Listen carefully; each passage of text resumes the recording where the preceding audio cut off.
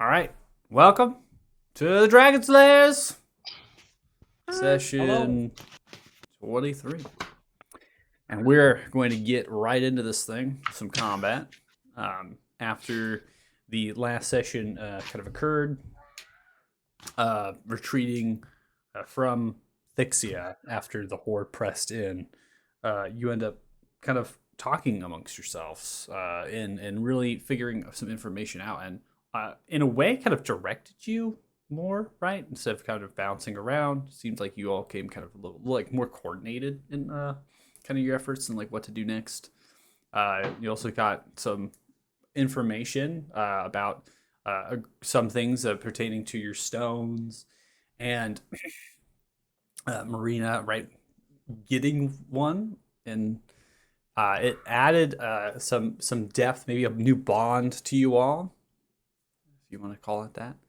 Um, After that whole situation occurred, um, you all decided to travel to another tower. So this one would be Warsatra, so it's on the west side.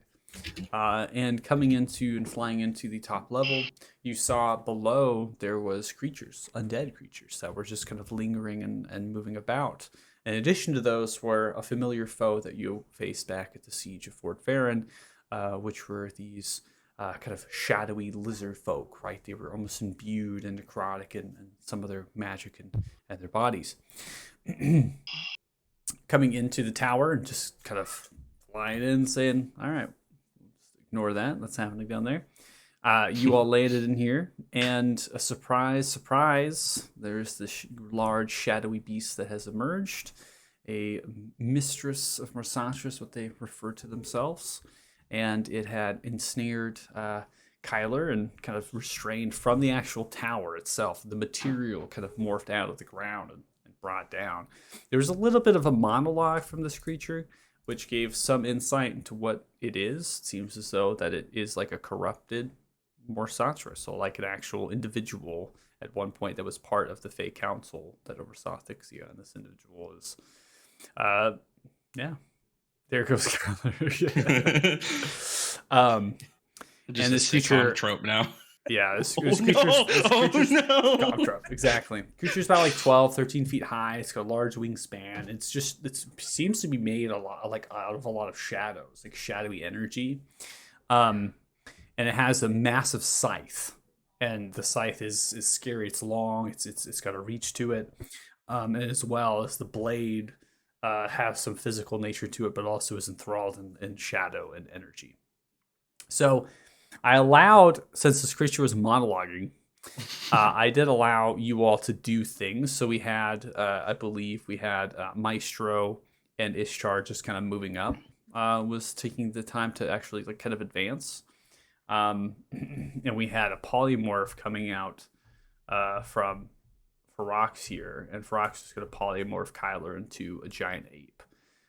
So as I go through the polymorph, and all of that, we're gonna go ahead and go right into combat. So we're gonna get initiatives rolled. Sweet. So go ahead and roll your initiatives whenever you want. Then I'm gonna be. Actually, DM, I'm gonna abstain from combat this round. If you, Kylie, you should roll your initiative first because I'm gonna shape you. Real quick here. Then I also have to move you. I said we open up peace talks with the weird bat lady. That's what I was trying to do. I was trying to talk to the bat person. Not under threat of death. Kyler smash.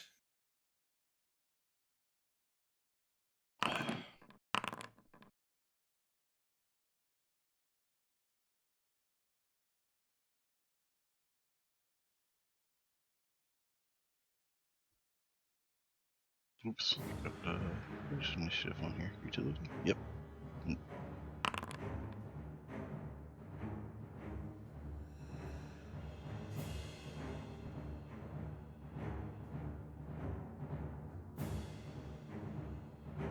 Oh, you get Trisha up on there too?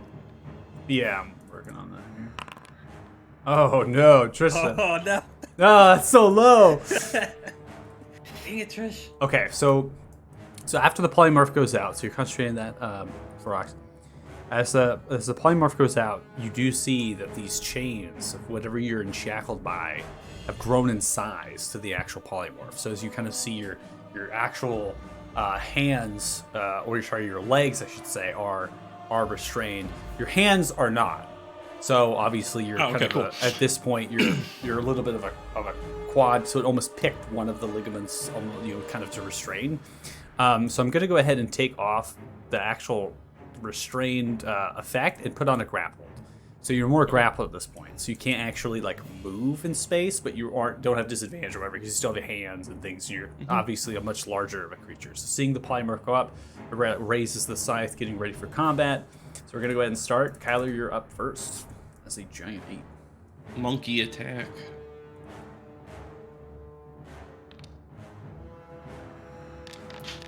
All right, coming in with the fist strike. You smash down to the stonework. That is going to be a miss as you come across with your fists. I do believe you have a multi-attack. Make 2 fist attacks on your turn. And then also be aware, Kyler, Swing that your again. intelligence is 7 as a giant ape. Yes. 14 is going to be this again as you come across. The creature's moving quite quickly around, kind of hovering a little bit as it does. And that is your action. That's gonna be it. All right, entering your turn, you see moving out of one of the walls is a large crystal golem. As it emerges through one of the phasing of the rock, it begins to trudge forward, moving its movement speed. As it begins to do so, it ends its turn. Rena, you're up. All right. So are these crystal golems, do they look like they're the same as the ones we fought at the other tower? Correct. They look they're identical in size and shape. There are some cool. differences in the way the crystal is kind of crafted, but they are representing those creatures. Cool. Okay, so... Crap, I can't decide which one to go for.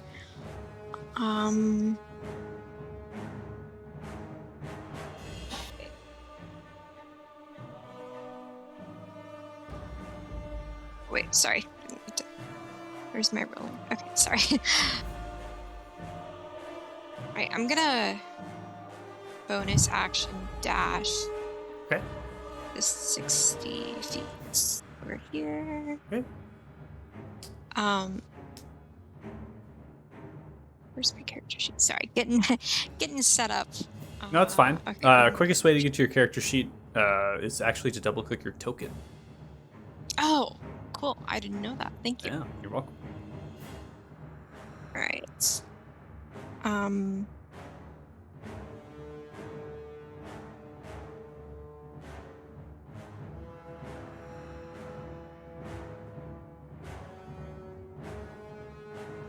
Oh, do I still have?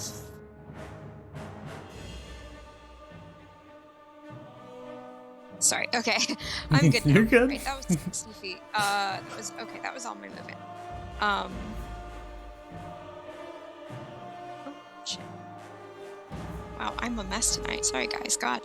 All right, I'm just gonna go ahead and get my short bow and take a shot at it. Okay. Go ahead and roll an attack after pressing T for target over it.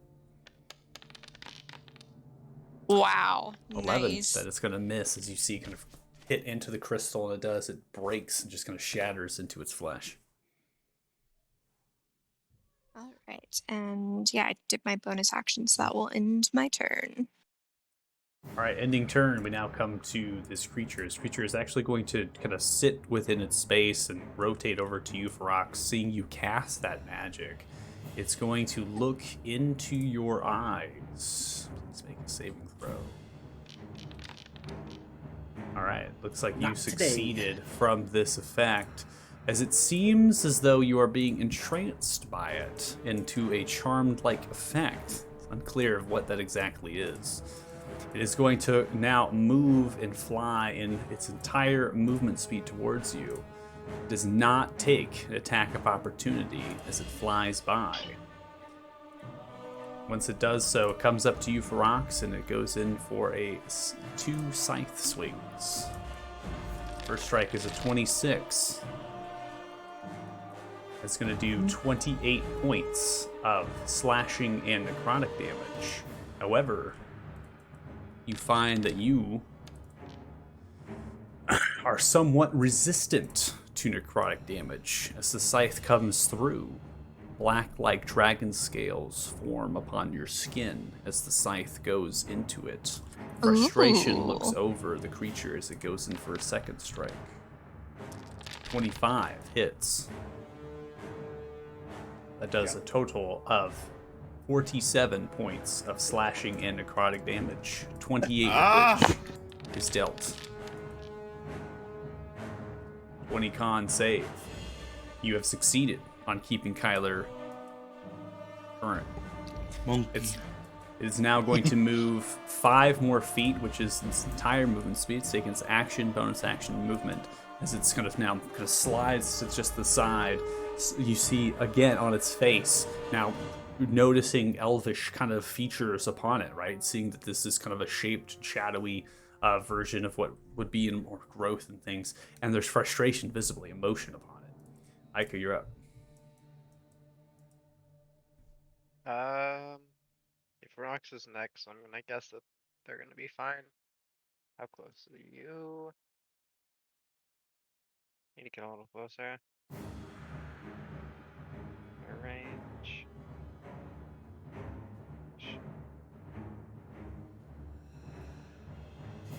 Okay.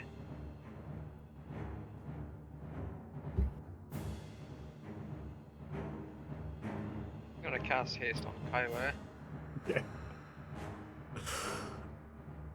Nice. Alright, +2 AC and advantage on dexterity saving throws, as well as an additional action to swing your fists. Yes. Smash. Even more fists. Or Okay, is Linus with me? Or did he die earlier? Linus can be, I believe, resummoned at this point. You can bring Linus out. And Linus came out before. Okay. I'll have Linus help Ferox do whatever Ferox wants to do. Magic Ferox! And that'll be my turn. Alright, so Ferox, you're being helped. It is now your turn.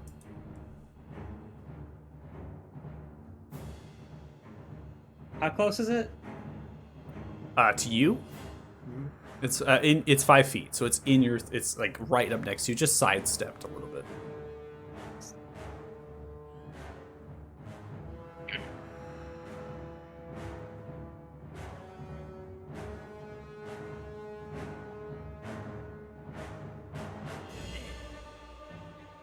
We're just gonna action disengage.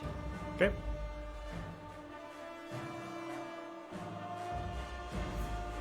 Hey.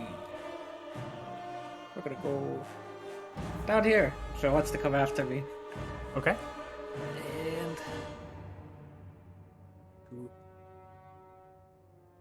And to shoot at it.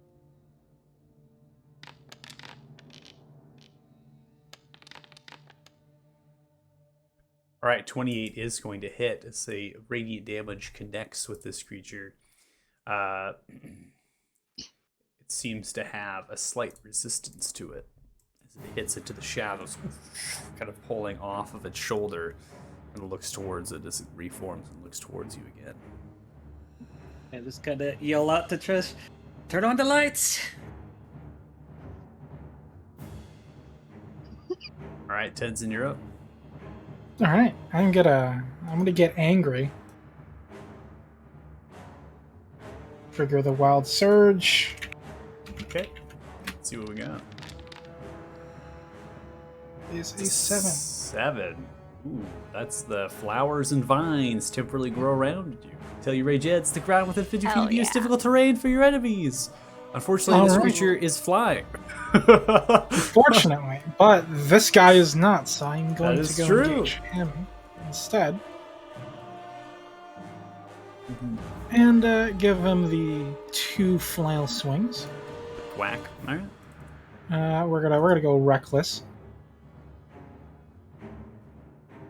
Got the target. There we go. 17. 17 does not connect as you chip away at some of the crystal, but seems as though it kind of it's like a glancing blow as you take the flail armor. All right, go again. 17 again. 17 again does not hit. All right, but I'm where I want to be, so that will be my turn. All right, Maestro, you're up. Okay. Forward.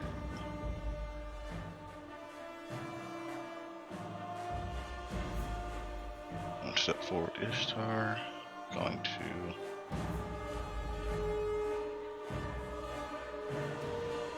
overheat, and then 2 attacks. All right.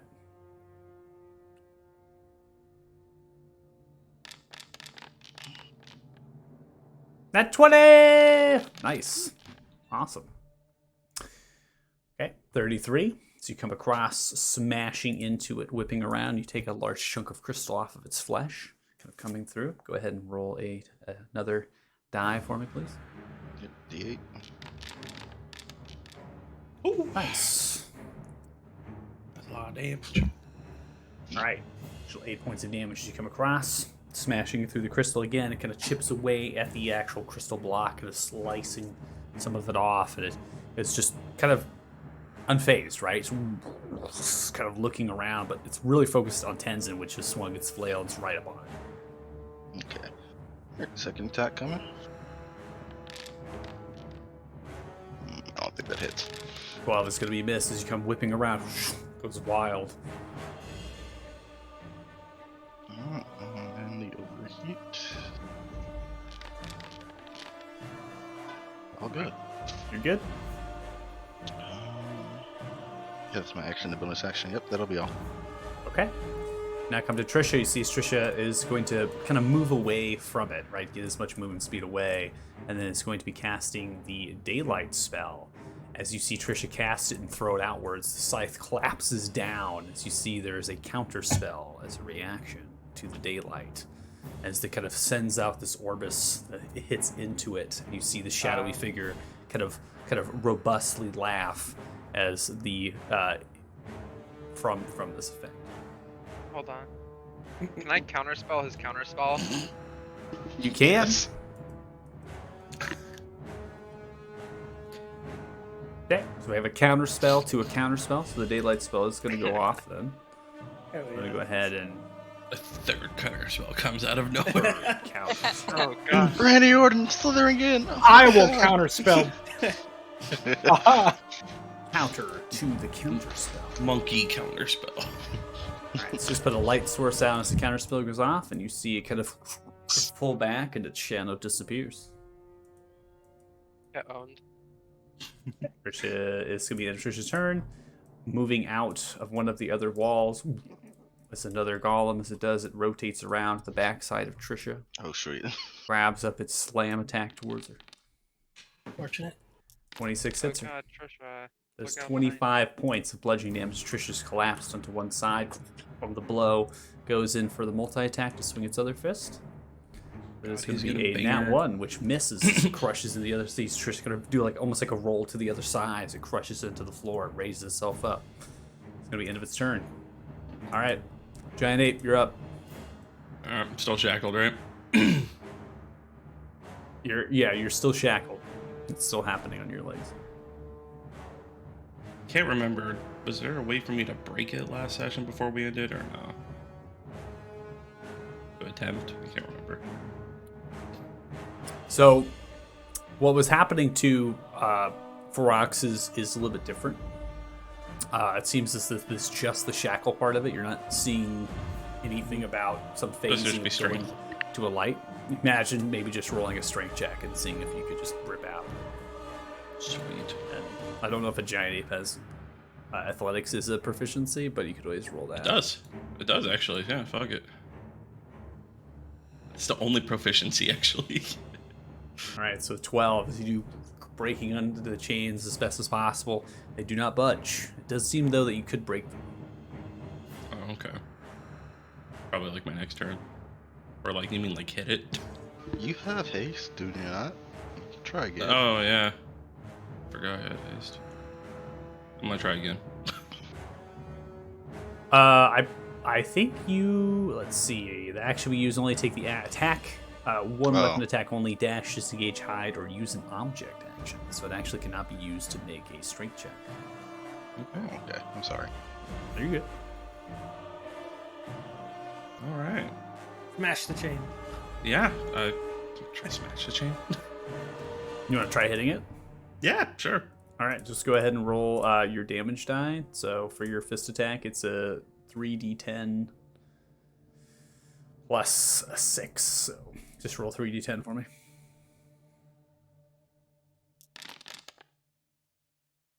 $17 plus 6 would be 23. So you can take one of your fists and you kind of smash down upon the chain, but it really doesn't. As you kind of go into the chain, it kind of crunches into it and goes into the actual marble floor instead, and it frees that one side. Interesting.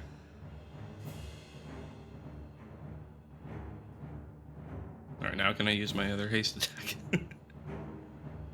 So you took your attack action to do like a strength check, and then you used your haste to do like a weapon attack towards them. Okay. You're still bound by one chain on the other I side. don't know, man. The monkey shit's just confusing me right now. I got 7 intelligence modifiers. So it's basically if you took the attack action, you get 2 fist strikes, right? Yeah.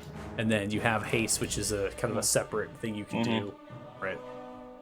All right, I'll roll on my back and hang out. Okay. Ending turn. I'm gonna move it just out of the way so I can target you. As you see, this guardian goes in for 2 slam strikes towards you, Tenzin. The first strike is a 17, which is going to miss you in your armor class. You're able to get dodged almost out of the way of it. 23 is the second strike that is going to hit. That does 30 points of bludgeoning damage, which you half to 15 as it crashes into the floor. I'm Mashing actually going to use a reaction for that too, because he is within 20 feet of my puppet, so...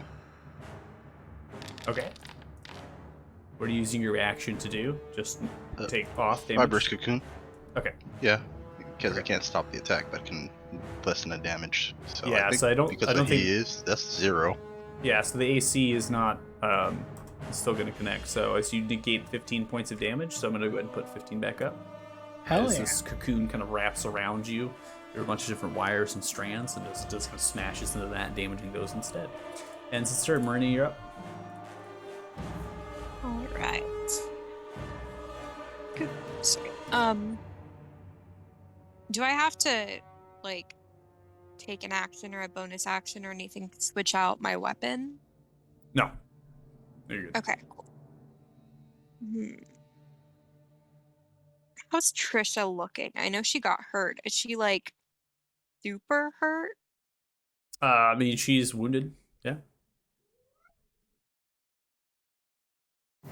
Good chunk of damage. I guess I'll help Trisha. Okay. All right. I get this guy instead.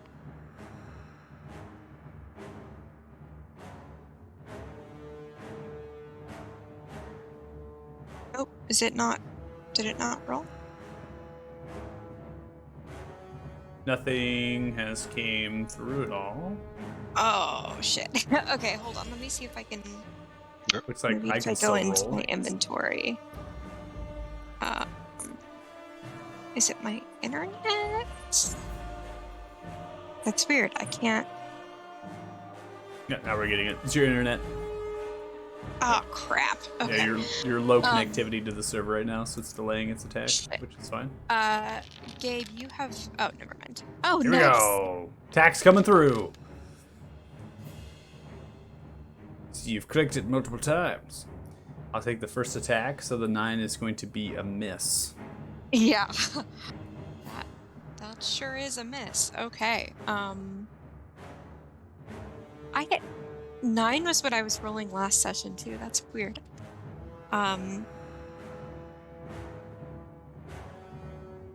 Okay, yeah, that'll end my turn. Okay, so you moved, and then you went and swung. Okay, ending your turn there. Yeah. All right. So as you end your turn,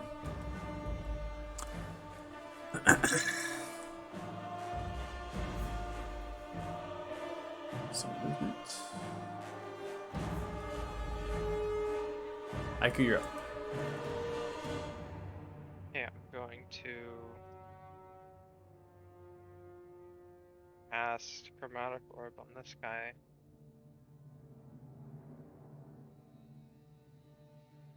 Second with lightning. Okay. All right, so as you hit with a 28, 22 points of lightning damage. However, there seems to be some resistance about this creature to lightning damage as it does and traces around the crystal and kind of scatters about it. Dang. And will have Linus help 10, so Okay. and that'll be my turn. All right, Frox, you're up.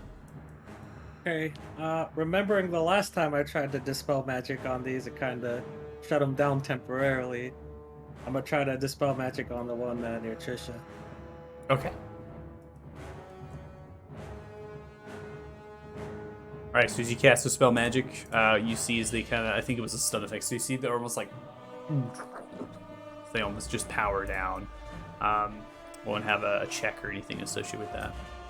Then kind of yell out to Trisha, "All right, get away from that thing now." This. Okay. 27 is going to land. That does 8 points of radiant damage, and you see the full damage there as it kind of chips a piece of the actual crystal off. That's it. All right, ending turn. All right, Tenzin, you're up. Alright, I'm going to also recklessly do 2 flail swings as my main action. That's a negative. All right, 12 is going to be a miss. Coming across with the second one. 23 is going to hit as you come across with the flail. You do 8 points of bludgeoning damage, smashing a bits of crystal off. Come across with the second strike, one of its legs. And I am going to use my bonus action for an unarmed strike. 26 is going to hit, so you come across the unarmed strike, do 9 points of bludgeoning damage. You come across the same kind of spot that you hit with the flail, and with the offhand, just kind of punch into it and see other bits and pieces of the crystal kind of shatter. And spend a key point for Flurry of Blows for another punch. There we go. Nice, net 20. 17 points. Okay, just come across one of its legs, kind of begins to fall down to one side a little bit and picks itself up. Alright, that'll be my turn. All right, Maestro, you're up. Okay. And then... Giant cool. ball of fire. The effect cannot handle it. Alright, and then here comes 2 from your starter, like a big guy. 23 hits. There's a total of 11. Go ahead and roll a d8. All right, so 15 damage. Okay. Yep.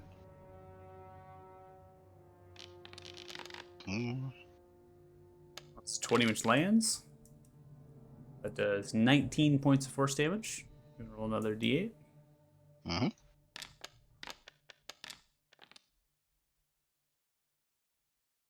All right, so total of 26. So you just kind of whip around, crushing into its center chest, kind of shatters. As it does, it kind of falls down and topples one side and slowly kind of hits into the ground. Alright, I'm gonna roll my d6. All right, not overheated. Alright, Star can move 40 and I didn't move them, so I'm going to have them get over here. Okay. That's all. I'll end my turn there. All right, any turn we come to Trisha. Trisha is going to take the action to disengage. Moving over here, jumping over the statue, kind of crouching down behind it. Then to the end of Trisha's turn. Come to now to the Guardian here. It's going to rise its fist up towards you, Marina, who's charged up towards it and see Trisha run away. Did not That's stand. going to be 29. I just got logged out and my name is grayed out, so I can't log back in. But yeah, no, a 29 will definitely hit. Okay. Can I hellish rebuke that? You can Hellish Rebuke, and then I'll bring up to Ferox. So Ferox, as it seems to be continued to be commanded at this point. So as you dispelled magic, it did shut down for a period, and then almost like it arose without even taking some sort of. So something is at the helm of this particular creature at the present moment. You can Hellish Rebuke, so go ahead and press T for target, and then use your Hellish Rebuke. I got logged out. I Okay.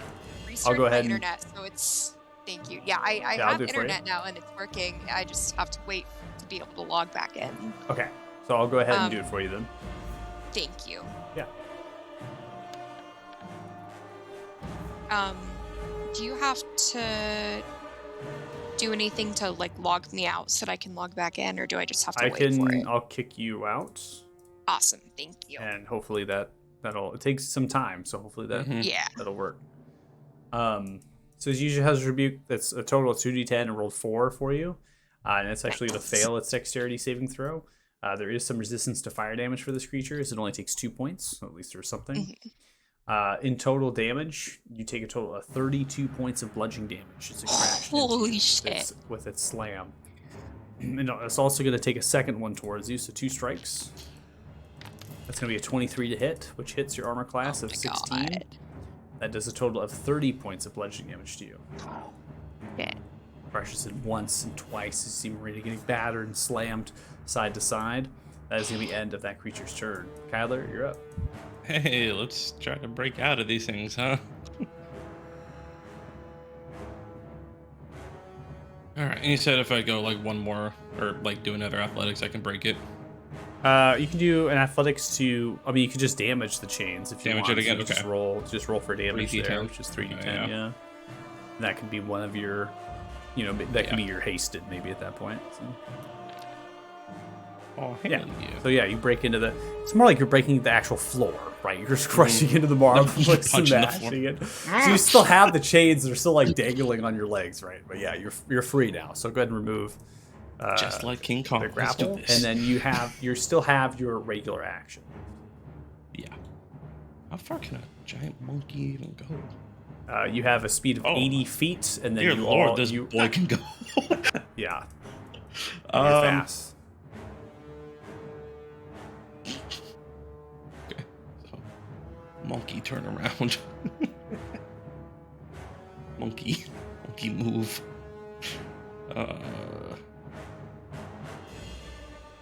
Oops. Monkey here. And then I don't think I can reach that. You're It's hard to hasted. tell. Oh yeah, never mind. I can reach it. Alright, multi-attack for regular action. All right, 23 hits. You come swinging around with your fists. 28 points of bludgeoning damage. You crash into the creature. Just smashes into its chest. Kind of teeters back and sidesteps a little bit. Looks and focuses attention towards you. Tyler saves me again. Monkey attack. Oh god. Well hey, as You long as come it's across, focused on me. raises his fist and kind of grabs it, and almost like this crazy King Kong versus Godzilla. Fucking kaiju fight, baby. We going hard. Kind of grabs into your fist, like holds it there, and pushes it off. Alright, I'm gonna King Kong pat the chest. Get ready. Let's do this. That'll end my turn. Okay, Raina, you're up. Are you back in yet? All right.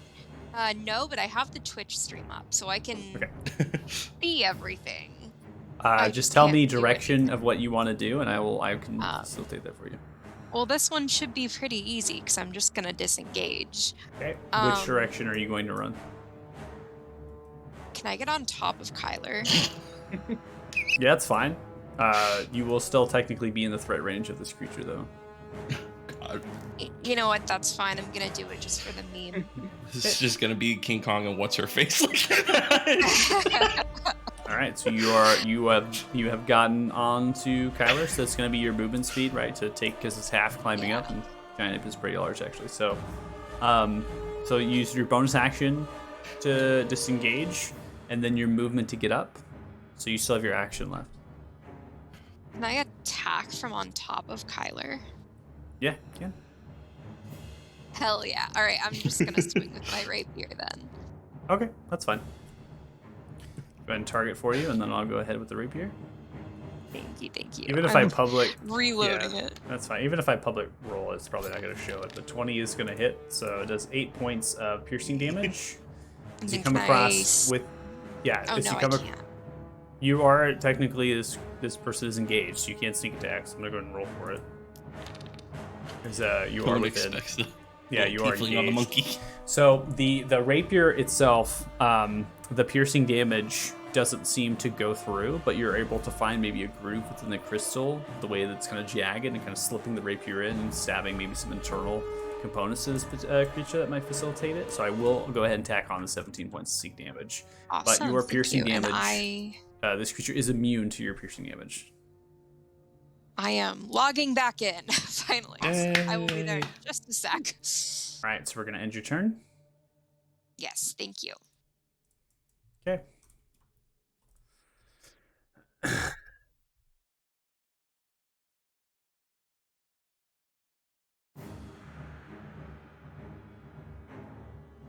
Look up something real quick.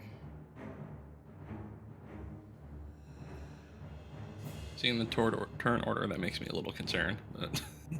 Right. The light goes off. Oh god. Sees the daylight spell concaves upon itself and stops. Trisha looks towards it and fear kind of comes over the face. Ika, you're up. I'm gonna try the same spell but with acid damage this time. Okay. 25 is going to land. That does a total of 20 points of damage, and as you slap onto the acid, you see that this creature is resistant to acid. The crystal God. begins to slowly kind of eat away at it, but it's kind of sustaining itself. Unfortunate. And not minus. I'll Kyler, I guess. So apparently he needs it, and Hey, that'll I'm be my doing turn. great. All right, Ferox, you're up.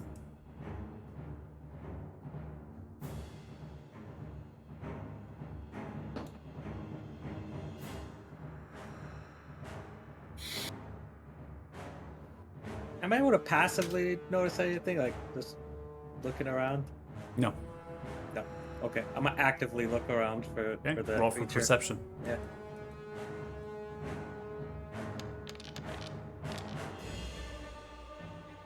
You do see the creature. I'll make it visible as it's flying in the air, somewhat shadowy in its nature. It is using the actual ceiling height at this point. So I'm going to go ahead and mark how high up it currently is. It's 25 feet into the air. So it's like using the shadows of the ceiling and it's kind of gripping through them. Got it.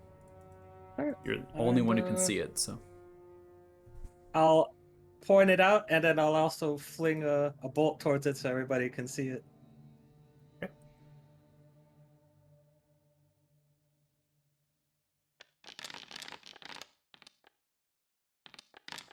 Well, that direction, anyways.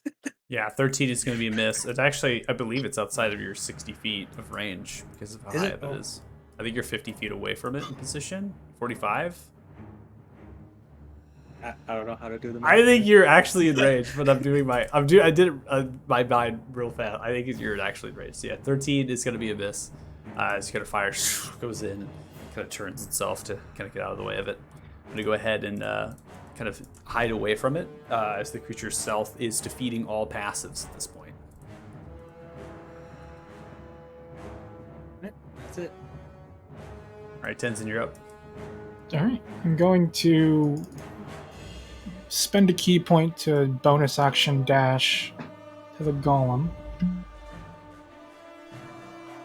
And I'm going to swing my flail at it twice, recklessly.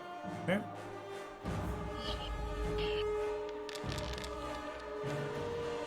Twenty is going to land. As you come across, 14 points of bludgeoning damage, smashing into the crystal.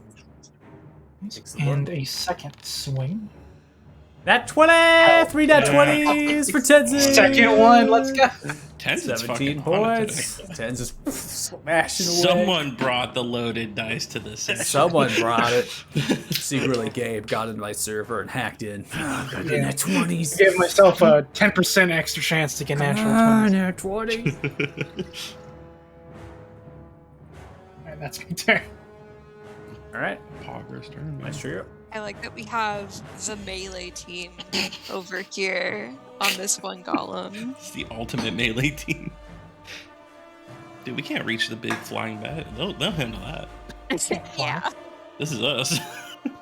I can handle it.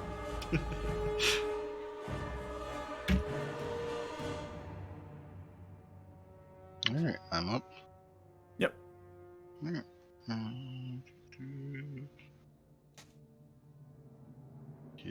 Sweet Jesus, I'm using a ruler. Here should be good. As long as it's not too far away. Yep, perfect.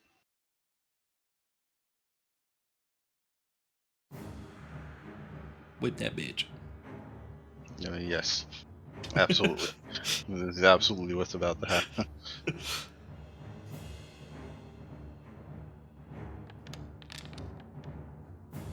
Fuck 23 is going to hit. That's a total of 18 points. Go and roll another d8. All right, 19. Swift round smashing into the crystal. More. 13 is going to be a miss. So you come across once more, strikes into the floor, kind of kicks back up. Doesn't have enough force. Go ahead and roll a d6 for me. Yeah. Warning shot. All right, 6, not overheated. Sweet. That's it for me. Wait. All right, what? Gonna move just right here next to Trisha. Okay. So we come to Trisha's turn. Trisha's going to continue by you. Rock's going to getting safety, right? Is kind of skittering back and looks towards you. What do I do? What do I do? Put it up again. See, she throws it back once more. Almost re-emerges in the same spot as it does. Begins to kind of hold it. Ends the turn. We now come to this guardian. This guardian grabs its fist, smashes into the marble, as you see electricity begin to soak into its body as it seems to recharge itself.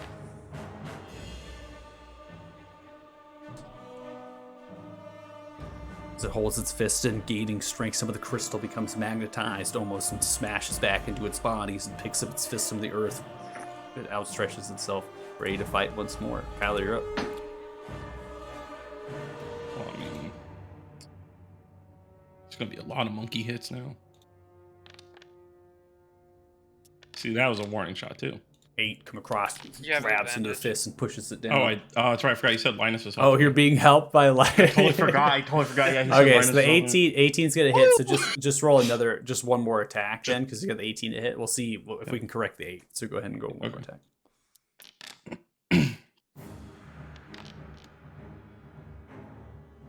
Okay. So I got Mine is coming 18 up and then close. 19. So I'll take the 31. So 31 smashes in. Then you do additional 38 here. So you smash in with that. Come across. I didn't do actually 38 damage. There we go. Okay. Come across once.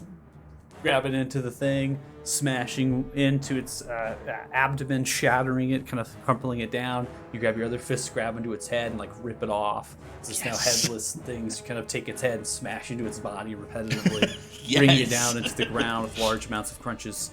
It's now unmoving and in a pile of crystals. I attempt hitting Tenzin for a second, but monkey stop. All right, anything that'll else in your end turn? And your turn? That'll end it. All right, Marina, you're up. Now what do I do? Fuck. Thanks, Kyler. We did it. Wow, what do we do at this point? Does anyone like want to be invisible or something? I don't know. I mean, right now, Invisible monkey. Kyler is the giant. I mean, literally, this ape is just continuing to smash into the crystal. I mean, this is literally just like right. You're on it. It's just like continuing to smash into this guardian Yeah. creature. And where's the other thing we're fighting? I kind of vaguely Is he pointed in this invisible? general Vaguely direction. pointed right, and right. fired a bolt. Right. Marina, based on your positioning and getting upon the actual back, you wouldn't know that information because your body's almost completely turned away and you're on the back of an ape. Cool. I'm just gonna chill. I don't have healing potions, do I? No, I do. Yeah, I'm,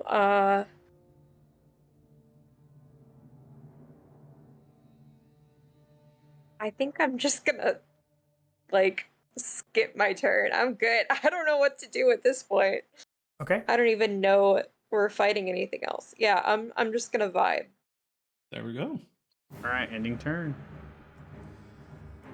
So as you end your turn, see such a familiar creature reappear itself, slightly hovering this time now, about 10 feet into the air as it looks the daylight shedding out, almost reforming itself in haphazard bits and pieces, moves its scythe and slides to the side.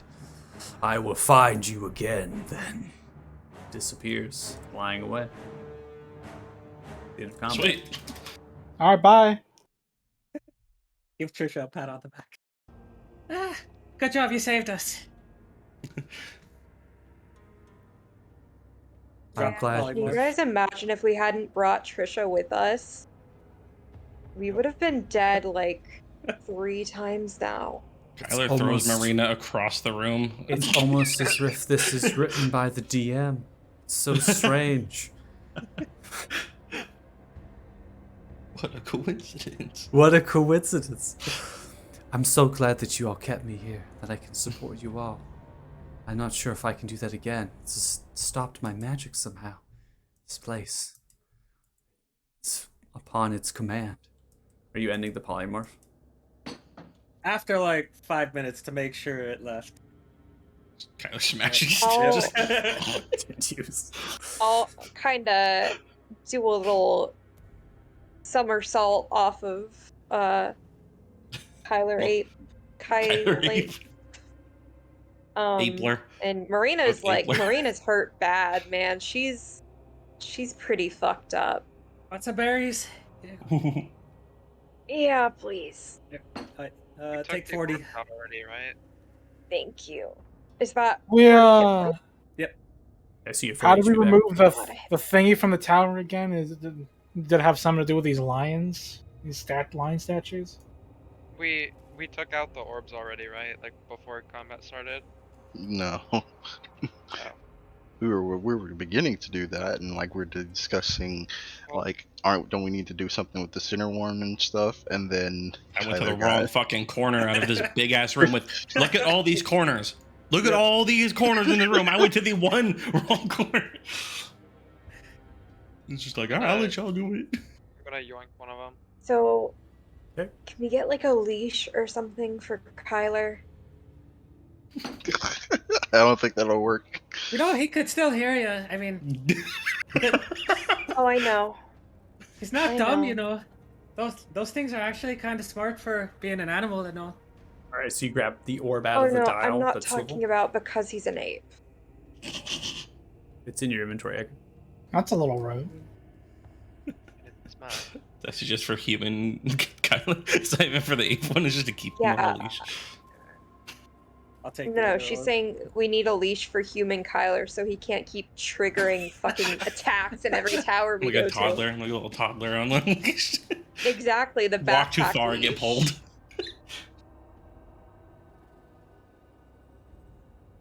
At this point, I'll probably say that you've ended polymorph. Save 5 minutes Alright. for spy. I like to scavenge the golems again, if that's fine. Sure. The one that the great giant ape. I think Nothing that one- salvageable at this That point. shit gone. Yeah, Um, I was like, he was smashing it. I'm pretty sure. The other one does have its core that you can extract. Okay. I won't have you do a roll as you've already kind of done that before. Okay, that's fine. So I have another core. Right. So we grab the orbs as well. Does this thing shut off?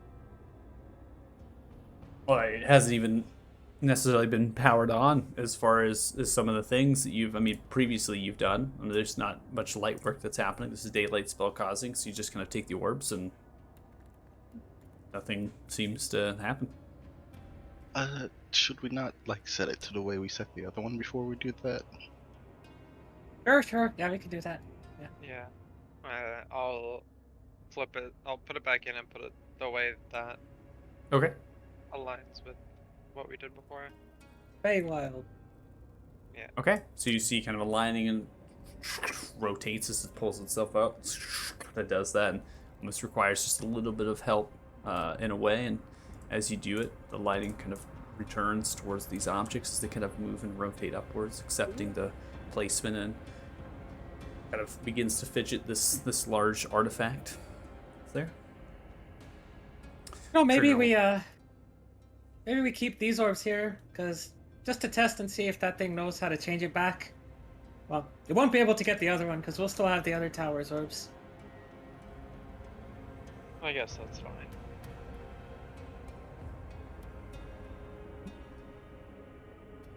We So you're should you're probably leaving get the out of orbs? here. Okay. Yes. Yep. Okay.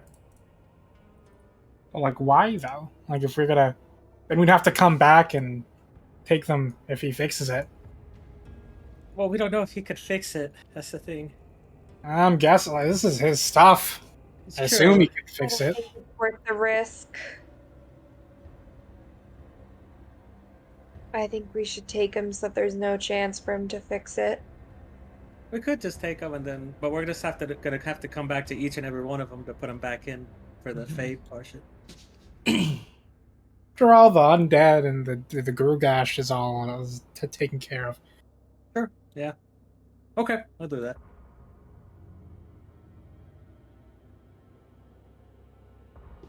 Okay. So you're taking him then? Yeah, we'll power them down. Okay. Are you taking both of them? Both the Mhm. orbs? Okay. I'll put both of those into your inventory.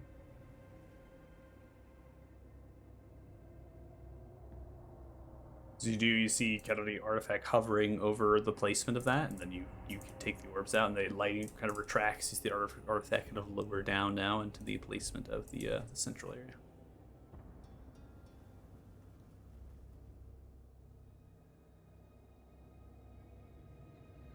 All right. Well, maybe we should get out of here before Big Dragon comes to pay us a visit. That's a good idea. He did it last You time, guys so curious about what's downstairs?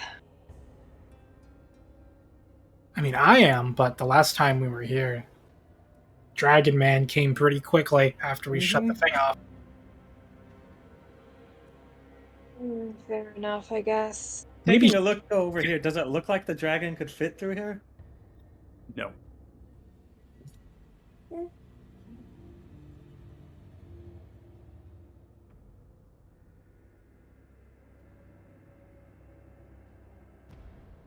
I wouldn't mind Maybe exploring I downstairs. sneak downstairs and take a peek. Sure. If you guys don't want to risk, I can. Just make it quick, okay? Yeah. Okay. I Uh, can. I'm gonna go with her. My stealth isn't too bad. Rox is just gonna stand like on the balcony or whatever, just keeping an eye out. perceive. Okay. Yeah. So who exactly is going downstairs? I have Marina, Tenzin. Yeah, me and Tenzin are gonna go down and see if the coast is clear. Okay. And Trisha's staying with you, So- Ferox. It's gonna just stand by your side at this point. Just kind of like hunkering by you. I'm gonna cast invisibility on Tenzin. If Okay. he will let me. I assume he will. No. Yeah, I'll Wow. Okay, and then I will do a sneak. Stealth. Yes. So it's just you two. Yeah. Oh Yeah. crap! I applied the the invisibility to myself instead of Tenzin? No, Hold on. right now you're fine because it's the concentration effect. I put invisibility upon Tenzin's token, so you're good. Oh, cool. 21 from Tenzin. 26 from Marina. I'm gonna see if you can load this map quickly. We're gonna find out. If not, I'll just open it up on Twitch on my phone. Well, I won't be activating it for everybody or the stream view, so because it's Oh, just that's you a two. lot. Oh, right. So I'm just pulling you both to the scene. I think I'm good. I'm at 98%. Oh, loaded. so close. Okay, yeah, I got it. I can see. Holy it's shit. It's not that bad. What the hell? Okay. So as you come down, ascending to the second level, descending to the second level of the tower, the ceiling height of 30 feet is smooth and near perfect, similar these statues holding lanterns stand about 15 feet tall. Various platforms are raised about 5 feet off the floor. They each have small blackened marble and yellow crystal pedestals fit with bluish crystals that slightly glow. Underneath the runic maps, star charts. On the southern side, there are two small blackened marble and yellow crystal pillars extending to the ceiling. Yellow sparkling light coils around them. It seems to be fed by embedded red arcane crystals. These same crystals etch themselves into runic maps. Just south of the central staircase, a black and white opaque crystal sits on a small 3-foot platform. White energy cackles and moves from it into each of the 4 main support blackened and yellow crystal pillars. The energy seems to enthrall them before disappearing into the yellow crystal glow, then reappearing through many points in the room.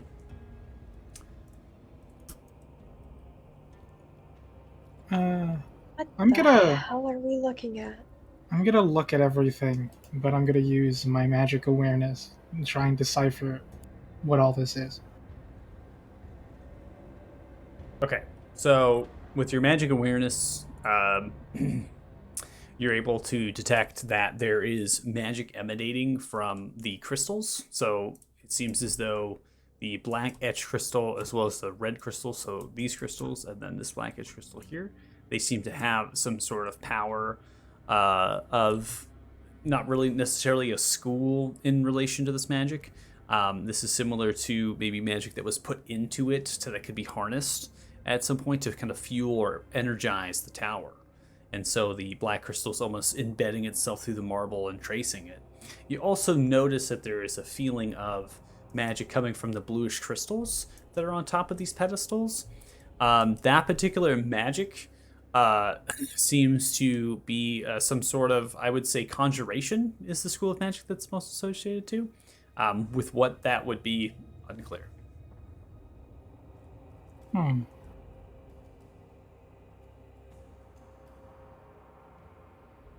We probably shouldn't fuck with anything, right? Like, that Probably would not. probably be a bad We should idea. probably ask the magic people upstairs. Yeah. Do you wanna... Is that another staircase going down? That's correct. Do you wanna go see what's down there before we go back up?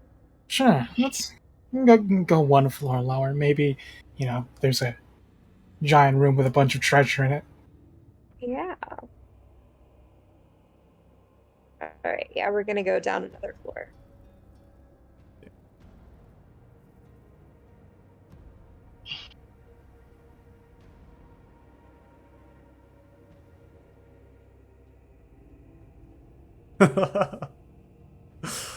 Oh. Uh-oh. Oh no. I'm laughing just because 95%. I haven't of your loaded load yet, so time, I don't know yeah. what's happening. Oh my god. it's just funny I don't because like like that you're like we're show. gonna go down to another floor. I'm like it's gonna take more time to load another map. No, I got it. Okay. Got it. You're got on? it now. Okay. Okay, you're on. Yeah. Okay, cool. Okay, This is a so little bit more my speed. as you begin to descend further down, you notice that it actually is a great distance of descent. As you're actually kind of going down roughly to this point, you've gone a total of 50 or some odd feet. I mean, it feels like forever as you're spiraling around a solid piece of rock, and then all of a sudden it opens up, and you're on a staircase that continues to spiral down. And you right now are at a ceiling height of about 70 or so odd feet. And so you're kind of opened up a little bit below that. So it's not like a crazy, like, the staircase is like you're sliding down or something. And you're noticing that it's like maybe a point where the rock in the ceiling kind of forms into the pillar that's at the center of the staircase. And so you're entering in maybe 20 or so odd feet less than the 70. You're seeing 3 major support pillars around this particular room, and they're kind of jutting upwards. And these are actually matching a little bit of the floor above it. They could be support pillars that kind of extend up through the tower, except for the actual top floor of this particular tower. And as you stretch and look over the railing, and you're looking towards the north side, you see 2 statues with open, outstretched kind of hands that are standing about 15 feet high, similar to the other statues holding lanterns, which has been mimicked throughout. And there is a large, massive, metallic and rune-covered door. Given how much distance you've traversed, you feel as if this is the first floor. And there's a bunch of bad undead outside this door.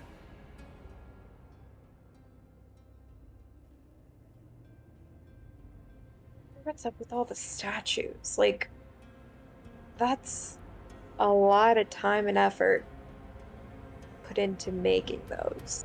Surely they're not just for decor, right? I They're wouldn't at- recommend Their lanterns inspecting them.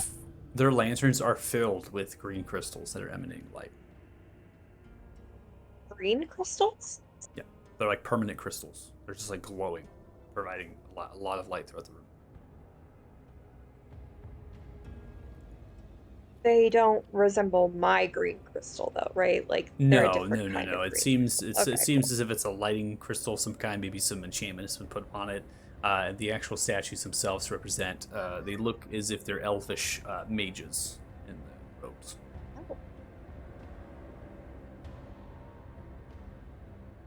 As much as I'd love to go down and investigate, these towers have a history of throwing attacks at us when we do. So Yeah, let's get back up to the others. Okay. yeah, tell them Going what all we the way up? found. Yeah. Okay. We go ahead and pull you back to that scene then.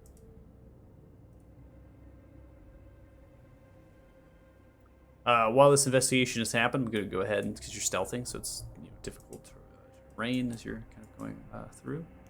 I've go ahead and went ahead and adjusted some of the lighting about here. The daylight spell is still up. Uh-oh. And nothing has particular happened. Well, I mean, the actual, like, night itself, right? So the lighting is getting darker, suggesting further into night. Nothing. You haven't heard any wing beats? You haven't heard any sort of roars? You haven't heard any sort of shadows or anything? You do, from even this high up, given the size of the creatures down below, you've heard them rumbling and moving, shifting their weight. As you kind of outstretch and look, the water itself is creating a kind of a mist. It makes it really difficult to see down at this point, because of how much water and misting is happening as this emanates. It's just kind of pouring off the sides. So you're not sure what's happening down there, and then you're also able to get some voices, and some of the voices of the actual lizard folks as they're talking and very robust and loudly.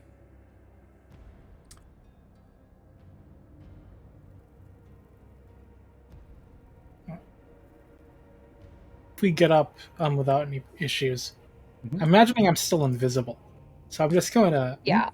As soon as I see everybody, I'm just going to blurt out. There's a bunch of weird-looking magic stuff on the floor right below. Might be like a power magic station thing, I don't know.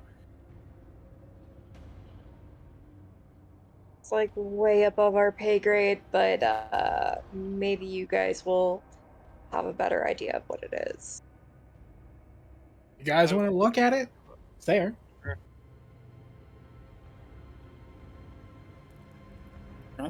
So who's going down now? I'll go look at it. So just Ike is going down? I'll go as well. Talking to Kyler about his dad. Great man. Marina, Tenzin, are you going back down? Yeah, go down. Yeah, I think Show we should them. be their protection. Okay, so we have Marina, Tenzin, Maestro, and Ica. We're actually Alright. doing this just to make you keep switching maps, like just to make your life more It's difficult. honestly not. It's really not that difficult. It just Okay, good. it's not that bad. I just right click your names. Let's go back Able up. to see. Never mind. That's like my mom saying that she's not mad at me. She's just It's more like like- load time, right? Because that's the only thing, right? But it's important to get you onto these maps. So you can see them because there's interactions and things. So. I won't repeat description. So, Ica and Maestro. So when you come down here, you're seeing similar to that, right? There's a lot of lighting in this room, a lot of glowing, a lot of kind of effects that are happening. I think at this point, I'm also going to pull the stream to view as well. Might as well. Tyler's third eye just opened up and he can now see down there. Cool. Yeah. So go ahead and if you want to get on the stream, you can watch it. Oh, I've been on it, baby. Don't cheese it. No. And you're as you kind of begin to move downwards here, it's an awe, right? Especially for you, Ica, and your character's backstory. This is probably seeing this power emanating from a crystal like this and fueling an entire tower. And there's something about these bluish crystals on these star charts and rune maps and these epicenters and things. And just looking at positioning, now that all four of you are down here and just taking time without any sort of checks, we don't need to roll for that.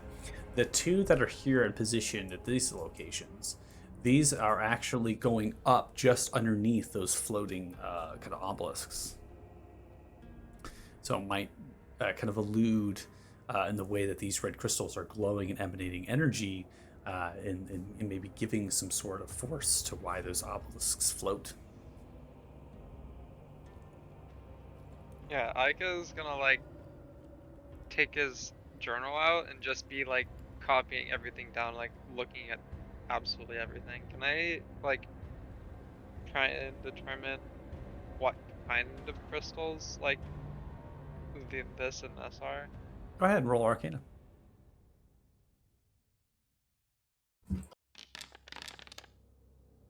Marina's just gonna 22. explain that these three pillars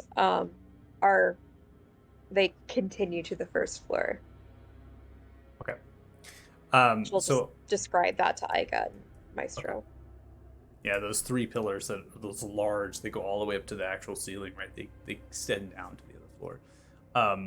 So Ica with a 22 Arcana check, this crystal that's in front of you, this large, massive, sharp edge kind of protruding from the actual earth, and not necessarily protruded, but it's embedded.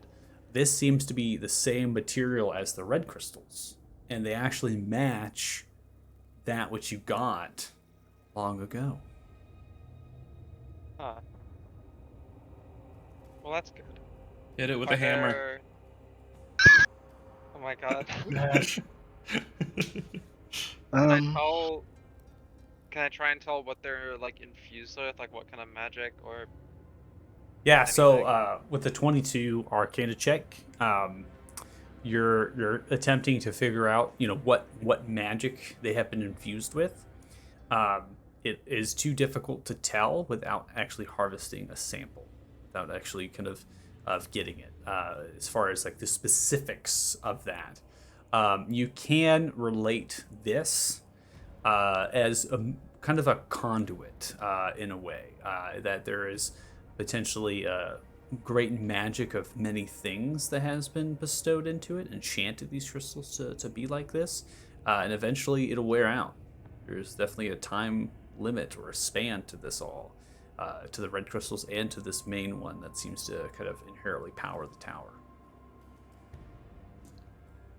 You said that it's all embedded in the ground, right? Yes, they're anchored into the ground, and how far down they go is unknown, simply because of the distance traversing down to the first floor from Tenzin and Marina.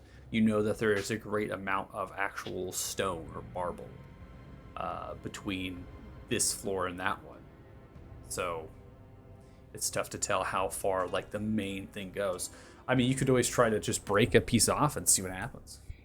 Yeah, that's what I'm gonna do.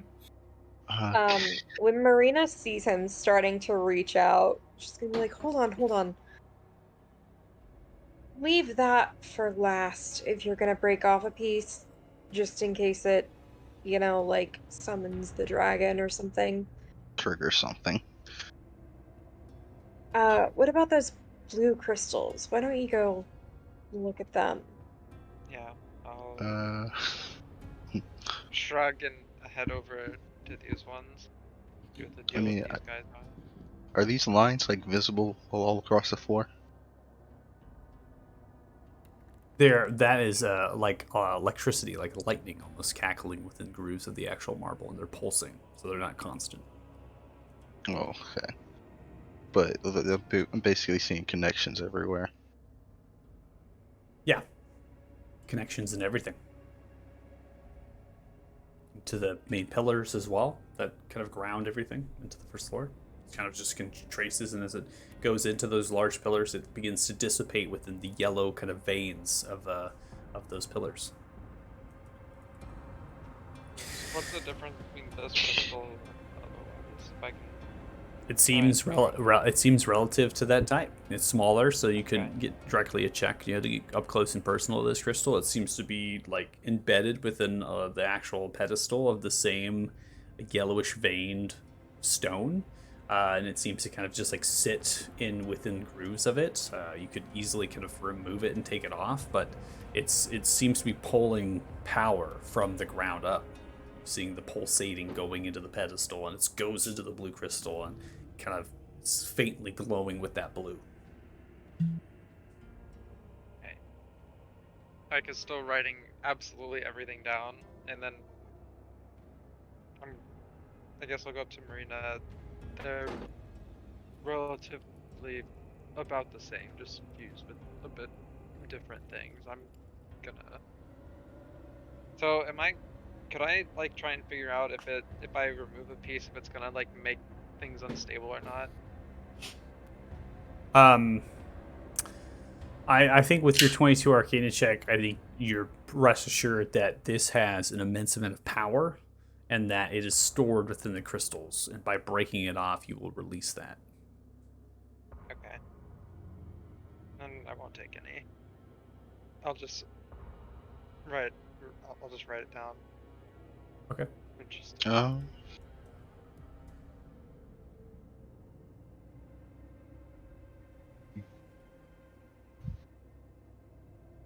Given what I know about the crystal cores of those, the golems, is this any way similar? Like, is this set up for certain operations, functions, whatnot? Could I divine something like that? What specifically about this room that you're divining that from? Like, or Uh, attempting to? what, what function does it serve? Is it just like a power source? Is it? So you're talking about the central blackish crystal that's sitting at the center. Yeah. Yeah, it just seems to be a power source. Okay. Not to say that the red crystals aren't a power source, but there are two different types of what the energy is being pulled from. It seems that the black crystal at the center is empowering the tower itself, kind of gives magic, kind of energy into the pillars and extends throughout the rest of the tower. But where that all goes is, it's, you imagine maybe it goes to above in some of those mechanisms up there. It might go below, it might go to something else. Um, that's too difficult to tell without actually specifically going to those other elements and looking at them and analyzing it. Which is like what I'm kind of getting at the bluish crystals, right? So you see the power source going into those, you see them tracing into that, and so it seems to be powering those. In terms of the reddish crystals, right? Even though they're a power source, they do not have the same tracing throughout everything. They seem to just be centralized and located directly onto the supporting pillars of the obelisks.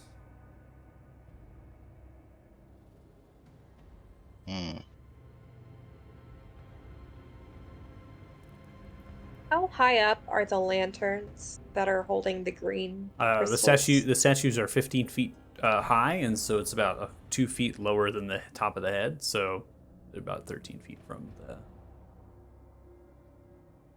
floor.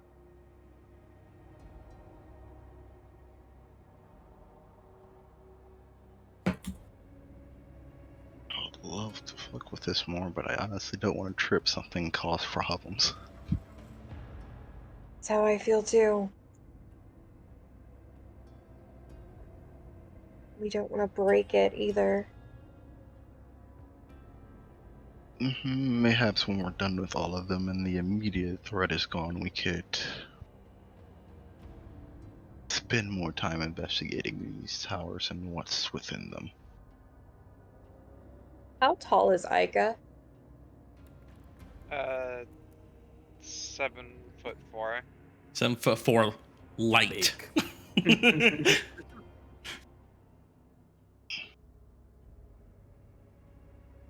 Okay, damn it. Wait, 7'4". So, You got upon the shoulders of Ica standing underneath the lantern. Yeah. You'd be tall enough to get to the lantern. hey Aika, can I ask you a favor? He doesn't even look up from his journal to look at you. He's just like, It's maybe a little bit demeaning, but the good news is that you don't even have to stop writing your notes. Can you just follow me over here? 1 second. And he's gonna finish whatever he was writing down and over here. She's gonna position him under the lantern and climb up on his shoulders and try to grab one of the green crystals. Okay, so the lantern itself I'm seems to be doing this encased for science, Aika. in a thick pane of glass. Doesn't seem to have any sort of hinge or anything to break that glass. Or, sorry, open. And I just take my dagger and break the glass. Up to you. These appear to just be a light source, right? Like, these don't seem like they're connected to everything else. So it's difficult to yeah. I mean, you see that the light source is in the lantern. It seems to be a permanent glow. Is it pulling from a power source? Well, I mean, you're seeing this black crystal behind you, and it's lightning and it's pulsating into the actual stone itself of the structure of the tower. These statues are embedded into the tower, so it's tough to say. Right, you can't make that assumption based on just your observations you're seeing right now. Right. You're feeling that just seeing that what this black crystal is doing with the energy it's pulsating out, going into the rest of the tower, into the walls, even in the floor. It's energizing the tower, which might be some giving the energy it needs to glow these crystals as well. Right. Oh, she's really tempted, but she won't do it. All right, she'll climb down. Okay. Thanks Did you for climb being on me a step stool. Did you climb on me just to see if you could reach that lantern? Maybe. Oh. I mean, I thought, maybe I could take some of the cool glowy rocks, but they seem like they might be connected to the rest of the tower somehow, and I don't want to fuck anything up. But You get wouldn't it one be cool cool to glowy just have, rock, like, and a now you need to glowy get them rock? all. Yeah, I mean, I guess green glowy rocks are my thing now, right? It's okay, Tenzin. I promise we'll get you a glowy rock too. A lot of glowy rocks here. Don't really want to touch them, but It's like the new maiden I list mean- for Tenzin. Glowing rock list. rock list. He's got the pity rock. It's not good enough. This is sad this is rock. like the if you're looking for glowy rocks, this is the place to be, right? I gave I don't him know if one taking that's one of these exactly like rocks these. would summon a giant monster, so I don't really want to take that chance.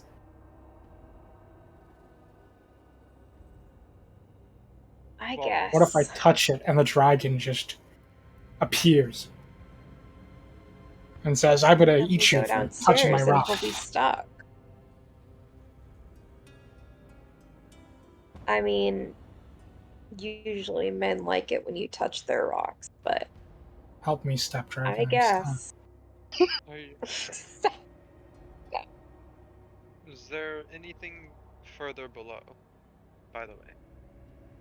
It's pretty It's much the empty. it's the first floor with all the lizard folk and the undead guarding it. Gotcha. Real good job they're doing. It has the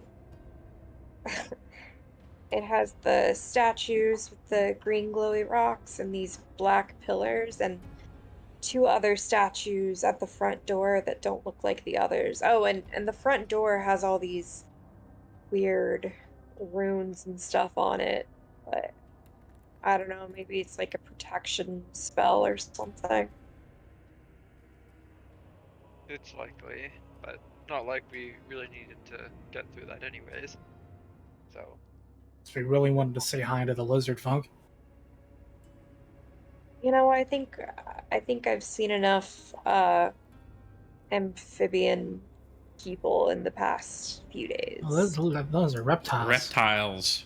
You hear that Tyler yell from all the way up there. His ears just prick up. Fucking Yeah, reptile. whatever. You have the dragon rock. You should know about reptiles. Okay, I so I see people are guess. going upstairs. Is everyone going up? Yeah. Yeah. That killed me to say, because, like, reptiles are... I have reptiles. Reptiles are my thing. But they're not Marina's thing, so... All right, so you should all be pulled to the scene at this point. I'm also going to advance. I'm not going to configure time, but it's bid time. It's probably been roughly 15, 20, 25 minutes, almost to 30. I mean, taking notes and documenting all that and taking time, doing arcana checks and moving around took some time.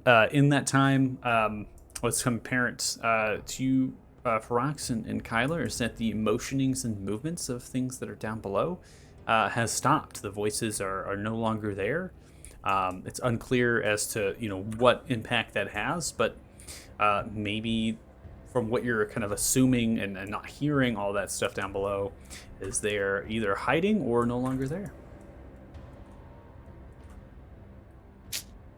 Yikes. Alright, let's blow this popsicle stand.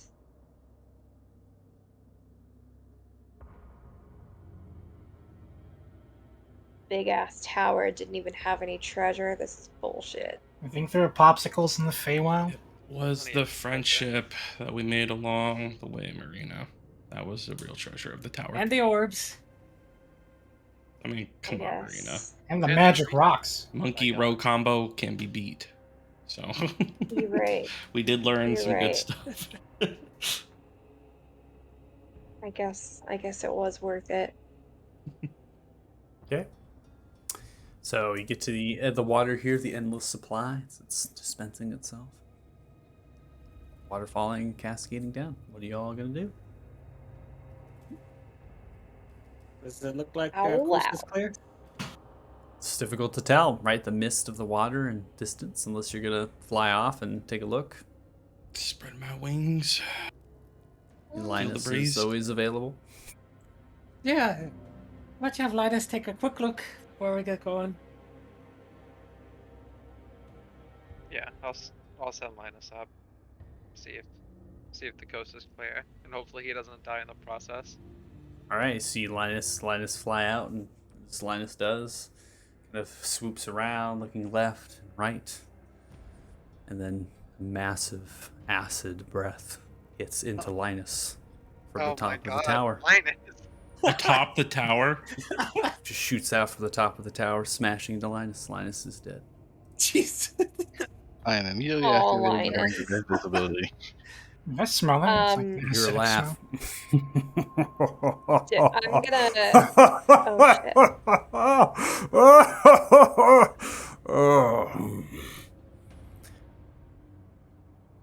I'm gonna take out my rock. And I'm We're gonna all- say help. We're all in this corner.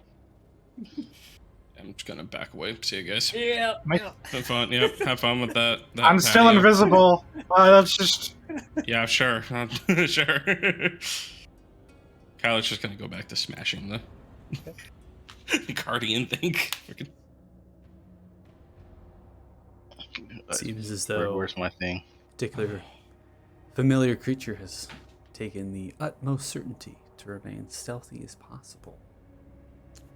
is currently perched on top of the tower, suggesting the structure, the support, and the protection that this tower offers, as there doesn't seem to be noise or shaking or rumbling from the great beast above, adding to more of the mystery as to what the power sources might do for this tower.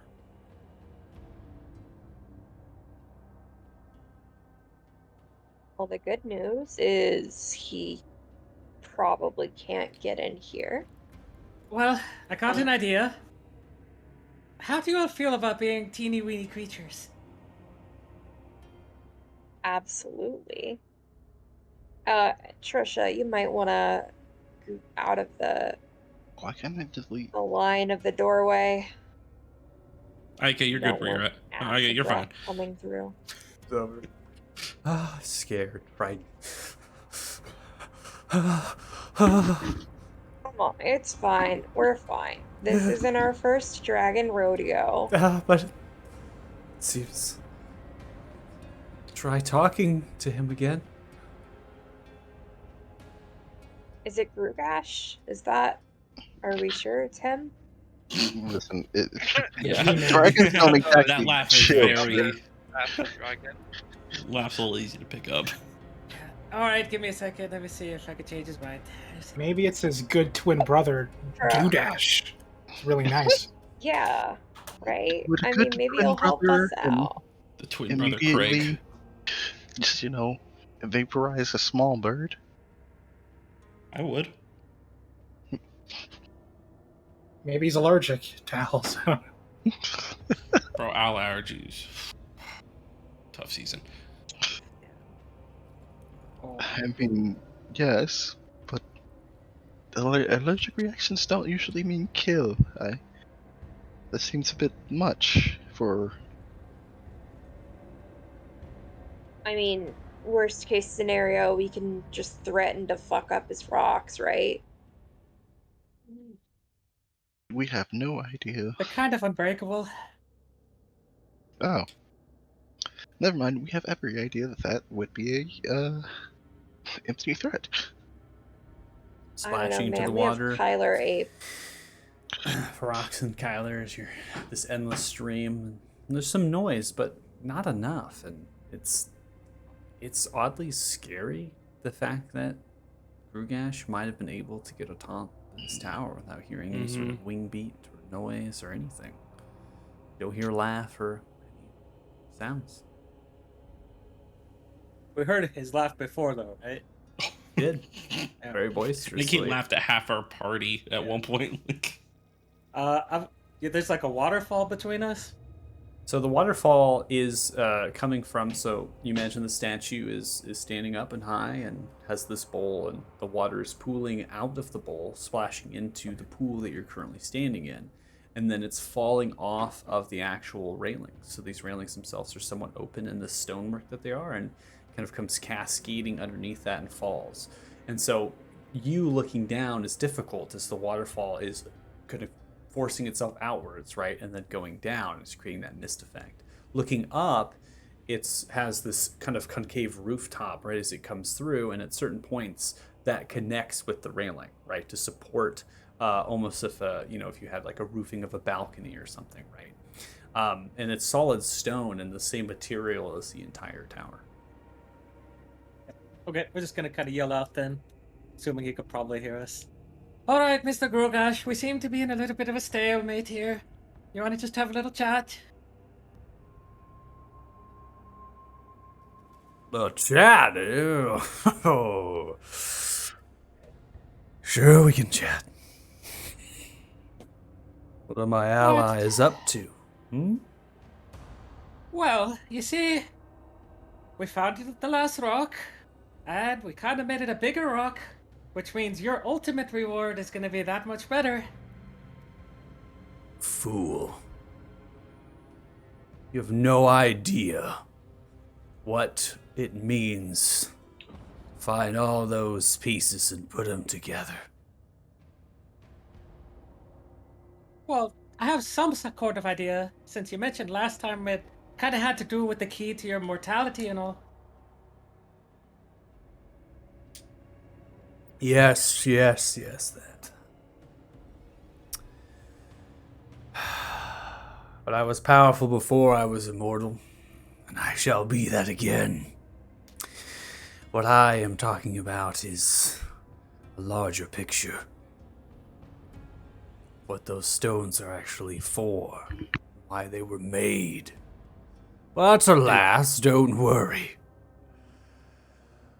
You won't find out after I eat your corpses. I'm better fresh, but okay. Wait, is that Kyler I hear? You know it, fuckface. It's rude and aggressive. I don't appreciate that at all. Yeah, I I know. feel like I've been very generous with you all. I thought we were friends. I call my seems- You friends did names. just say you were going to eat our corpses, so. To be fair, Oh, Aika, shut You the could fuck at up. least Get in the season corner. us before you eat us. I can't. Instead of just eating us, You can call him a fuckface, huh? maybe marinate us in some good sauce. Oh. Wink at Aika. It's all my fault. It's all your Linus fault, pissed him off. dude. Like, Which way will you negotiate this time? How will you get out of this? As we're talking to him, I'm casting a conjure fae creatures to get the pixies out. Okay. I mean, not really trying to negotiate because I'm pretty sure we're just fucked. So I mean, you said Back these to the stones were. corner. You said these stones were made. Never Well, heard that. they were made for a very, very, very, very specific purpose. And that purpose is, well,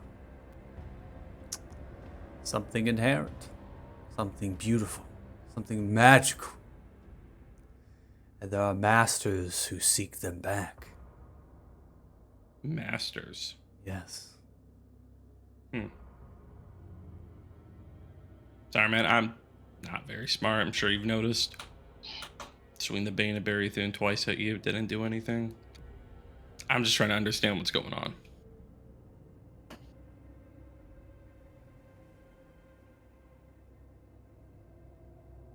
I'm gonna lean they're against talking. the wall. So, all right, listen. I'm gonna turn each of you into a bird, and then another one's gonna make you invisible. And we'll get at least half of us out of here. I'm already invisible. And Zin's also invisible, I think. I'm just here. Hello. How long Oh. does invisibility last? Ends for Only if attack. yeah, 1 hour. Spell. So we should still be good. Tenzin should still be invisible. Okay, come over here, Tenzin. All right, you can't see me, but I'll Yep. just. I'm here. What is Hold your your hand. plan next, Kyler? Hold your hand out to the pixie. Oh, I don't have plans. I No wing it. plans? You Nope. wing it? It won't be to kill me, will it? As of right now, I don't think I can do that. Really not sure yet. But I have no plans on it right now, personally. I mean, you actually talked to me. Ethan didn't. I mean, he talked, but he talked shit. No. Ethrin was pathetic, weak. Mm-hmm. Should have ate him.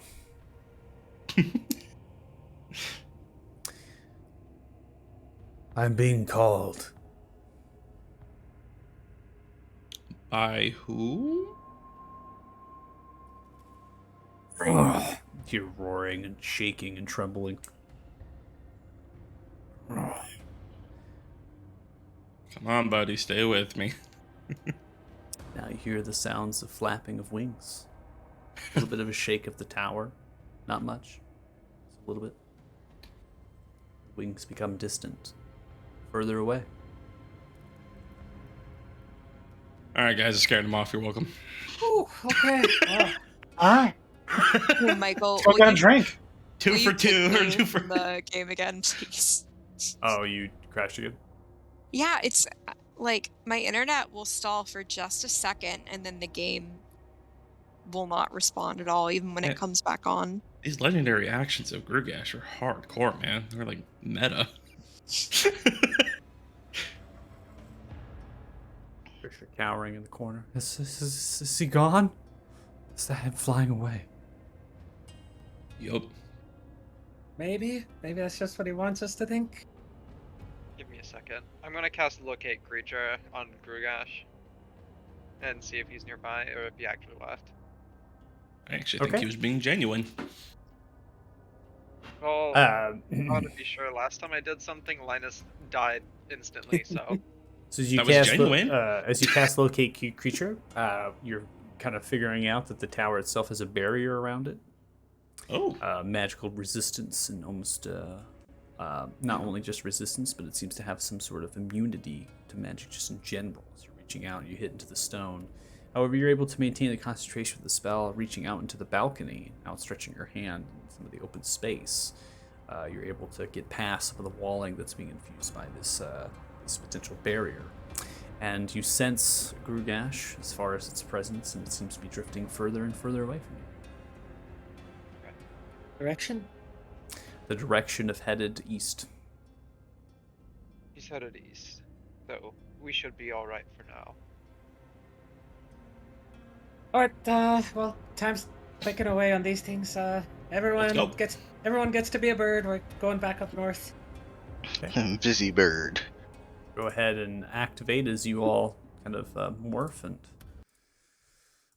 we won't have to waste time with that. No one needs to click and change and different things. So as you kind of begin to polymorph and shape and change, it seems as you fly outwards and you're kind of looking around and just doing a double check, right? You don't see anything on top of the tower. It's just flat and it's smooth and it's stone. You also don't see any like claw marks or any kind of etching into the actual stonework, suggesting that that barrier really does hold the physicality as well. And looking down below, looking for those lumbering and tall creatures, you don't see them down there. However, when you look in the direction of east, you kind of at the backside of the tower as it's wrapping around, you see some of them disappearing into the shadow work and even into the river itself as they're beginning to like walk into it and just like disappear under the water line. So they're just like walking into the water. At this point, seems like the coast is cleared. To our tree fort. Okay. Kyler is gonna become a dragon boogeyman. Legends of dragons fleeing me. So you head back, aimed for the same location you've been hiding out. Or even just to the north of Rosantras, there's more of the same on the other side of that tributary that feeds into the Farron River. And the way that those trees kind of swamp and down and the massive amounts of bog that is there. And you're able to find a couple of different trees that are grouped together, finding a suitable environment to kind of stand upon them, even lay on these branches as they're towering and moving about. The sun is down at this point. Time is eluding you. You're now kind of in between Warsantra and North Santra and kind of near that tributary, looking over the embankment of the waters. It's fast flowing and moving. It seems to snake and move through the marshes and come from the southern Frostern Mountains as it zigzags and moves through. You're also seeing at the distance of the north, you see little bits of fire and other kind of lighting kind of effect coming from the mukluk. Oh no. You look Oh no. as you look south, slightly west, you look over in the direction of a lake as it's sitting now that you're kind of higher up, and a little bit of the fog is kind of clearing, and you're seeing that this lake is sitting within kind of a large amount of grass and piles of other small pieces of water.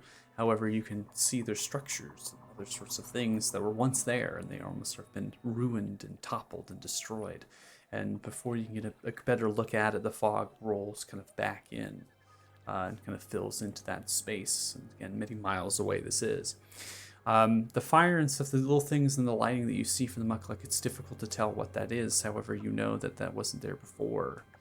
You were able to get some smoke and other sorts of little things, but this seems a lot more of lighting, a lot more potentially fires or other sorts of things have happened. So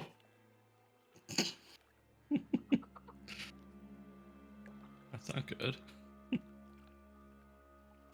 Right. Well, 2 for 4. We're almost halfway there. We're lucky that he was being apparently called by someone, but I guess it worked out in the end, so. Well, who's the only person I could call him? He's got 2 masters, right? And 1 immediately master. Oh.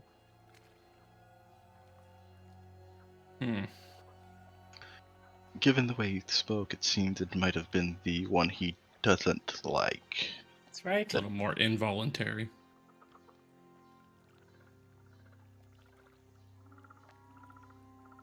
I mean, we can thank the gods, but personally, at this moment, I think the what's the DM. plan?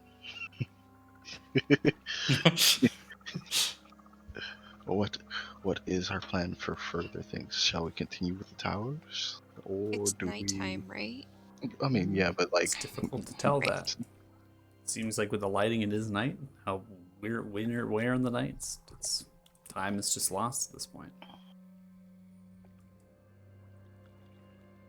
I'm not saying continue this right this moment, of course, but like just to reaffirm, we are just going to continue with the towers until what?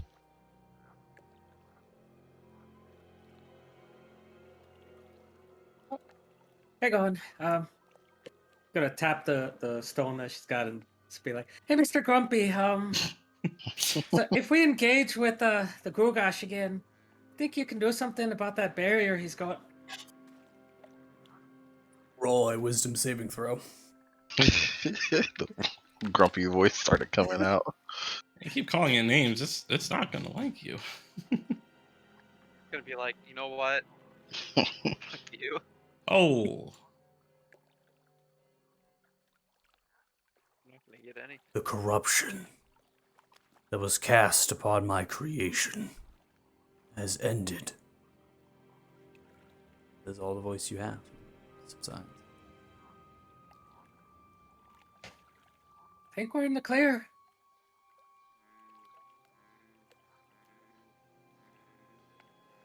So, Maestro, I was kind of a little bit out of it the other night. I hit my head pretty hard, so,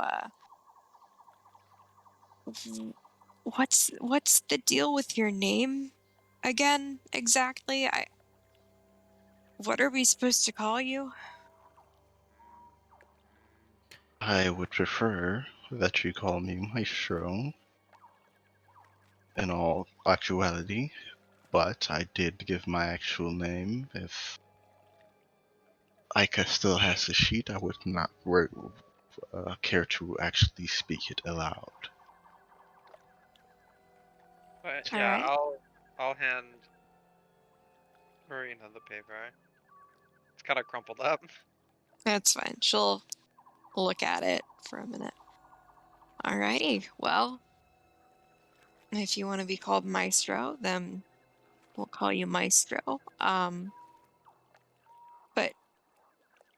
it almost seems like you're afraid to say this one. Is something, I don't know, like watching you or something?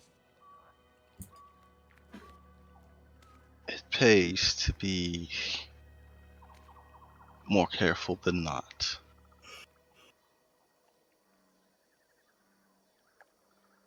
You don't have to tell us anything you don't want to, and like I don't want to push you or anything, but what's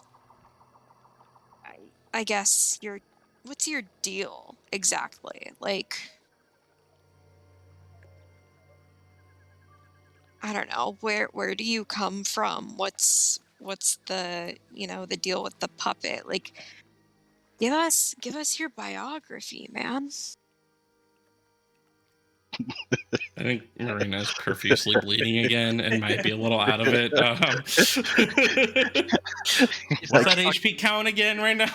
Not the best. Every time she gets hit in the head. Marina's got CTE at this point. Like, I think we need to be careful. Oh my god, yeah. We need to monitor. You might have Give to. me Keep her out of absolutely like 2 seconds because I remember most of this, but I want to make sure I don't give you misinformation for what he will reveal. He's not going to tell you everything. Micah looks on rather interested. Kyler strokes up a cigar. Let's do this. And to be clear, I'm not asking because I'm suspicious of you. Like, we all have our mysterious backstories. I'm just No. asking because I'm curious. Tyler gave us everything. That is Yeah, fair some enough. of Kyler's an you open don't book. have too Yeah, mysterious. let's just say effects. some people don't, and maybe because they trust people, but I don't know. I mean, even Yeah. Ika, the mention of Felgen was like, I was like, real shit. Like, Fucking eyes glows, looks at me. We know Dragon? more about Kyler than we ever wanted Belgium? to. Real shit? That's not true.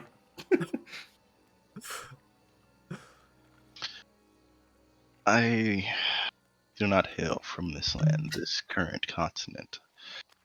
I reside, or previously at least resided, on the continent of Balthus.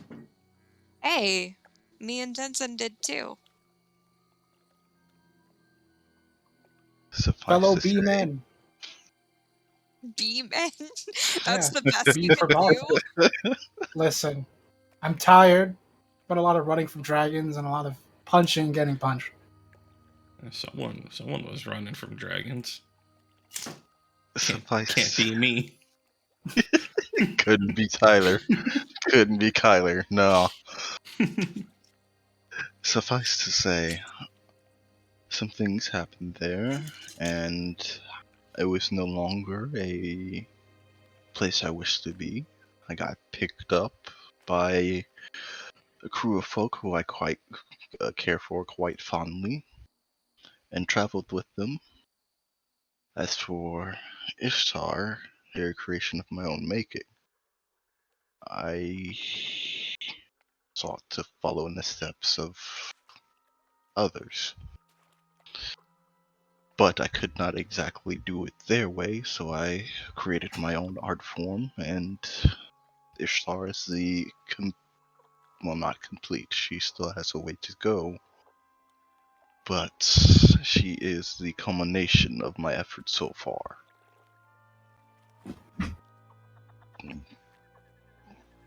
Honestly, it's she's pretty impressive. Thank you. I've put a lot of work into her. Also kind of creepy, but like in a cool way.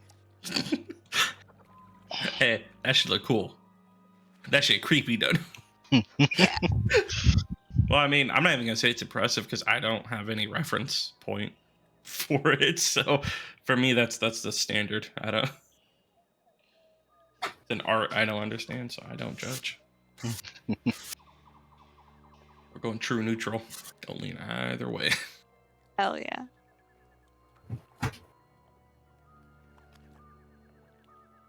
Suffice to say, my goal, at least so long as I am here, is to have further experiences and develop Ishtar based off of those experiences. The performances allow me a reason to travel and have somewhere to stay.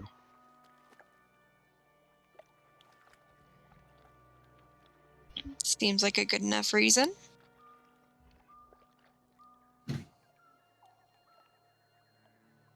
So anyway, my senior prom. Oh my god, man! Like, Oh, that's cool. We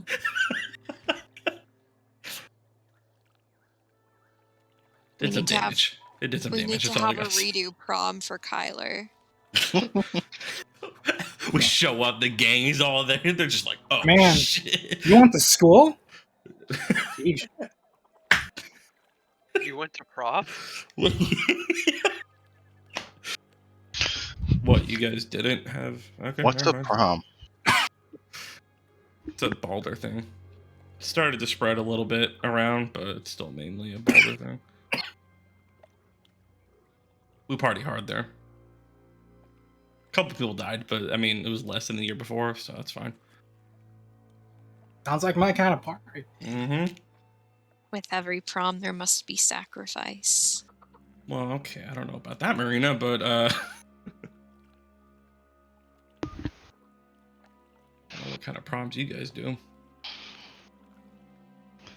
But enough about me and Kyler.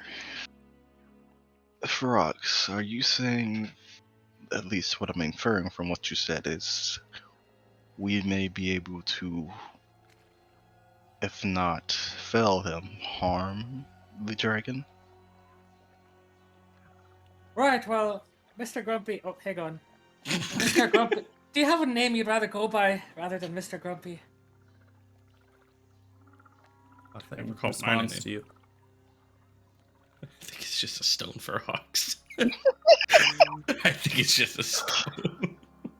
Hey, it sounds like it has a conscience. Personality, at least. Look at mine. You got a conscience. Yeah. But yeah, it apparently that barrier or whatever it is says it referred to it as like a corruption and that it's gone now. It also referred to like Gogosh as its child or something. Yes, you're carrying his dad. Can you tell the stone to like, I don't know, like spank Grugash or something? Get the belt and just like Grugash, stop. Where you fucking snap that shit. Not reading my mind. I was about to tell you, hear the snap and Grugash just Can you freezes. give us like a magic belt of dragon Grugash slaying? takes that we can 80 points of psychic damage. Ah! It's be that emotional damage. We're thing. just ruining Michael's cool characters. He's got like this cool dragon and shit. We're just like, snap the belt for Ox, do it! So how stone did the becomes its Dragon own Slayers character. defeat? Oh, emotional damage. Ah. We went for the most vital part of any creature. It's emotions. Emotional damage. I just want to see the stone become its own like token. You see in the rolls belt attacks just snap. Just hear the whipping sound. Grugash, get your ass down here! Come on, boy. Shit hits Right. hard. So, if I was them and we were just at Warsatra, I would think that we were probably going to Sorsatra next, so we should just totally juke them out and go to Eorsatra. He was moving towards the east, so Mm-hmm. Well, he was going back to either Dixia or its lair in the lake. Could have been Thixia or the lake. He What says if being we summoned, go- so does that mean his lair is east? We The know lair's it's in the lake. lake. This has been established. Well, yeah, so it's east from here. So, okay, so. Alright. You know, We can before go. rest tonight, I was thinking of just doing a little recon on the mucklucks. See how those Yes. fires buzzing around. I'm okay Yeah. with that. I think we should make amends with the mucks that they don't like come back to bite us in the ass. Kyler takes off his helmet and puts on the crown. Mike show Figured just like sounds, I didn't do Mike show anything. just looks around like immense. I must save my friends. do you think it's a little too late for that? Kyler kind of emotionally damaged this king and then took his crown Okay. away. Well, look, if any of you have actually studied the art of war, you know that you do have to put them where they belong. Right. But the I'm whole okay with dominance. exactly. It's about Yeah. conquering lands and kingdoms and people. So I mean, as far as I can tell, I have the crown. I'm the rightful ruler, and I let him live. So Yeah. And he also- had his wife. You're the he fraud has his king now? life. Yeah. Look at his little. He has a little silverware crown. Yeah. Little foot crown. Michael, can you pull up the token for Michael? You want me to drag the token on? Yeah, can you put the token? Here, hold on, I I'll love make that it, guy. I'll make it bigger. That's my boy. my god, he's so big. This is what's gonna come back. Look how good this token is on so many levels. Look how great it is. So good. Emotionally Very end of the scarred. campaign, this is what's gonna come. This is what's gonna come for us. The end of the game, yeah, end of the campaign. King Muck, no, I am God Muck. Everyone puts out their weapons. Friends. Friends. Peace was never an option. He takes all of our stuff and like goes to you Licks us. specifically and takes the crown back. I have to bend the knee It's to him. if you are not I have to worthy. bend the knee and give it to him. Bend the knee. Here, we're bend the knee. Right. Okay. So Yeah, if someone wants to come with, you can come with. Yep, I'm down. Yes. Only room for one though. No. I mean, I'm My sure perfect. absolutely is chilling. He's like, you guys can go do that. He I'm just starts counting perfect his gold. health and abilities and everything. I got turned into an ape immediately, so I'm good to go. Got a wild shape into a giant eagle. Woo! Okay.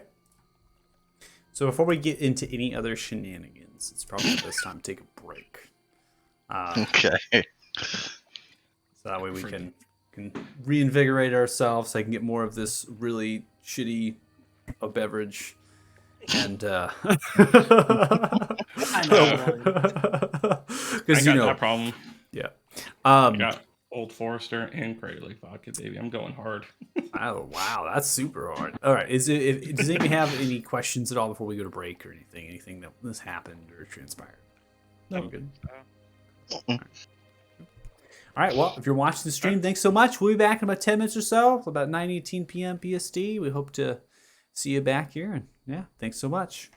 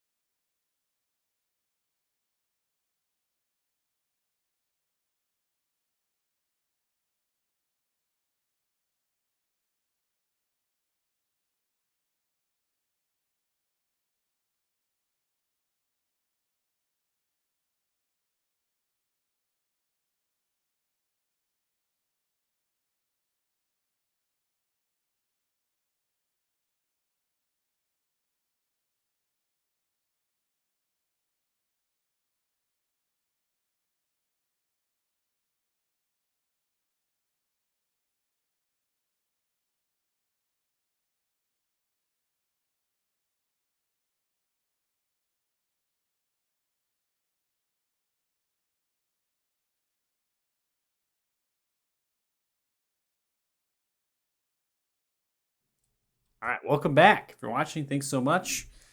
Really appreciate it. Welcome back for the second half of the session with Dragon Slayers here for the last hour or two or so. So, getting back into it, it sounds like, Rox, you are kind of going off, leaving everyone here, and just kind of venturing off to the Muckluck. Pick up one person to take with us. Okay, so you're picking up one person. Okay, who are you picking up? Whoever wants to hop on. I mean, I'm down, but I think Kyler coveted that spot. I didn't covet it. I mean, it's up for discussion real quick. And by real Nah, quick, I mean in the next Kyler. 15 seconds. If somebody wants it, like, we gotta do this now. So Yeah, Kyler makes the most sense. all right, cool. I'm already on board. Let's go. So you're picking Right. up Kyler, and you're taking off for flight. So, yeah, go for it. So recalling the last time I spoke with the stone, immediately after there was like some sort of weird shadow thing looking at us. First we're gonna loop around south just to make sure nothing has been watching us, and then we're gonna do a bigger loop around north to check on the mucklucks. Okay, so both of you go ahead and roll for perception. Uh-oh.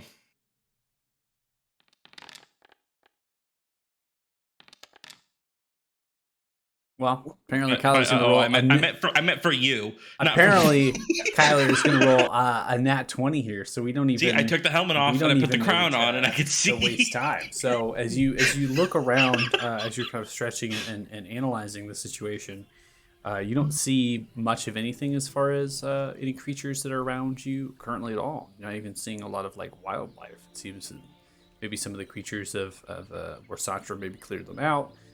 It's unclear to that. What you can see with your perception, Kyler, as well as Ferox, is the Muckluck. Currently, there are many more lights that are kind of not necessarily that they've sprung up, but they're getting larger.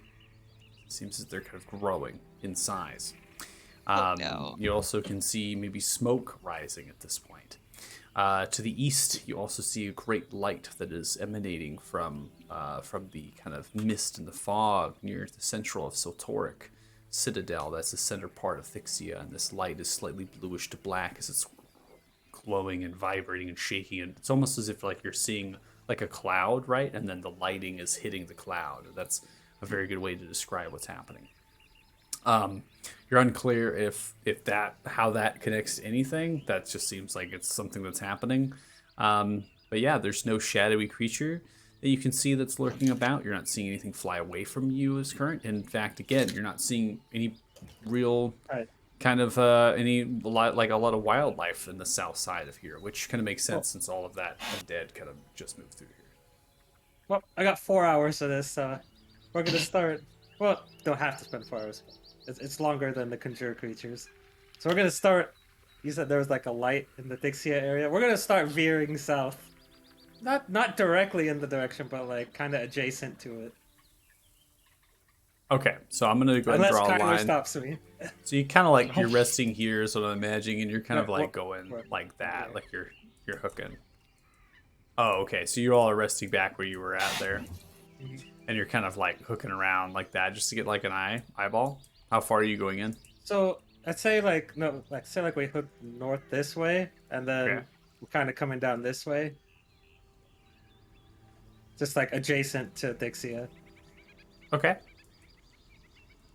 So as you begin to fly, you get about midway point on the river, and it's been time at this point. You know, you've been flying for some time. It seems in this distance, you probably approximate to about 30 to 45 minutes, and getting towards the midway point as you went this way and then around, and you're almost to the other edge of the river, and the light just stops, just ceases. Oh. The fog itself is quite dense. It's thick. You would have to get into the actual Thixia at this point. You have to get fully across and fly into potentially the Citadel region to see exactly what might have been the reason for that. That's how high does it appear this goes up? The light? Like this fog. The fog itself seems to roll high enough that it's encompassing the central tower of Siltoric, which can get upwards of about 100 feet or so. Okay, so what if we elevate above the fog? You can elevate above the fog, but currently no light is presenting itself, so you Okay. just get to see more fog. I'll kind of just hover there for a second and kind of like look back towards kind of like, what do we want to check it out further? I'm not against it. I'm not.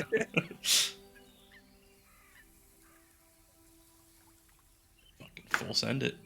Okay, let's go a little closer.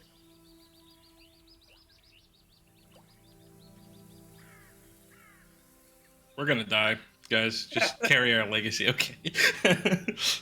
Have fun. All right, so I'm gonna go ahead and drag you here. And then I need to set a couple things up just for visible representation.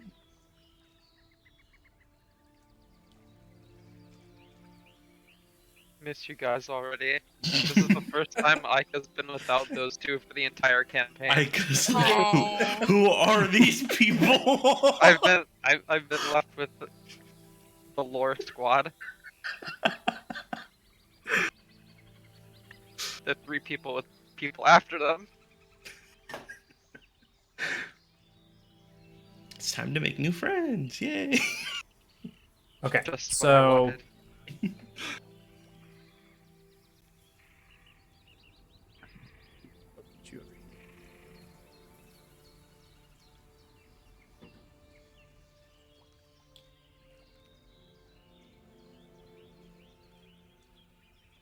okay, I need you both to roll stealth checks. Hell yeah. If Aika will let her, Marina is braiding his mane. Linus slaps your hand. Don't you dare. No, it's Linus fine. is- Beyond his territory. Linus is gone, so no, it's fine. Okay. She's already braided Tenson's hair. She's really bored. He will like very awkwardly let you do it. She's just He's making a bunch visibly of little uncomfortable. little baby braids in his hair. Gonna die. Don't say that. That's about as bad as it gets. Oh shit, it's got the music going too. Alright. We're gonna do some aerial combat. All right. So I'm gonna. Oh, You'll fuck. be fine. I'm activating it for all of you, and I'm also gonna drag all of your tokens down here, just so you can see what's happening. What Give me the a second. fuck? You guys- Decided to do it so we can get on it. Have fun, guys. All right. So you should all be on the actual map here at this point, or at least just to see vision. I'm hoping. So obviously you're not here, but just for vision. And then it looks like Sage, you're taking a little bit here. So eventually you get there. So even if you maybe don't see your token, just because I was putting them in while people are loading. Sometimes when I put tokens in when people are loading, they won't see them. So just let me know if you don't have vision. That's all I'm asking for. Okay. Now I need to get back to my notes because I was in my downloads trying to find that picture.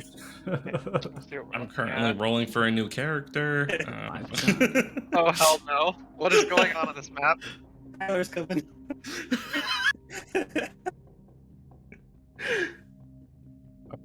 Oh no. So you were off map.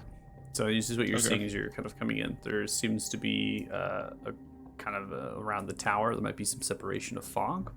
So what you're noticing here is kind of a once fortified citadel, mile-wide radius. So you're kind of flying, right? You're seeing the ruins and rubble kind of underneath you. Also shadowy, hulking figures that are there as well. And you're just flying over them through the fog. You're getting concealment, you're getting cover as you make your way through. It seems to be an essential part of Thixia. Now, ruined and overgrown, citadel's only kind of a minute fraction of its past greatness.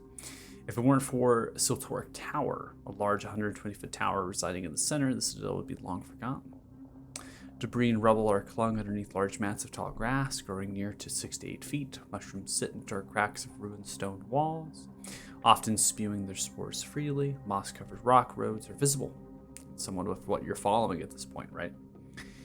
Just to get kind of bearings as you make your way through the dense fog. They've yet to be overgrown thanks to sidewalks. Lamps stand 10 to 12 feet, are rusted, unglowing, no light. Obviously, the candles have been run out long ago. This tower seems to be blackened and marred.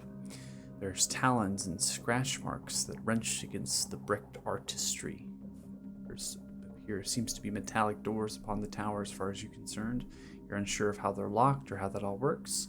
There are a few of the actual windows. They're almost like arrow slits in a way. They're very small and tiny, and they're glazed over, and they seem to spiral about the tower. There's a lot of kind of moss and vines that are growing around it. And what you can tell is that the top of the tower is ruined. It seems to be concaved and almost like it was hit or smashed. And the light itself, there's a faint glow at this point that is visible, not necessarily what it once was, creating that large, striking effect through the air. The same color is there, and it's just ever glowing and permanently radiating. As you're flying through, you see Grugash, currently head up high, stretched, looking down.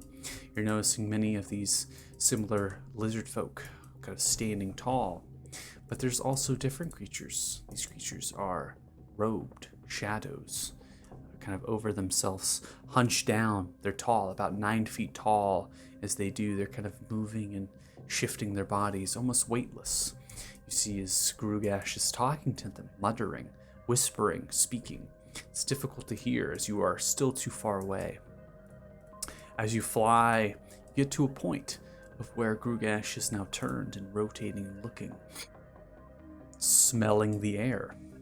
It's at this point I ask you, what do you do? He turned towards us and started smelling. That's correct. Get the fuck out. Yeah. Get the fuck out. Okay. Double dash. Yep. As you double dash, turning away, you see faint movement upon the earth and slight cracking and different things happening. Oh god. And then a slight chuckle as you disappear into the fog and into the darkness. We'll activate back onto this map. Sorry if you're getting dragged around a little bit. I just want to make sure you get a visible representation, just to kind of understand some things. It's a little bit. Sometimes it's easier to show that than describing it, just to give you kind of a picture and whatnot. Especially the creatures, as you didn't get enough to go off of to really describe them more than that, of what was in the center of the lizard folk and what Grugash was talking to. Kind of important to and just to have that visual rotation of maybe what the tokens look like. So as you fly away, you get to the river and you're over the water at this point. In terms of time, it's been roughly an hour and a half to 2 hours. Back to the fort. Back to the tree fort. Back to the tree fort. Okay. So finishing that time, you get back. You see the rest of you. What are the rest of you doing at this time? We're having a slumber party. A slumber party? Yeah. At this point, I probably resummon Linus. Oh, Master! Master, I died again, This Master! light is mad at me. I didn't see him, Master. Wait, Master? Why is your hair braided? Linus about to throw hands. Listen, Linus, you weren't here. Marina was Linus, bored. listen. No, Linus, please. And just happens while I was summoning you, she chose to take her boredom out creatively on my main. So, yeah. I mean, you can brush it out if you'd like. So. Linus hovers over and looks at the work and kind of takes a moment to look at it. Snaps his Listen, head you over don't to have Marina. thumbs, Linus. Is it okay, Jap? Could use some work. Thank you. Yeah, no, I mean, I'm not an expert. I just Flies over fuck to you with and leans Vincent's into your hair. ear. You touch my master's hair again, I swear. I swear. Yep, okay, understood. All right, master. This is Pour you ballsy. some coffee, master. Flies back over to you. No thanks. I think I'm just gonna read. I'm gonna pull out my book and try to learn another spell. I'm gonna try and learn. Oh.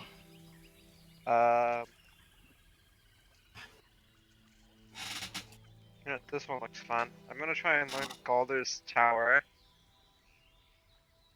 If I can make myself a house. Interesting. Okay. All right, give me your roll. Marina leans over to Tenzin and whispers, "If I ever go missing, It's investigate the bird." there. Yay, I got one. Sorry, didn't mean to cut you off. That's Finally 2, I got it. think, now. Yeah, I think that's 2 in the 8 or so that yeah you've done. in this several times. I do it at least once a session usually. Do I have this spell? I'm trying to. I don't think so. I don't think I do. Oh, I see. Mm-hmm. Yeah. Okay.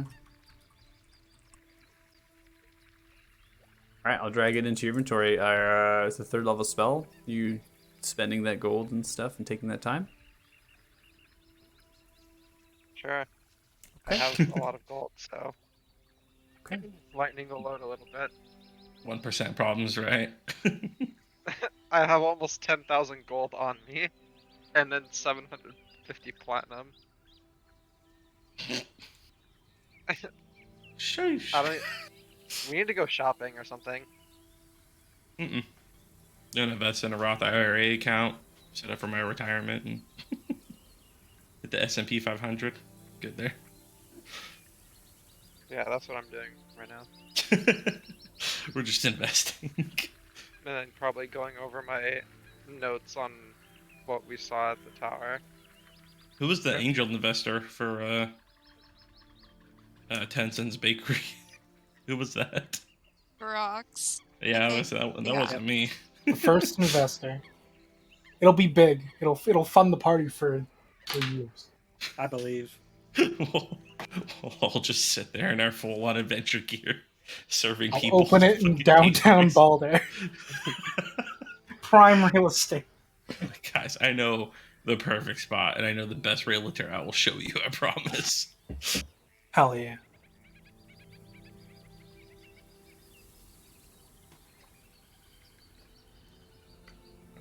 Trying to find a good picture for the spell. See if I have any icons for a tower, but I don't think I do.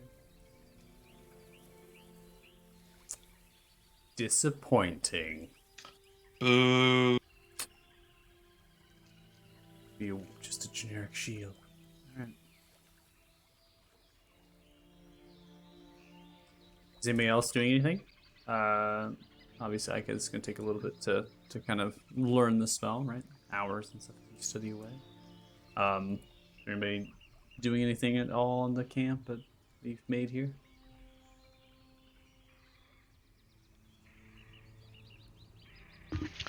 I want to flub around with this new crystal core I got, see if I can use it to upgrade your star in a different way than I did the last time.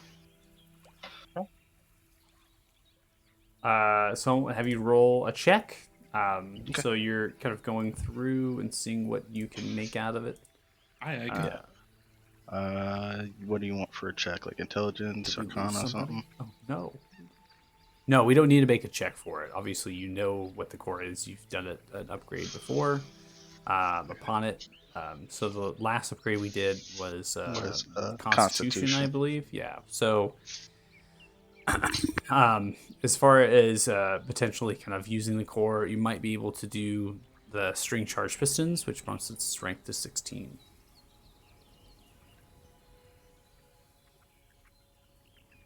Damn. Alright, sorry about that. That's me. That was Ishtar connecting. That was Ishtar. Ishtar connected. Like, hey, got some strength. Yeah. Oh, that was great. Yeah, so I'll do that. And if, I'll get my normal amount of rest that I need, and then I'll spend the rest of the time trying to do the upgrade. Alright, so Ishtar's strength is now 16. Sounds good. Alright, well, I hope Sage can get back in. Be nice. Still says they're connected to the game, but I know that doesn't mean anything. Those are probably disconnected. I should probably just kick them out, but Eat us, delete us. Said their internet died. oh really? Let me take a look. Oh yeah, I gotta kick him. All right. So if no one's gonna be doing anything at a certain point here, Ferox and Kyler get back. You see him kind of flying in, smash into the trees here and land. Slight maybe fear upon their face. Cool as a cucumber, baby. Recon mission success. We totally had things under control. That was, yeah, 100%. golden. Dragon's dead, right? No. But, we got that intel, and, I'm gonna go to bed. Is good. Yeah, so he was talking to some weird, shady things that were like taller than Ica and kind of floating off the ground. That's not great. Yeah, at this rate, things just keep getting worse and worse, it seems. This place sucks, and I want it to all burn down. Oh, well, tomorrow's a new day. Well, maybe we can go to Irisatra? I don't know. imagine our new ward is looking at you in horror. Yeah, hey Trisha, how are you doing? Like, are you good? Are you okay? Psychoanalysis, let's do this. I'm all right. I've Ew. been through in my life. I've been through a lot. None of this surprises me. I knew it was always there. It's always been a thing. And now I'm just face to face with it. So, Do you have any idea what those creatures could be? You ever hear any stories like that? those creatures resemble something that was told when I was a child to avoid. They are brought back from a different place. Along with the other creatures that get here. I'm not sure what they are, I know that the stories told was to never look at them.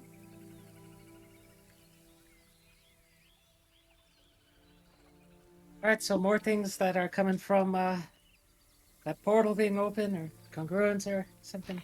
Don't know. So we're doing a This good job with the towers. doesn't make sense though. I thought that all of the towers needed to be functioning all at once to be used.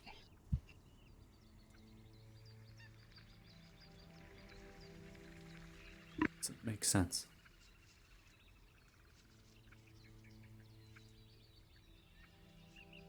I am back. I fixed it. Welcome back, We're Arca. having therapy session with Trisha. I see. Why am I not surprised? Okay. Did I miss any important things while doing that therapy session? I don't think you missed anything too important. They Trisha's just recounted what they saw. Yeah, they just recounted what they Okay. saw, and then Trisha's talking about the fact that the potential creatures that have been described as something maybe of a scare story, a bedtime story that was taught as a child and resembles something like that, and just told not to look into the eyes, right? So, other than that, you've pretty much heard all of it since coming back in. So. Okay, cool.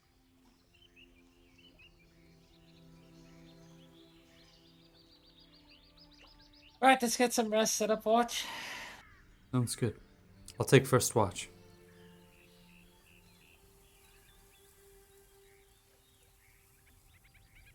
I can take second. Wake me up for third. If Why, there's a you fourth, take I'll my take it. spot? I got the shit beat out of me today, so I'm just gonna sleep through the whole thing. I think you guys got it handled. So after Seems like every other day. switching Yeah. off watches and taking time, it seems as though nothing eventful happens. You're not seeing anything in the darkness or the fog. Lighting from the mukluk continues to grow. At a certain point, it stops in its growth and it continues for a while and slowly subsides through the night. Eventually, it's dark. Sun rising into the air. It's unclear again of what true time that it is, but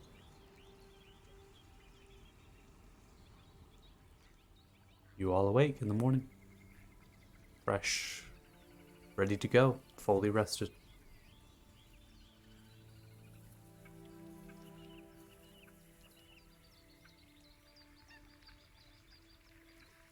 All right. Do we want to go fight a dragon, or do we want to keep collecting orbs? I mean, I know we joined because we wanted to fight a dragon, but like, he's a big dragon, you guys. So maybe orbs, or we could go just vibe with the muck, right? Like, that sounds like a good option. That might be dead by now. Oh. I'm of the mind of orbs, actually. Potentially, Alright. since he might appear anyway, and if your crystal, your gem is correct, we can potentially deal with him. Cool. Sounds good. Let's go. Alright, sounds good with me. We're out of here. All right, which tower are we going to? So we're gonna, in order to conserve some spell slots, go to water breathe across the river first, Okay. and then we'll kind of like, I guess, trek along the coast, Okay. and then we'll go down. But like around this point, we'd cast the conjure creatures for the owls to finish the rest of the way. I won't have any rolls. I'll take time right with your stealth as you're navigating on the muddy riverbank and going through the river. You're actually able to see even on this side going through the rubbles of Thixia right into the actual river, and it seems to trace much of the actual waterway in a way. Suggesting the river was once not nearly as wide as it is now.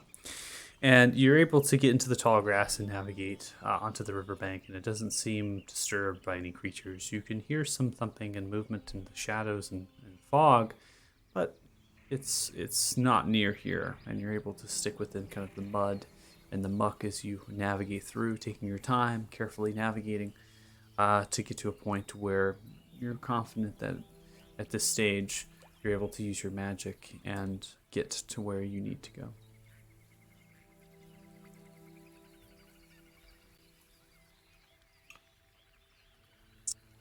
Go ahead and drag tokens on here and then activate. Second. It's good to rinse off every now and then. We're not anywhere near a place we can actually take a bath, so. I have thaumaturgy, which can't that clean you? Or am I thinking of something else? I think that's prestidigitation. Damn it. Yeah, you're right. Listen, it is almost 1 a.m. Leave me alone. Someone check on Marina's head, man. She's been taking a wallop. Yeah. Marina's fine. Devin is not fine. Well, now with my new spell, I can summon a house and we can all take a bath, take turns. Ooh, that'd be nice. I'm glad you added the take turns part at the end. Yeah, I don't want to take a bath with you guys. No offense. I'm a great bath partner. There are sauna benches in it. Sweet. We're just talking about this house and we walk up on this. Oh boy. That's easy. We're gonna do that after this. Should be able to get loaded in here. Looks like Marina taking some time, but In here? Okay. Are you in, Marina? Yeah. Okay. All right.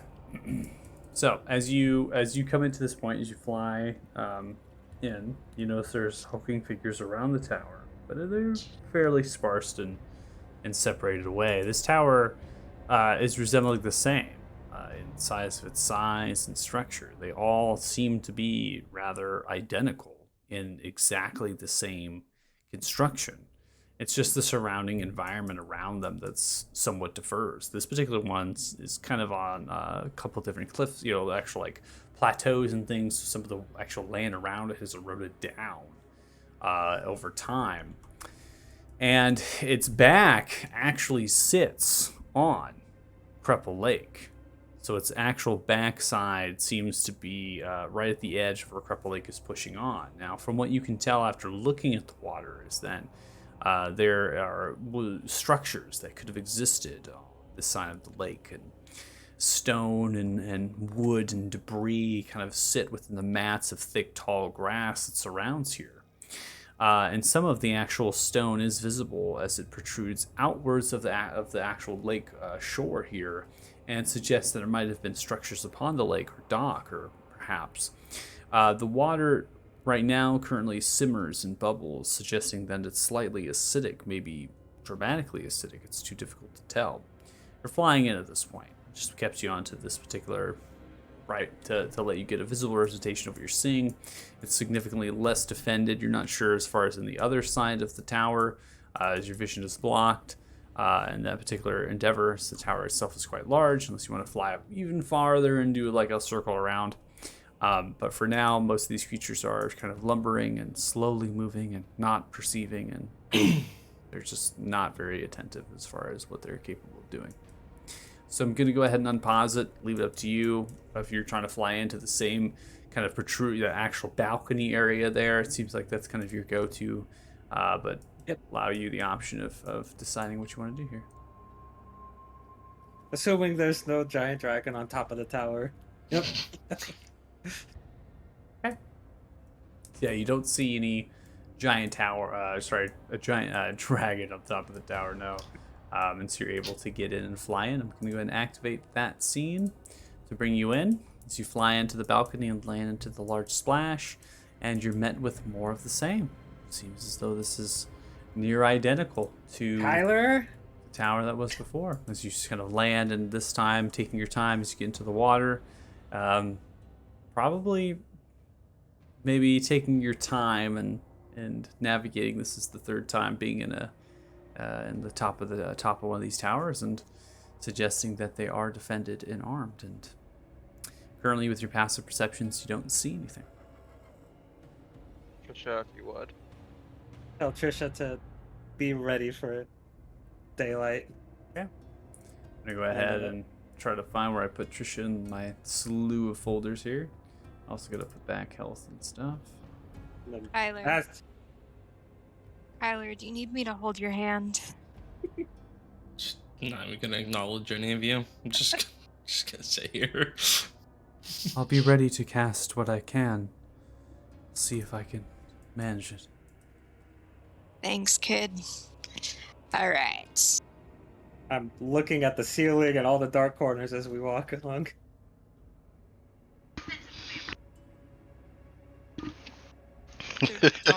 Don't approach the statues. Wait, before we might get into well shit. It's already paused. What are you doing? I was just gonna summon the Ishtar, like, oh yeah, let me pull him out. That's fine. You can drag it onto the board. Yeah, it's like. So, as you begin to approach, I'm going to go ahead and keep your token's position. It's not going to really matter too much, as there is one of the creatures, and it seems to be revealing itself behind the pedestal at the top of the marble staircase, all the way at the back end here. This particular creature seems to be slender in its appearance, as less of width of shoulders, and kind of forms a slight of an hourglass of its figure, and the wings almost curl back and almost like fold back into themselves, and the scythe stands tall and kind of stretches and looks towards you. Definitely not the same as what you fought before. This particular body seems rather feminine.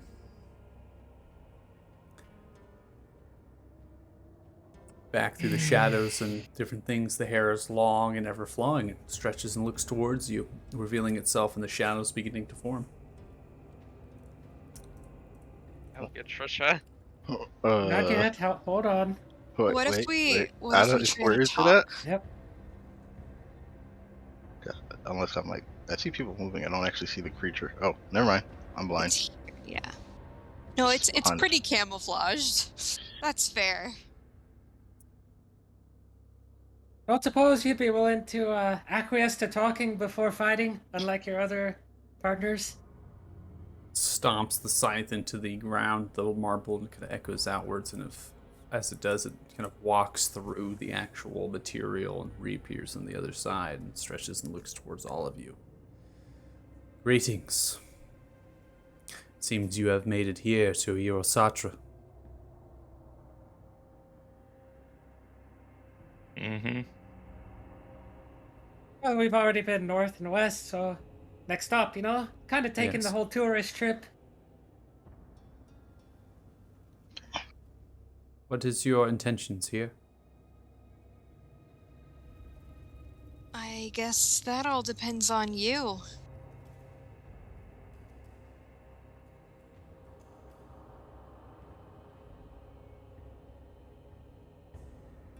Right, I didn't get your name. My name is not important. Do you know who we are? I do. That which commands me has instructed me and told me about what you are and what to do if you arrive. And what were you told to do if we arrive? I suppose first you need to answer a question of what you're doing here. What is your goal? What is it that you want to achieve?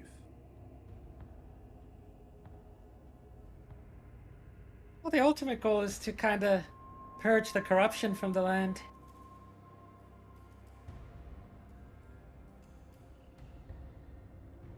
And how is it that you will make that happen? Well, hey, now we answered one of yours. Now you get to answer one of ours. Stomps the scythe into the ground. That's not how this works. You are in my Okay. tower. Well, unless you have any news updates for us, what we know so far is that all this corruption came from another plane, and that whole plane came from a congruence being opened by all these towers. That is only but a fraction. You are correct. These towers are able to form a congruence, but to only the Feywild. They are incapable of connecting to the Shadowfell. It was only through the power of something great, through corruption and chaos, the artifacts that were bestowed by myself and our magic, found scattered throughout space.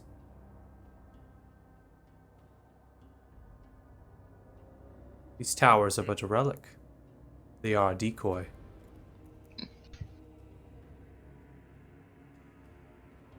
Can I insight that? Sure. So, like, why y'all fight so hard for a decoy? I really want to know. There's 18? insight.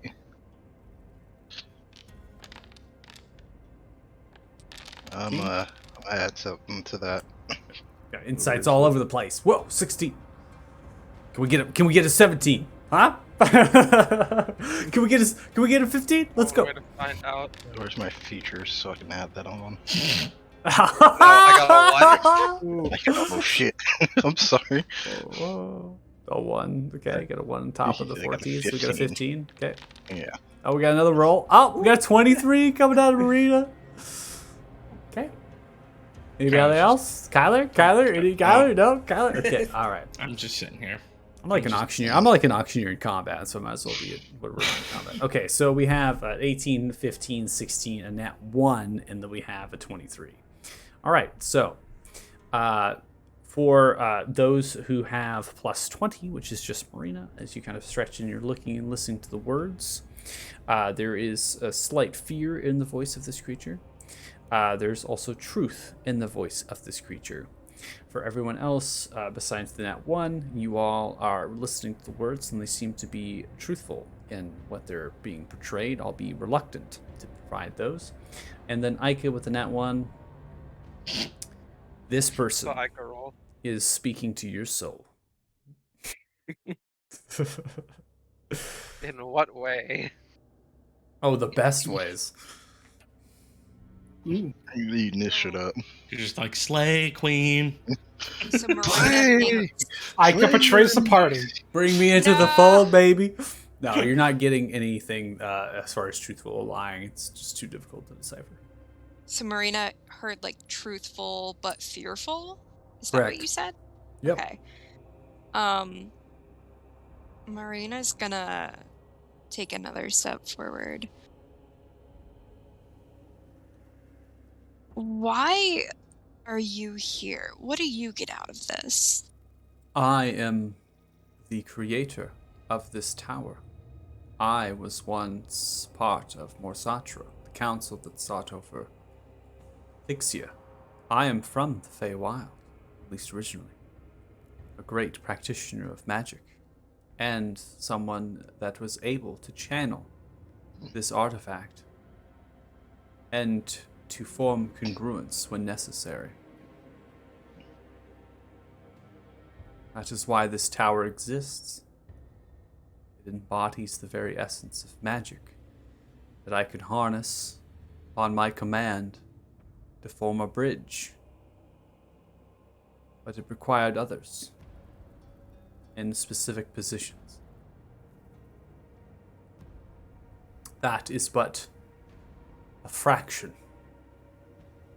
of what was done to these artifacts. There was something greater at play. I was captured. I attempted to defend Thixia, attempted to defend what I could. Upon my capturing, I was brought to the Shadowfell.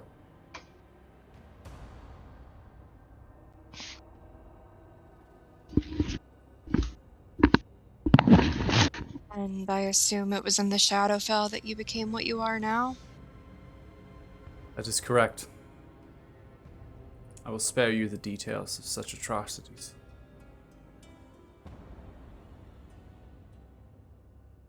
I am powerful. Unlike those others, Mosatra, that were captured. I was older. Inherit with magic from what I came from. Allowed me to break the bonds of my master, Orsivus. But I must stay within the tower.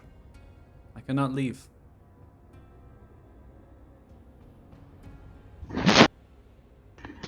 That doesn't sound like a very fulfilling life. It is not fulfilling, no, but I am not alive. Not in the sense of you all. Living, breathing, eating. It's as if you can Broke say bonds with your master. That means you're free, right? You don't serve anybody, you're just trapped. I have temporarily removed their bonds, more like suppressing commands directed towards me. I did so with the power, and as well as my own, through the tower. The barriers are quite strong. They are immune to magic. That's why this tower still exists.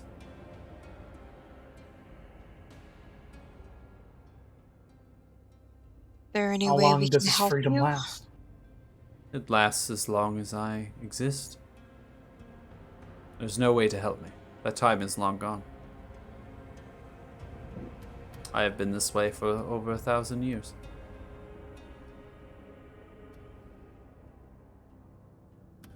Would you know what could get rid of the corruption then? Stretches and looks towards the floor.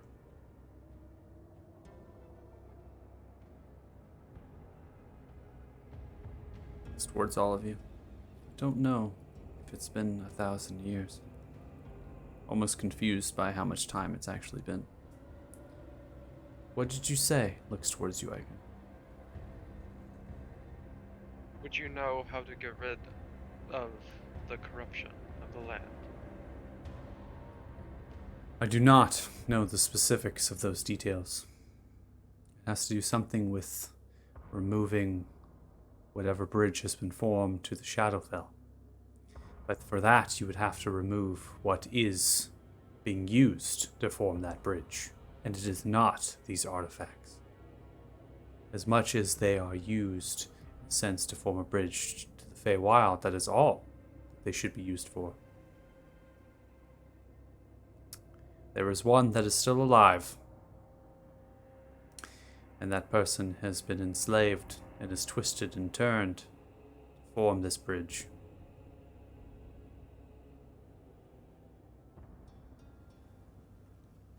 And who would that be? And would you happen to know where they are? Their name is Kalima, Of course. and they are at the top of Siltoric Tower.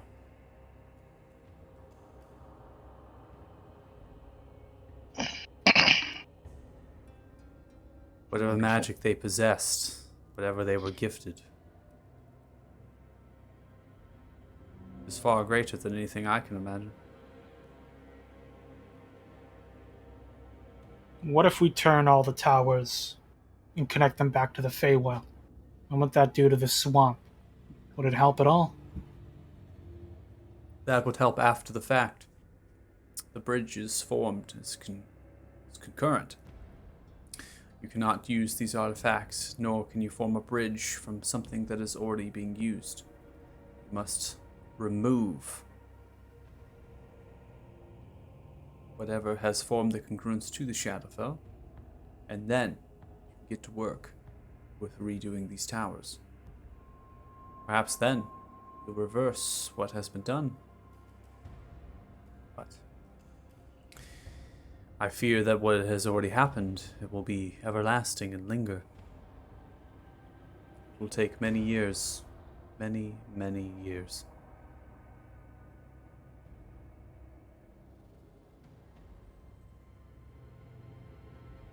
And even then, part of me thinks what we did so long ago, bringing about from Autumn Vale and forming Thixia and creating a refuge, bridging to different planes. If I had to do it again, I wouldn't. There's always darkness lingering. Always someone that would take advantage. Aren't you a negative Nancy? In order for there to be darkness, there has to be light, obviously. Give it time, yes, might take a while, but eventually, we'll get it back on track. So be it. I hold you to that promise.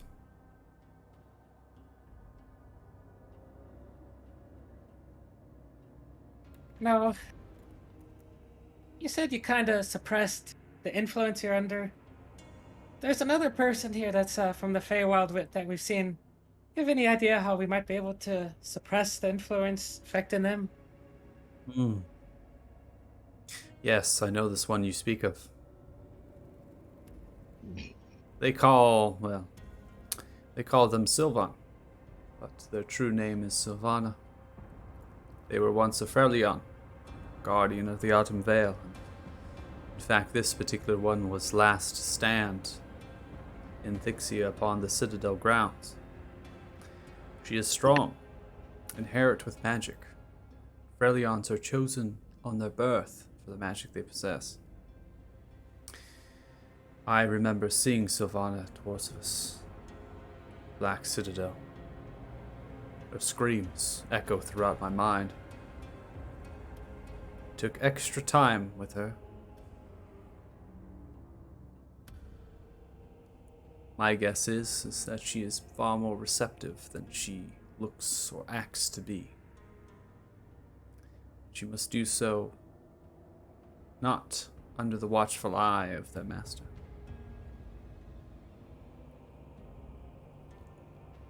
how that's done. Perhaps this tower will help. If you are to capture Sylvana and to bring her here, I may be able to suppress communications. But curing Sylvana, I have no answer to that.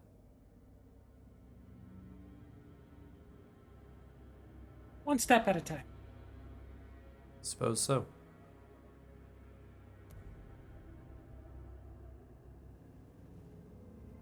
All right, group conversation. Be right back. Huddle.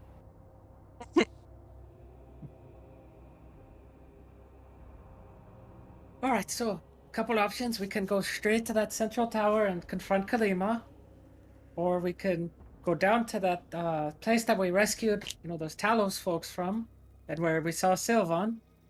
See if we can, capture her, bring her over here. Sylvan, that's the... We fought her before, didn't we? Yeah, that's the one we fought that was right in that giant shadow patch. We took her down once. We can do it again. We just have to make sure we keep her. Yep. We could do that. I'm sure we'll have to face her one way or another. It's better to get her out of the way first. I'm sure if we fight Gurgash, she'll come running to his aid eventually. All right, let's go see if we can find Sylvan. Oh, can you do that thing you do with your locating? Ika. It doesn't work very, very far, but I mean, we're kind of next to that place, aren't we? if you really want to, How I far can is it? try. 1,000 feet? Yeah, it's only 1,000 feet. Yeah, you're too far away. How about while we're flying over that citadel area, you could cast it, see if she's in there. Alright, that could work, so I'd be fine with that. Okay, so you're all leaving? All right, before we leave though. Can we get your name, please? Stomps the scythe into the ground. No. If we bring back the people and we make this place better, can we? Potentially. Okay, fair enough. Marina's gonna start to walk out and then turn back around and say, for what it's worth, I'm sorry that you've had to go through all of this. Stares at you.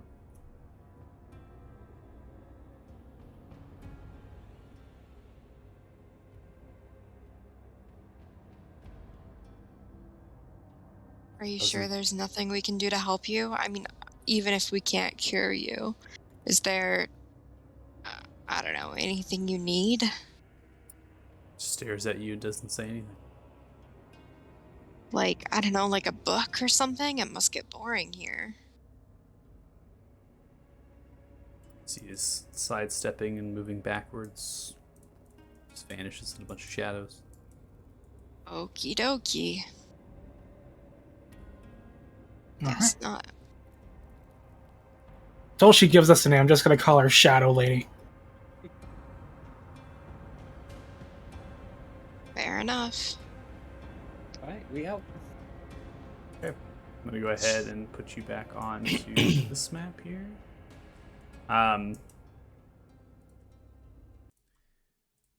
So, as you take flight, and leaving and looking about, becomes, as you're flying, you're almost on the edge of Cripple Lake. Cripple Lake is large, so it's a massive lake, right? You're seeing the different steam and the hissing and things coming from about it. You also see that there are shadow and hulking figures moving on either side of the particular lake. You can also see there's some other fort on the south side of the lake there. It's actually marked with a kind of an icon on the map and seems to be made out of wood, and there's little bit of stone on the other side, but it's very small. It's offshooting and it's connected in some fashion to the edge of the lake. But beyond that, there's not much else to that. And then you're seeing obviously Thixia on the west side, right, as it begins to kind of go into that.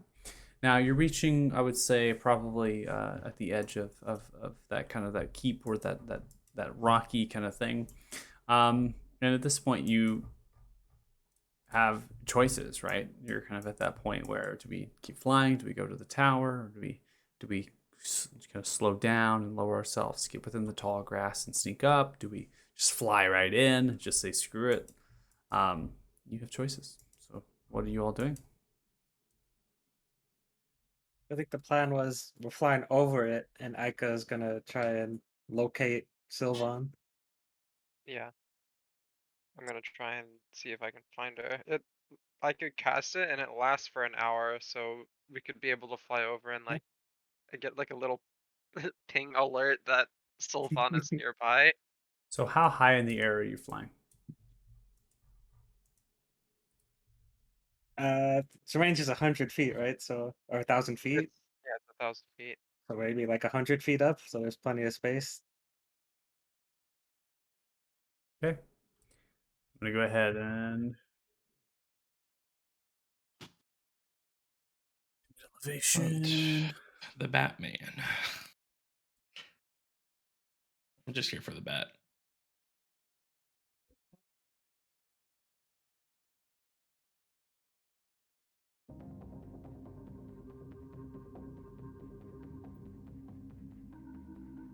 Okay. So, as you are 100 feet into the air flying, becomes you kind of stretching down. You're looking upon this area, and you're noticing that there are large hulking figures currently representing themselves and kind of moving about. There's skeletons upon the walls.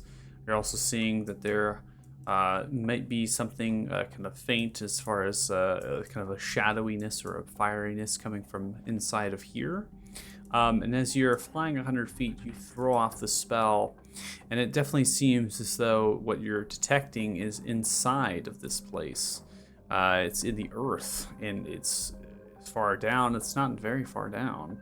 And you're getting an idea that potentially Sylvana is here.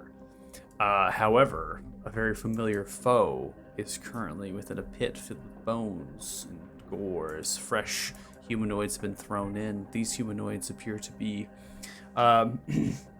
potentially soldiers of Fort Farron and is eating upon them. Oh. Some screaming, finishing them off. It stretches and looks its head up high. As it does, it just immediately locks on to you all in the air, currently flying, as it seems as though you have been marked before upon by this creature. And after you are marked by this creature, it always finds its prey. That's And cute. you all to roll initiatives. Ooh. Do I know where she is exactly? Like, or He like a is in the general- depths of around this location. So she Okay, somehow I'm gonna- is underneath that. I'm gonna point it out to everyone else. But then again, we're 100 feet in the air, so it's kind of just a general location I'm pointing to. Okay. So we have bats. You're concentrating on the spell, right? Yes. Both of you. Yeah, I'm gonna put concentration on both of you. So you have the owls out, right? So the owls, everyone has an owl, I'm assuming. Yeah.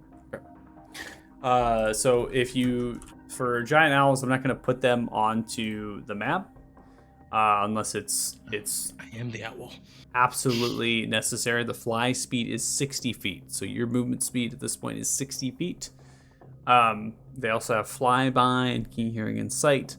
If we ever need to get to a point that the owls are attacking, we'll go ahead and just have you do just a roll, like attack rolls, with just rolling a d20 and then rolling damage. I think that's probably the easiest way to do it without dragging them onto the field unless it's absolutely necessary. So at this point, you're 100 feet in the air.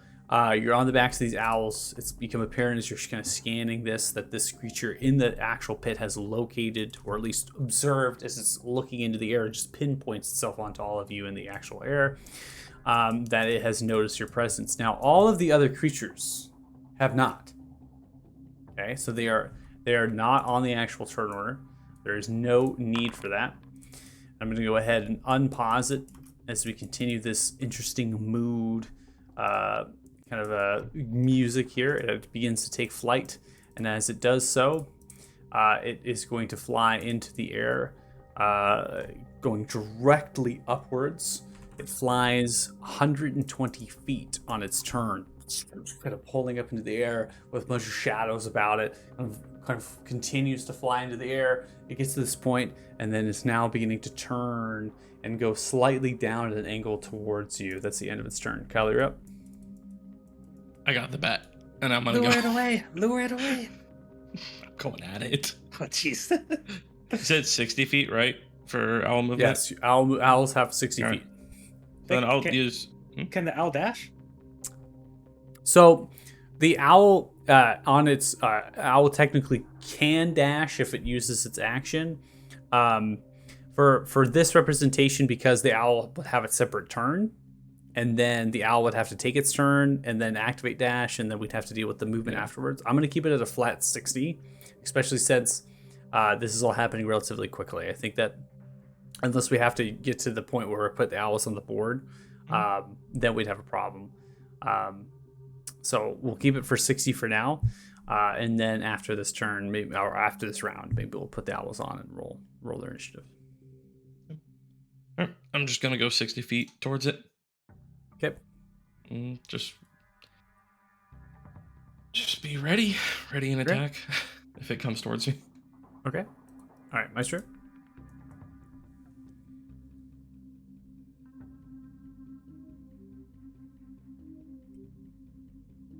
Sorry, I had to take care of something real quick. Where are we now?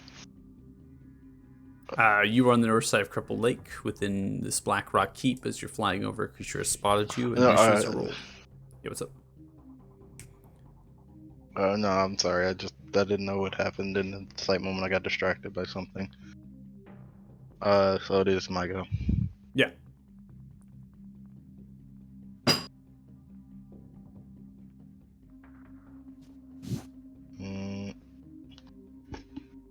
Is that supposed to indicate it's like 120 feet below us? I can't exactly tell. It's 120 Yeah. feet in the air. You all are 100 feet in the air. Oh, so it just decided to fly up. Got it.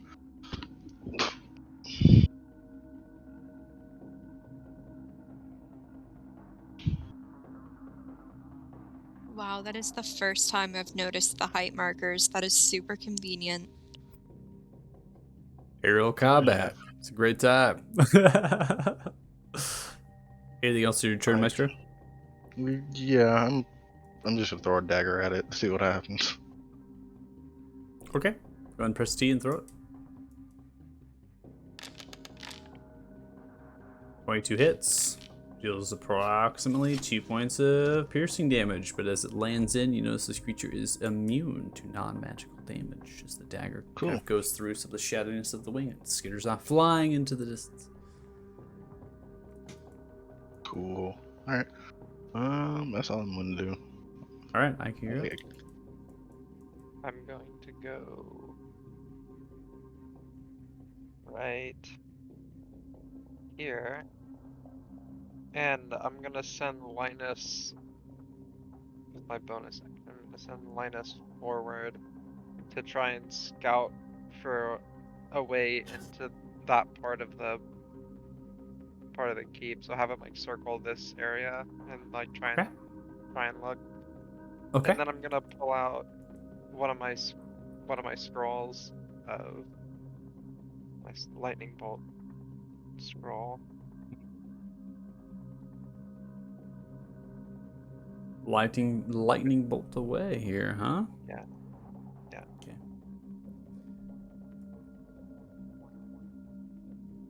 So it makes a. Do you want me to place the working? template down or no? Well, just to roll the damage, it's fine. Okay. You can aim it so it just veers off some other direction. It's not.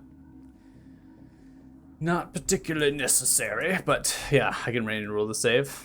You can scroll wheel if you can. You can always rotate it around, but Okay. Let me roll damage. if it doesn't work, we can just roll flat damage for it. It's fine. Whatever is most convenient for you right now.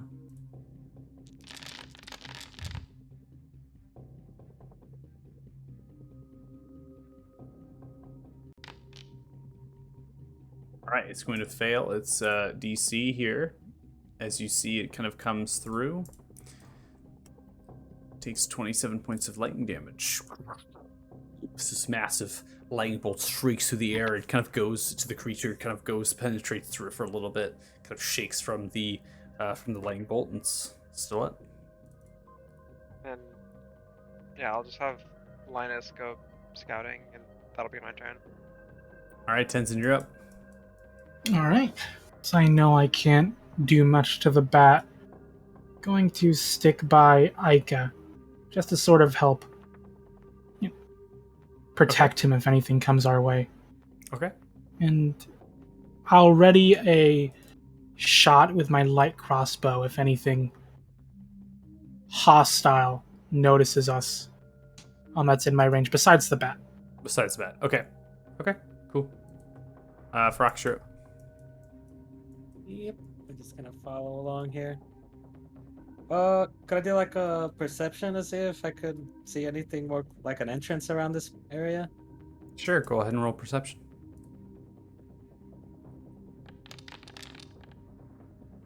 So 27. So as you kind of perceive and you're looking in the best possible way, I'm actually going to go ahead and delete the walls at this point so you can see in. It seems as though there's a staircase that is descending within the actual center, bottom left of that interior courtyard. The walls themselves span upwards of about 15 to 18 feet. They have different sorts of rocks that kind of piled upon themselves to create kind of ramparts. Yeah. Point that out to the two next to me, and then bonus action dragon form. Okay. That's it. All right, Marina, you're up. All right, I'm just gonna join the party because I can't do anything to the bat either. So yeah, I'm just gonna fly over here, and that'll be my turn. All right, ending turn. We come to the Nightwing. So this is honestly, if Faith, this is why I didn't have the owls put in, just because if there's a AOE, right, the owls are probably gonna die, and so I don't want you all free falling to your deaths. So we just won't have the owls in the equation. We'll just say you're on the owls, and they're able to dodge or whatever happens. So as the Nightwing takes flight, it's kind of hovering into the air. Kyler, you're coming towards it on the actual owl here. Maestro, you're flying in that direction as well. It's actually going to stoop down to get into this position, come right next to you. As it does, it flies downwards to get 100 feet in the actual air. It kind of swoops, and as it kind of stops itself, picking up its wings, and it's going to do something that's oh so familiar, that's used We all for grouped up in quite an area. a while away. I'm going to go ahead and try to get it to emanate the best I can. It wants to snap, but that should target all of you. Fires off a cone of cold through the air, unleashing this massive blast and this gust. Do I just We ignore the brought roll? that on ourselves. Yeah, you can roll, but it's not going to matter. Okay. Yeah. All right, so I'm going to go ahead and roll through the saves just to be sure. Kyler doesn't matter. Maestro, you have 24 success, correct? Yeah. Okay. That's Okay, Tenzin, I have you at a 10. Yeah. Okay, that's gonna be all right. Marina, I have you at a 10. Yep. Okay, I have Ferox with you at a 21. Yep.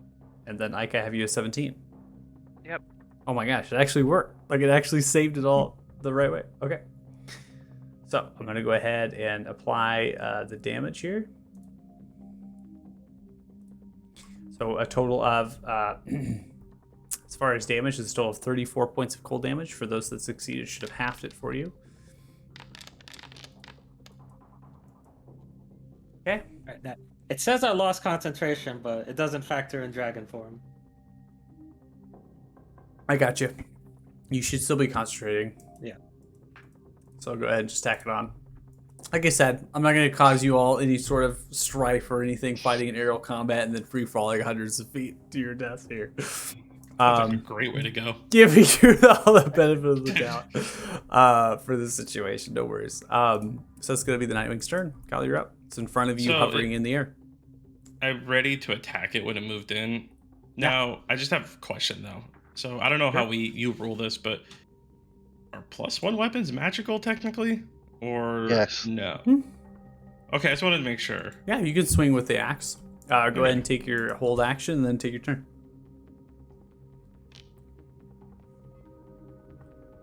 All right, 23 is going to hit. Does a total of 27 points of damage as you come smashing around on top of it. All right. We're gonna now do just straight up attacking. Okay, 12 is going to be a miss as you're flying and swing wildly upon it. Seems to move out of the way, hovering with its massive wings. I'll try a precision check. I don't know if that'll really matter, but All right, let's see if it does. 7, so that brings it to a 19. All right, that is going to hit then. That does 29 points of damage. Precision strike away as you swing wildly as it moves out of the way. You kind of steer the owl to the right a little bit to get extra room and slice into its kind of chest region. all right, and last attack. 19 is going to hit. I'm gonna re-roll that one. 'Cause why not, right? Hell yeah. Do you have 3 attacks? Well, no, because I held the one. Oh, and then, yeah. This is just Sorry. my normal 2. Yeah, I got you. So the first strike was your hold. Was my and then hold, you have and then, this- yeah. and then the second. Okay, so 18. Yeah. 18 is gonna. 19 is gonna hit, and then you re-roll the damage from a 1 to an 11. Yes. Okay.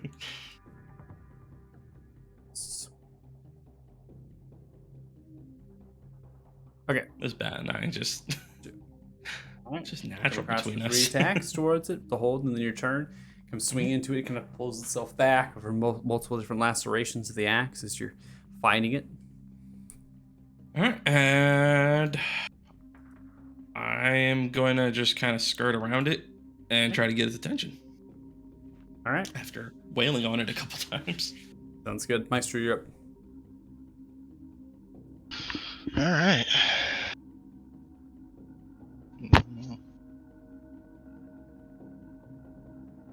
I'm really good without your star open. I just don't want to be in this line. So, Bye, guys. how much further up can I fly? Actually, I'll move right back. Sorry about that. Can you elevate me like another 30 feet, and then I'll just go 30 feet to the left? Sure. Perfect.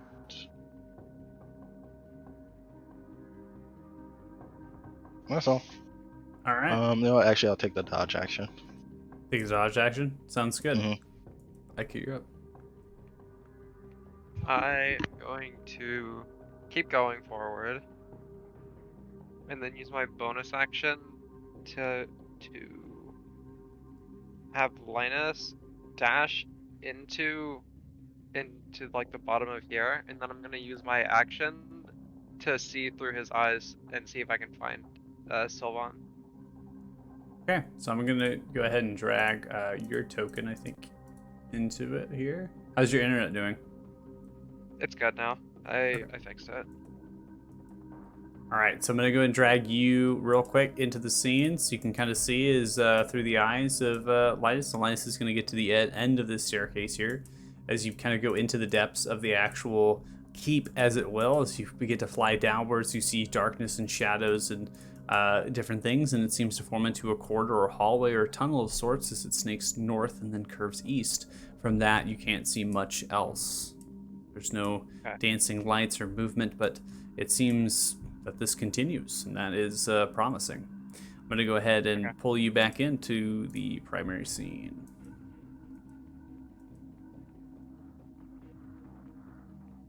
All right, ending turn. Yeah. Tenzin, you're up. All right. I'm going to move over here. And it doesn't look like the undead on the walls here have noticed this at all, right? They're just sort of... Not as of current. We're only round 2, and you all are flying in. Technically the Nightwing had just went like seconds ago, so yeah, they have not noticed you.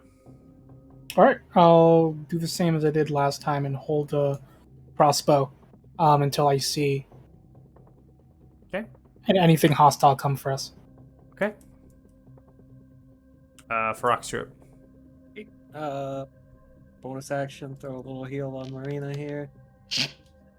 I think. Aw, heal. that's so nice. I didn't even realize Marina's already like half roll health. your took the you took the dragon form. Okay. Marina's very squishy. That's not the healing chow or whatever the healing form. No. Okay. Yeah, that's it. All right. Yeah. Action, I guess. Can I make out these creatures? They are the same ones you observed. Yep. Do they? All right. Can I do an action to kind of percept and see if like they're wielding any weapons, or are they like Roll preparing any perception. magic or anything? Yeah. 25 does not appear that they have weapons. They are just cloaked and kind of facing each other. They get to actually roll their initiatives or be aware. Got it. Okay, sounds good. All right, Marina, you're up. Okay. You also can go 60 feet? Yep.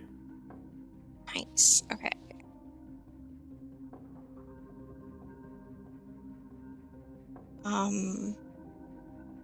Yeah, I'm just gonna move for right now, I think, because no one else has noticed. Actually, I take that back. I'll go back 10 feet. So I'm like undoing part of my movement here. Okay. So you've gone 50. And can I go down 10 feet? Sure. All right. You've That's my alerted the turn. horde. All right, ending turn. We come to the Nightwing. The Nightwing now hovers over, looking towards you, Kyler. As it shrieks and kind of moves into your face and things, and it seems angered, right, that you've done this. However, it's intelligent, it's smart. It moves its head and looks backwards and sees the rest of them flying away. And as it does, it shrieks into the air and immediately disappears. It just vanishes in sight. I tried, guys. I'm sorry. You weren't Kyler, you're up. intimidating enough. Who knows? Maybe I scared it off. I did a lot of damage. Yeah. All right. Well, nonchalantly, just kind of jaunt my way over. Try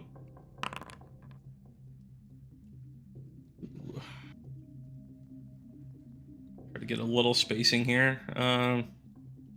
That's it. That's all in my turn there. All right, ending turn. We come to one of the skeletons on the tower that now notices moves to open a bow and string it. Go ahead, Tenzin, and fire at this particular one right here. All right. Maybe it'll kill itself like they all did the last time I was here. Never know. 24 Maybe hits. not. If you're rolling that. 8 points of piercing damage. Zzz, And goes into I the think I side. also get hold on. I guess an extra D4 from my Kensei shot. Okay. D4. Okay. So So that's an extra 3 damage. It's still alive as it is. It slowly turns over to you, Tenzin, and unleashes an arrow. At this distance, strongest that skeleton is I've ever seen. disadvantage. There's a 10. The arrow goes wild into the air, unleashing itself. Come to another one. This one turns around. It looks towards what it can see, and that is Ferox. Ferox, that's a disadvantage to you, as it is firing its short bow at great range here, shooting you into the air. 13 is going to be a miss. Maestro, you're up. All right.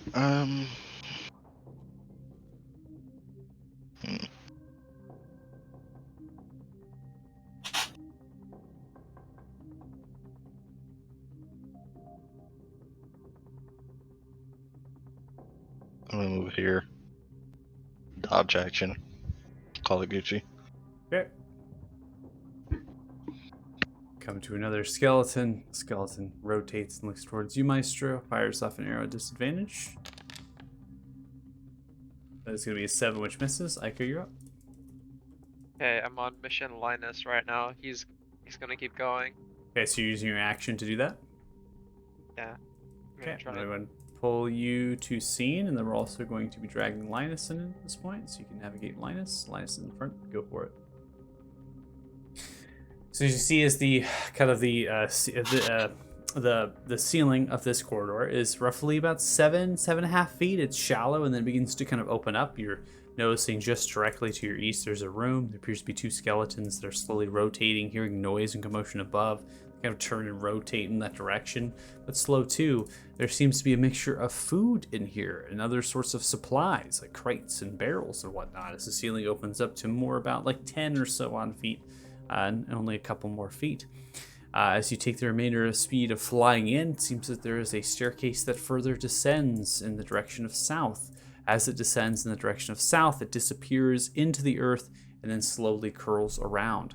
These creatures are now noticing Linus's presence as they slowly turn and rotate around. Go ahead and roll for Linus's initiative. That's right. He's gonna dash. Okay. So he's gonna keep going. Okay, that's fine. Go ahead and use 10. his remaining movement speed. 40, 60. Okay, Okay. All right. he's out I'm of gonna there. Cool. I'm going to go ahead and bring you back to the other map. So now we get to see the fact that we can have 2 separate encounters going at the exact same time. It's going to be great. Hey. All right, you're back now. So that was your action. We're really splitting that party. Linus is on the mission. I'm gonna fly back a little bit because I'm kind of in and out of seeing things around here, and that's gonna be my turn. All right, Tenzin, you're up. All right, I'm gonna move 30 feet this way. I'm also going to fly down 30 feet as well. Okay. And I'm just gonna... Yeah, it looks like things are getting spicy. I'm gonna get angry. And activate a wild surge.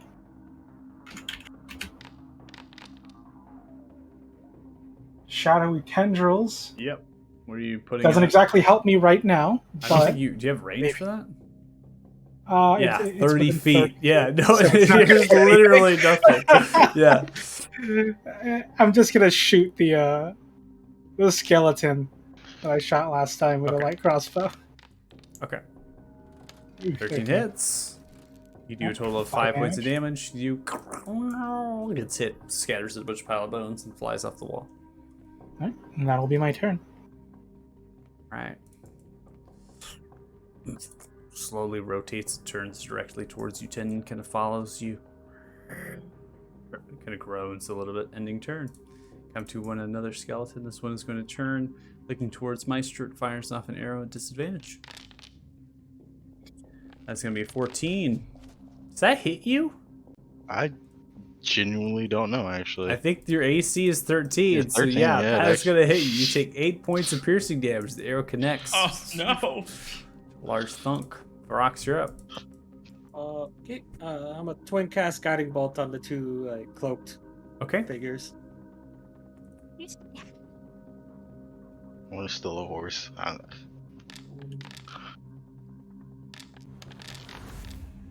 Okay, so first strike 19 is going to hit. That does 8 points of radiant damage. Second strike coming out 15 is going to hit the other one. That's 12 points of radiant damage. So you're Light 'em going up. to twin to both. Okay.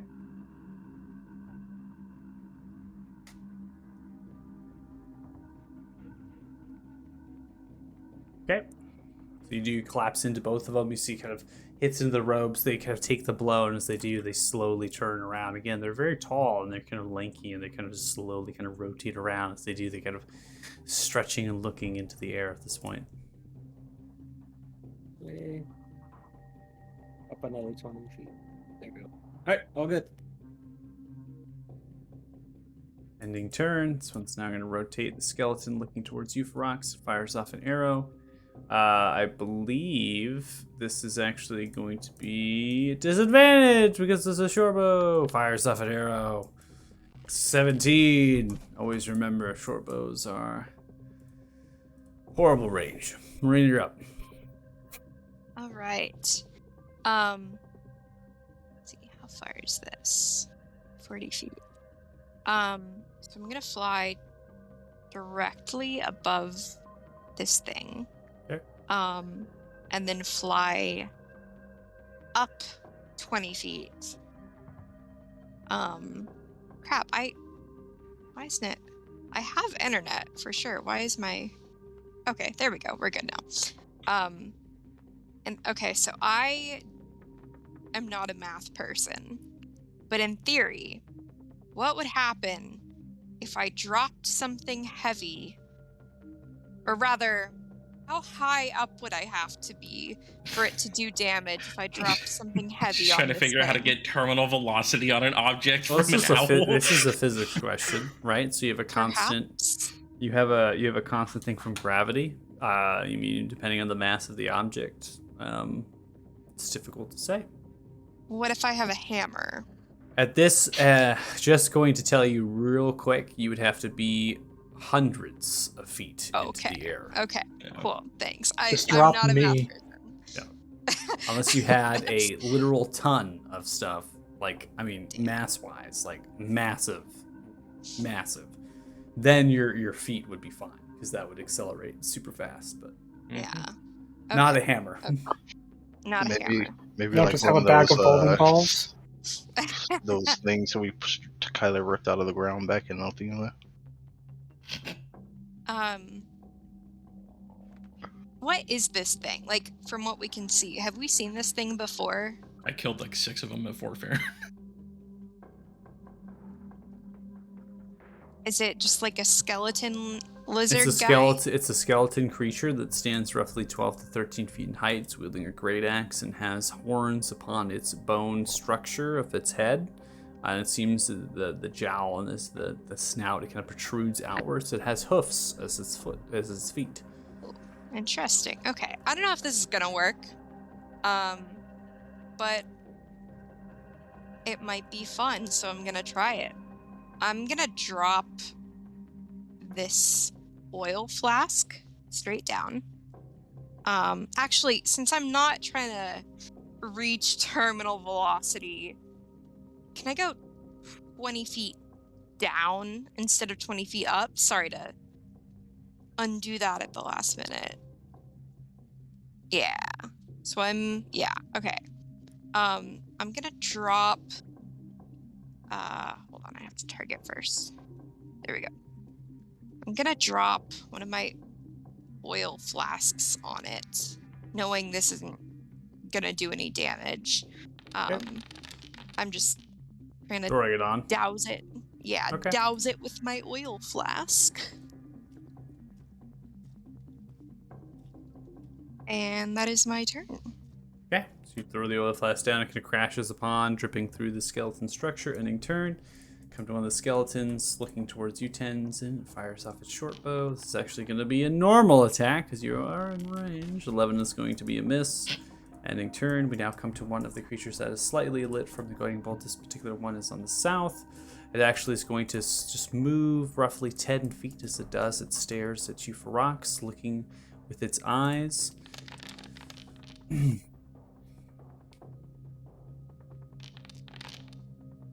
All right, you succeed on a Constitution saving throw. Successful there. You're also resisting some of the damage that it's doing, and so you only take approximately 16 points of necrotic damage as it reaches into your soul, staring with its eyes. It seems to be, as it kind of raises out its hand towards you. it's almost if it's gripping and your soul and your body from you and trying to pull you out of it. It's a very strange sensation that you're feeling, and the fact that this magic is being cast, it's almost as if this is an innate thing that this creature is inherited with, as it seems to be rather easy for it to do. It just reaches out and tries to kind of grope towards you. Ends its turn. This one actually is going to now move 20 feet, and then it goes kind of clambering and disappearing into the actual downstairs. So it just kind of begins to kind of run and vault itself over there. And that's going to be the end of its turn. Now come to one of the skeletons. This one is going to look towards Kyler, fires off an arrow at disadvantage. 6 is going to be a miss, ending turn. We now come to the top of round 4. This is where I'm going to have reveal itself as it comes out of invisibility right next to what's up? How you Tenzin. doing? This is going to be taking a bite attack at you at advantage after coming Fun out of buddy. invisibility. 23 is going to land. That deals approximately only 6 points of piercing damage to you. As it Ouch. bites into you really quick, it's going to move some of its movement speed to kind of wrap around, and then it's going to go in for an additional bite attack, this time normally. Do the shadowy tendrils do anything? 17 is a miss. It has to actually target the shadowy tendrils at a creature within 30 feet. Each creature of your choice. Yeah, it has to be on my turn. Yeah, it has to be on his turn. It's almost like you're commanding them and then they appear at something. So, as it is, it's going to continue to rotate around, and then it's going to rotate completely around at this point and then disappear as it flies down even further. I'm going to go ahead and roll feet, take attack of opportunity upon it. I'm not going to make an attack of opportunity. I know it's not going to do anything. All right. Kyler, you're up. All right, we are moving in.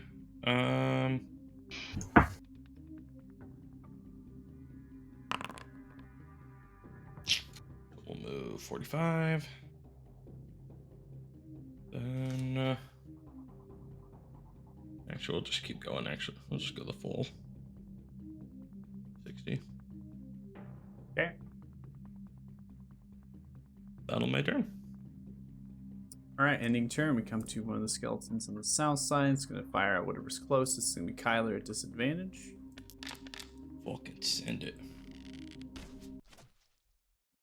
Battle music. 16 is going to be a miss. Maestro, you're up. Cool. Far up am I right now? 130? I don't like the name of this song. I like it. It's fitting. It's us. We're the dragons. The dragon slayers. I'll take 20 to move there.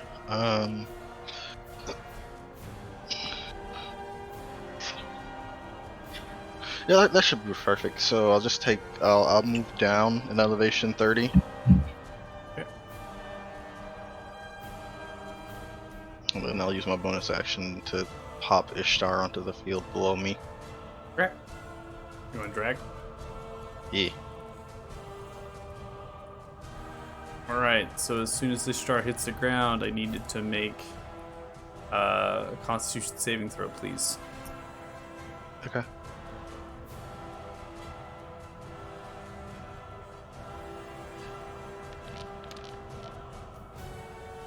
All right. It succeeds, as it seems as though this creature in front of it is emitting some sort of aura.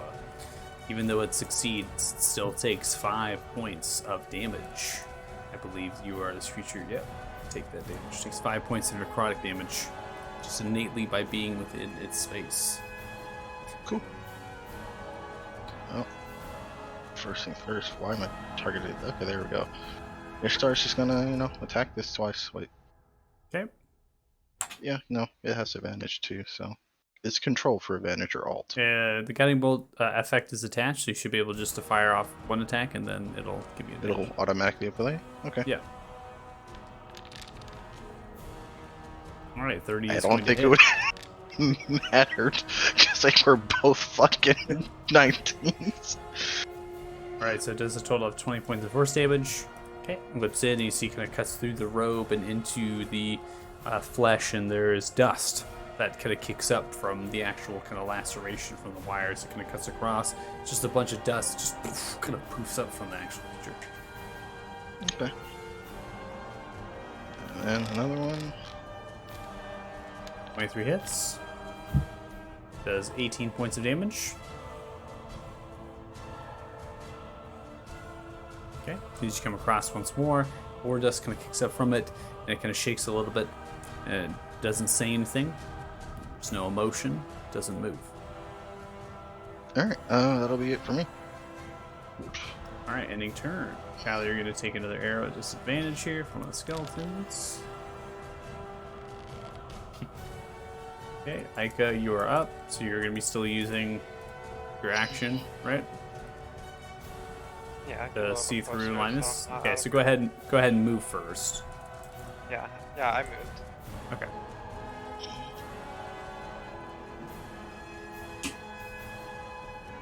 Trying to figure out where Sylvan is, or if Sylvan is doing anything right now.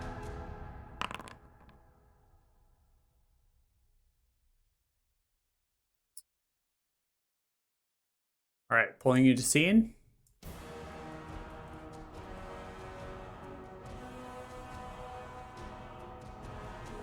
I can't see. He's like right here, right? Do you not see through Linus? No, I can't see him. I'll have to like move my character over here. Hold Like, on. see Yeah, him. I'm gonna move you real quick, so don't move yourself. Okay, cool. Follow Linus when you move Linus, please. Yeah, I have it on him. Okay.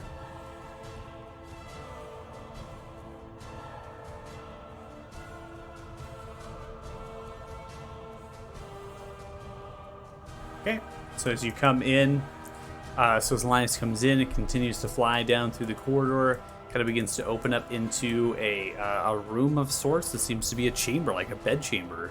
You're noticing there's a bed on the other side of this large pool of black water as it bubbles and simmers. Vines kind of entrail and move around it. You're also noting there's mirrors in one corner and a wardrobe, backpacks. There's a makeshift bedroll with some hay that's been laid out. There's a table. The table has pitchers, ale, other sorts of drink. Small kitchenette alongside of the southern eastern kind of corner. There's another table with cards upon it with chairs. This would be a very stereotypical room of somebody if they were staying somewhere. It's honestly rather odd. You do not see any other creatures currently just staring about with Linus. But I know that she's around here somewhere because my locate creature spell's going Correct. off, right? Yes, but your locate creature is coming from you, not from Linus. So as you're Yeah. looking through, you still sense that it's down below, and that's really all information you can get. It's giving you a sense that Linus is in the right spot, just don't see him. Linus also is hearing motions of the skeletons moving through, as well as another creature that is coming near. Okay, I'll have him move what remaining. I think he has like 10 feet. Okay. Like over here, and then take the hide action as my bonus action. Okay, go ahead and roll for stealth. From Linus. Verbally.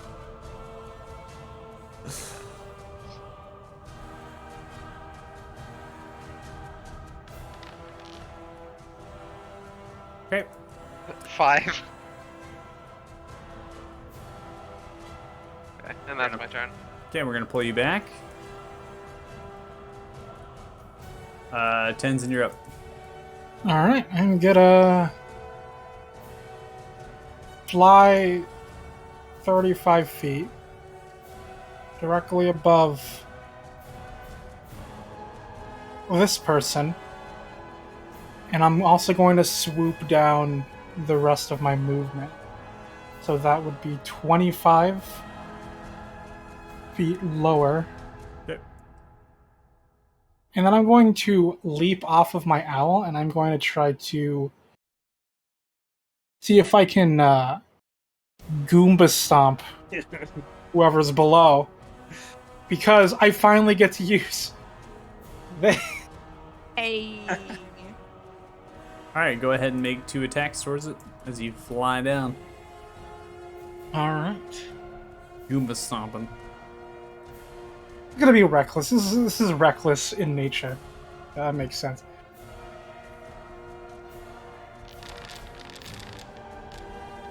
(22). 22 hits. That does a total of 7 points of bludgeoning. As you come through, it seems as though this creature is resistant to this type of non-magical damage. You come across the flail, but it is connecting as you come through the shoulders. I will state this before you go into your second attack, that you actually go through the Nightwing's attack of opportunity range as you're actually falling through Fair. the range. So there is a bite attack coming towards you. That's a 25 to hit, so that's going to do 19 points of piercing damage, which you are able to half to 9. So go ahead and go for your second attack. Right. We go flail. 18 hits. That does a total of 12 points of piercing damage. Just kind of half that to 6 for this particular creature. You kind of comes across once and twice as you slam. There's just dust and debris kind of coming off, and the creature just kind of takes the blows, but doesn't say anything. I need you to make a Constitution saving throw. Okay. It also has to make a Constitution saving throw because I've got that too. Multiple con saves. Whose aura is better? I will like shit. That has to beat a DC 15. It succeeds. All right.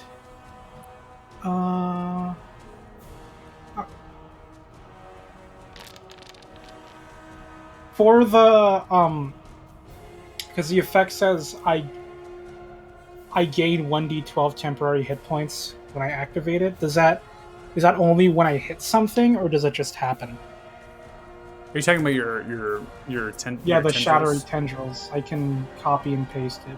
No, I got it up. So each creature of your choice you can see within 30 feet, you must succeed on a con saving throw, take 1d12 necrotic damage.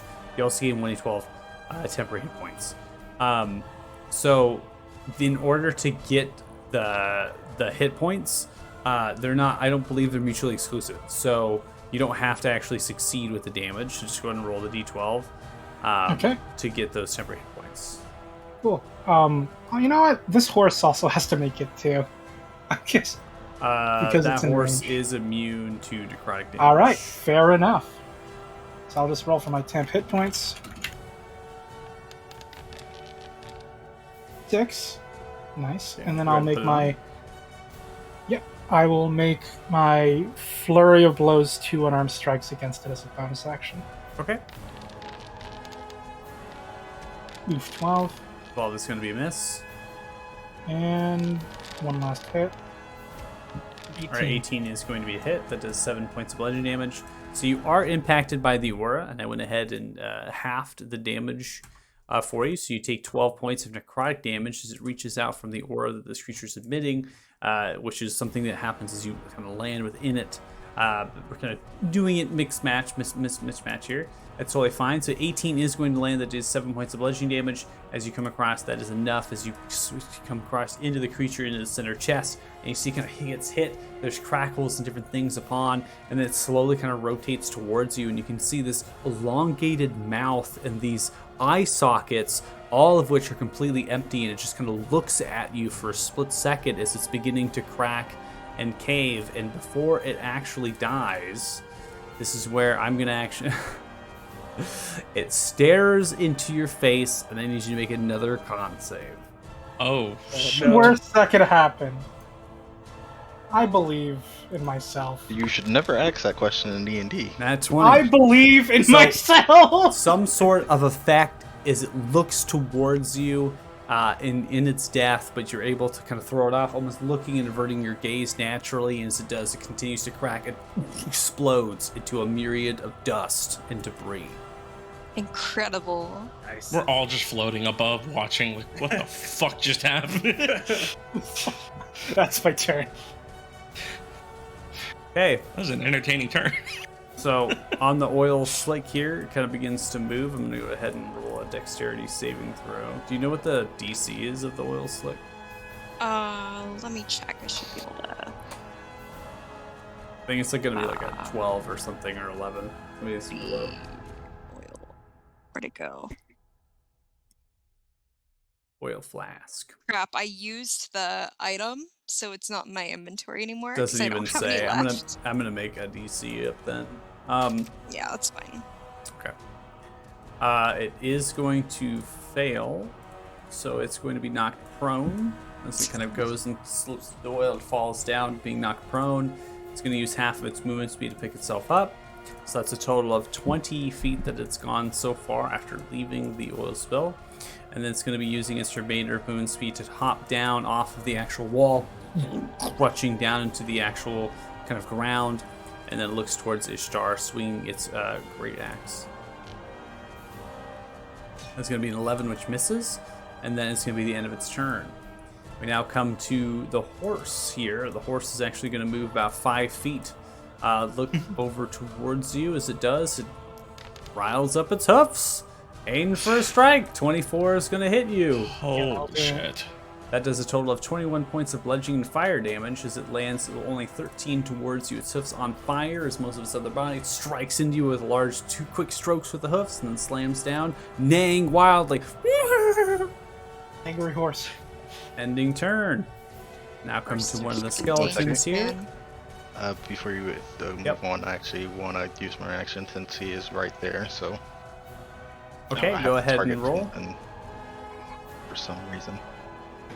It wants you to target because it's trying to assign the roll to something, but yeah. Yeah. It's not much, but it'll negate some Attack of that. on 5 back. The AC increase is not enough. Go to one of the skeletons here at the southern wall. It's actually going to be firing a bow out towards Ishtar. It's going to be a 16, which hits. That does a total of 6 points of damage to Ishtar, ending turn. Now come to Ferox. Throw down a guiding bolt at our bat friend here. Okay. 23 hits. That does 16 points of rain damage as fires into it. And it screeches and hisses outwards as it's hovering into the air.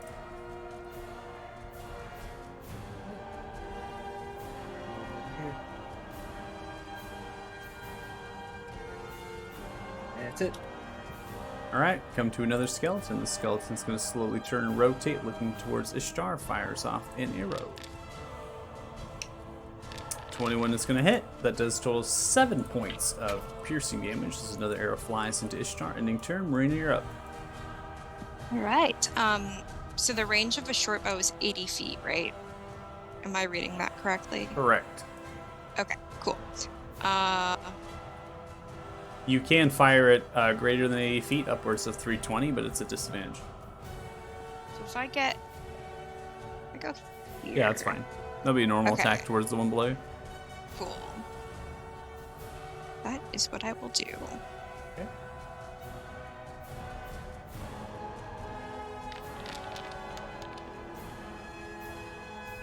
Alright, 12 is going to be miss as you fire. Kind of lands next to it, looks towards the arrow, and looks up towards you, and it cackles. Rest in peace. And then she probably, yeah, no, she's too far to be able to communicate with anyone, right? If you were yelling. No, I mean, they can hear you. We're not that far away. So that oil flask that I threw, Okay. I wish I still had the item, but if this thing takes fire damage, it takes like extra fire damage because it's covered in oil. Yeah, I mean, you'll light it in flame. Yeah, so she's just gonna yell that out to everyone Okay. to give them that information that if they happen to hit that thing with fire, it'll go boom. So in my mind, you're basically, that big thing with the axe right there, light it on fire! Yeah. Okay. Yeah. Kyler casts fireball as a bonus Sounds action. And Okay. that is my turn. Alright, ending turn. Now come to the skeleton just below you. The missed arrow raises up its arrow and fires at you! That's going to be an 11, which misses. Slowly turning around, looking at you. Another arrow flies. This one a disadvantage, Marina. That's a 15. Ending turn. We now come to the top of round 5. After both arrows missed you, Brain, we now come to the Nightwing here. The Nightwing is going to be looking down upon the ground as it begins to descend down, now going to a total of 0 as far as in terms of its elevation. Slams into the ground. It looks towards Tenzin as it rises its talons up towards and sends out a pulse of energy towards Tenzin. Just for me. Aww. All right, Tenzin, you are going to fail. To read something. Oh. I don't like it when the I DM saw has what to read something. I saw what the save was for, and I don't like that.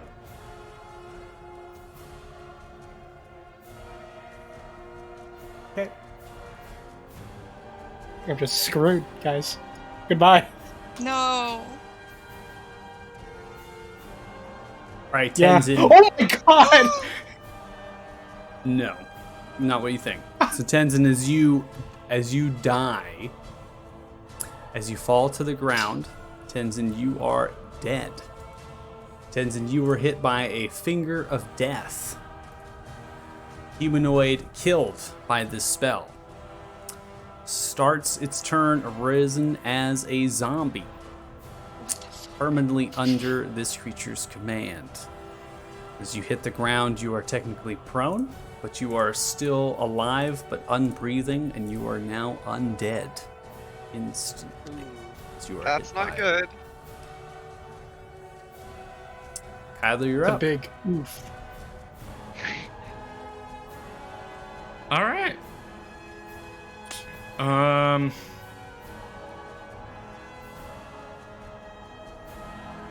right. So move there and drop down. Drop another 50 feet down the owl. Okay. For elevation, and then can I jump off now? Just You take a d6 for every 10 feet. that's acceptable. You actually have like 3 levels in Monk, you'll be fine. All right, you take 12 points of damage, but you are on the ground. Now, can I still attack, or was that my action to drop off? No, so no action All drop right. off at all. You just All jump right. up. Yep, just wanted to make sure. All right. Yeah, we're going in. 9 with advantage from the guiding bolt. It's going to be a Ideal. miss as it moves out of the way of it. That's fine. We're gonna keep going. Okay. 7 is Not going to be ideal. a miss as you swing again.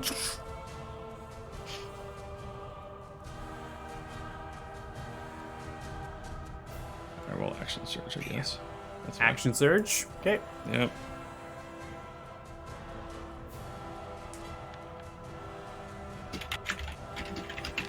$24 hits. Nice. Does a total of 25 points of damage as you strike into the Nightwing, clipping off half of its wing of its right side. It begins to wince and moan. All right. And then I gotta send it though. Debating on taking off for the last one, Great Weapon Master, but I gotta send it. All right. 17 is going to hit.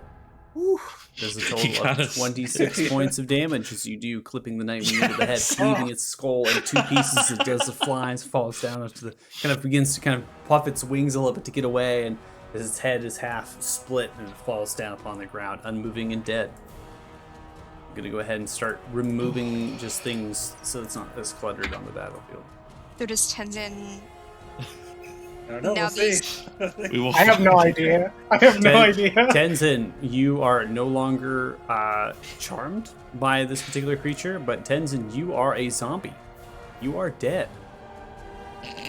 like Oh, does he get to make like death saving throws or like No. anything, or is I'm he like, I think He does he's not. dead. am I He's like dead. like dumb 0 intelligence You- zombie, or am I you- just not dead? A creature that is knocked down by this spell, the way that this spell interpretation that you are literally hit by it, and your life force is gone instantly if you are killed by this effect. It's similar to a disintegration in a way. Yeah.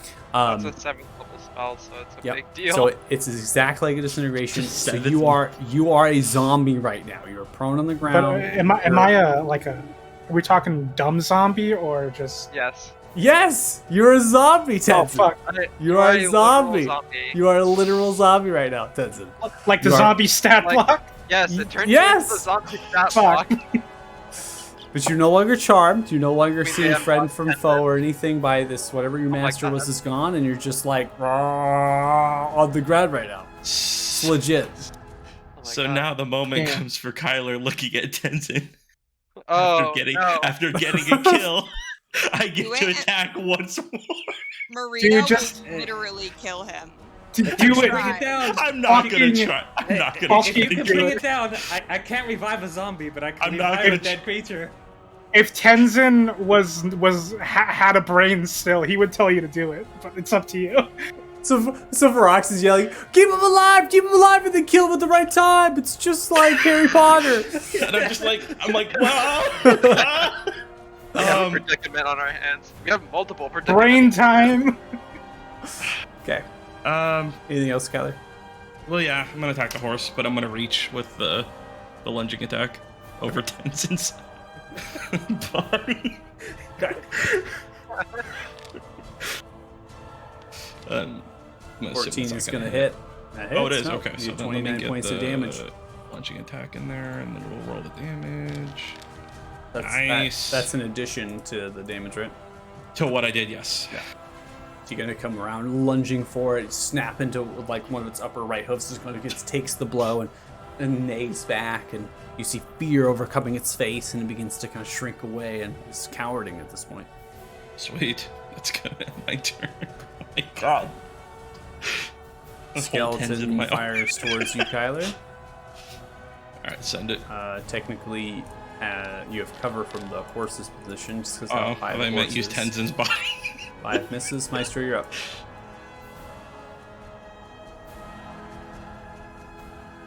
Oh boy.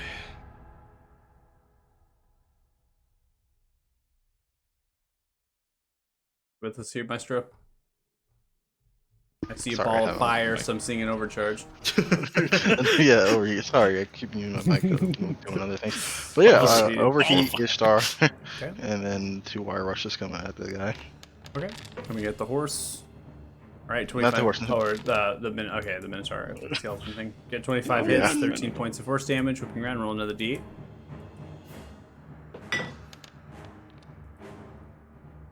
Nice. All right. Whipping around, some of its bones kind of scatter and get broken. Alright, another one. Cross here, 19 is gonna hit. Roll a d8, please. Sweet, 24.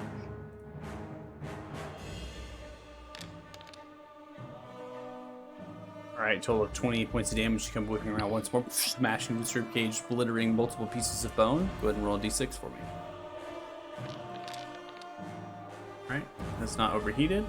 So that can be the end of your turn. Yeah, absolutely. I'll end it there. I don't have any need to move. Ending turn. Another arrow coming towards you, Kyler. 16 is going to be a miss. It's going to be the end of its turn. And now we come to Ica.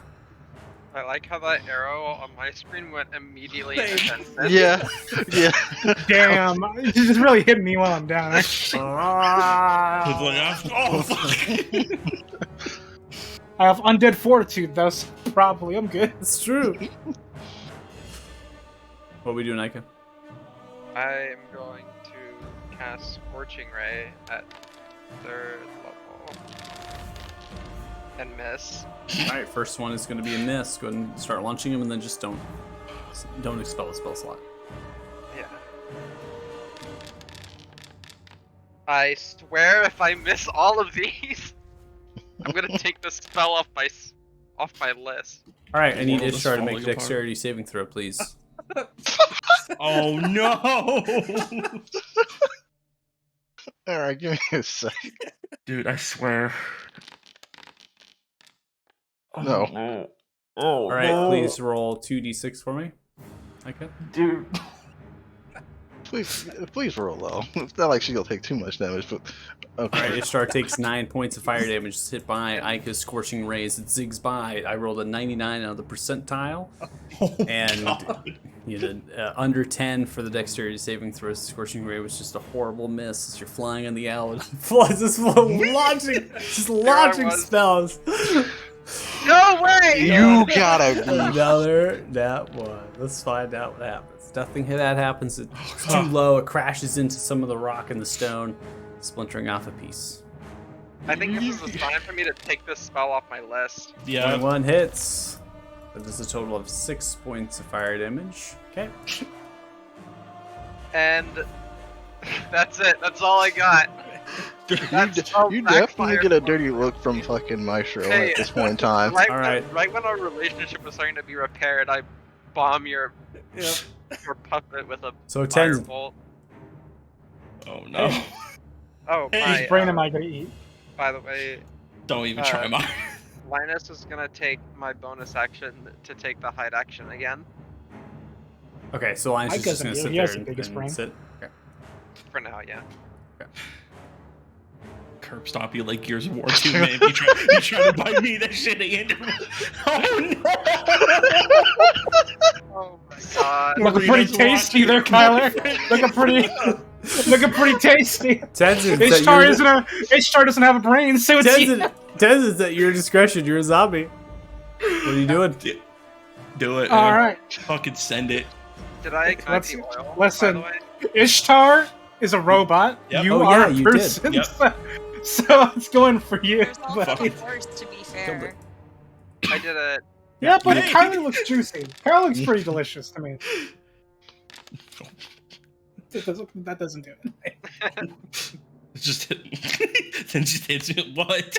Okay. It just So looks you're- like I'm trying to You're hug. still kind of you. prone. Just You kind of like slowly move over to its legs and hug towards Kyler's legs. Kyle just shakes him off like, man, it's weird. The Minotaur skeleton did die. I rolled for the fire damage, so it did light on fire. The extra damage from the oil. It Oh, did hell die. yeah. You're welcome, everyone. All right, Tenzin, that's the end of your turn. Yeah. And now come to the Tasty. horse. The horse is going to be backing away into the corners, pushes itself back into the corner. So it's neighing wildly, feared. Come to one of the skeletons. Skeletons can be firing off an arrow towards Ferox at disadvantage. You're still 110 feet in the air. Hog tiger. 7 That's is like going to be Arthur Morgan. miss. End of turn. Ferox, you're up. Do what you gotta Okay, do. so how do the mechanics work here with Revivify? So, Well, he's not really dead. You can kill me and then you find out touch I a have creature that has died within the last minute. The creature returns Last to life minute. within 1 hit point. Technically, the creature can't have died of old age, nor can it retain any missing body parts. Neither of those conditions are true. Technically, he is undead, so he is dead. So the timer has started. So it has been a total of since last turn. So it's been a total of some 6 seconds or so, right? That's kind of where we're at. Okay, So we so can't it's- let 10 rounds we're of still combat okay. pass, or You it's cannot bad news allow bears. 10 rounds of combat pass, or Tenzin will not come back to life. Okay. I'm gonna go Zombie fast for as the we can campaign. down. So we're at 50 feet now. Okay. And we'll just fire off a guiding bolt at the horse for now.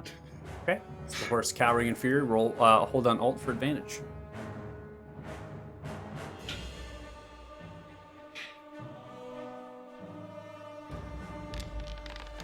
Oh, that didn't work. It's okay. 24 is going to hit unless you want to crit fish. Your choice. Ooh, Crit fish? Let's see. Chris. Oh, Crit fish it up. Just don't use the spell slot. Nope, didn't matter. All right. Go ahead. 10 points of rain damage. So you kind of crash into it, lighting it with your ability as it kind of slightly glow. It's still fearing for its kind of life here, so it's pitching itself back into the corner, neighing wildly, trying to get away as best as possible, but it can't. Alright, that's it. All right, come to one of the skeletons here. It's going to be firing an arrow off towards you, Ferox. It's going to be a regular arrow as you are within the range. 6 is going to be a miss. Marina, you're up. So what would Marina have seen from her perspective? Marina would see Everything. Tenzin blasted by some sort of ethereal energy, and then Tenzin immediately collapsed and now rises and has dropped all of his weapons and is just groping Kyler's legs. Okay, so it wouldn't be immediately evident that he died. I would and say came back that to it's not zombie. immediately evident that he's dead right now. Okay, that changes things. You guys were about to lose Marina for the rest of the fight if she had any idea what just happened. You just have to Okay. worry about your relationship status. If you see Tenzin crawling at me, like that's all you got to worry about. Yeah.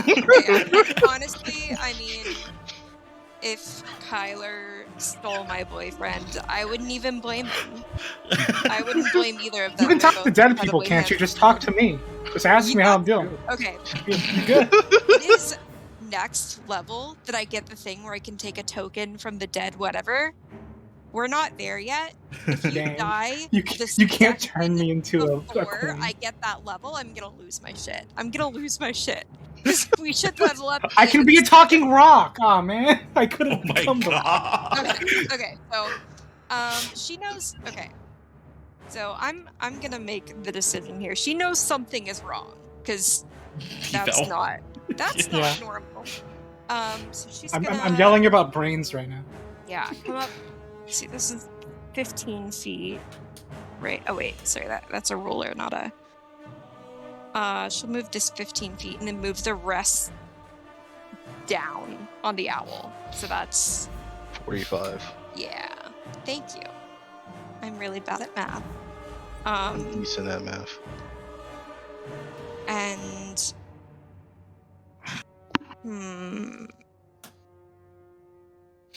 I guess while she's I guess she'll take a shot at this skeleton again since she's Okay.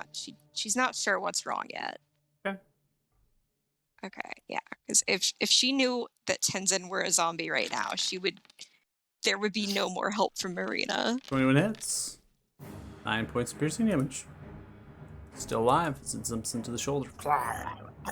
Right, and that is her turn. Alright, we come to the same skeleton. Slowly rotates and targets you with a bow. Fires an arrow. 8 is going to be a miss. Ending turn. Now come to another one. Targets you as well. Marina fires an arrow. That is going to be 21, which hits. That does a total of 5 points of piercing damage. It lands into one of your legs. Ending turn. Now come to Kyler. All right. Do it. No, I'm gonna Do it. I'm gonna grapple him. Kind of like just hold him. Alright, go ahead and roll an Howard. athletics check, and then Tenzin, please roll an opposing acrobatics or athletics check from your Now, zombie. if he's prone, do I get advantage or no? No. You're good, dude. You're fine. You rolled a 3. Yeah, you're good. Alright, he's grappled. All right, just gonna hang on to him. I'm gonna also Did you try pull to him up? We just start hugging him. just like wave. It's okay, man. I'm gonna do the what do you call it? Buzz or Woody with Buzz's arm. Hey Marina, everything's okay. She's like,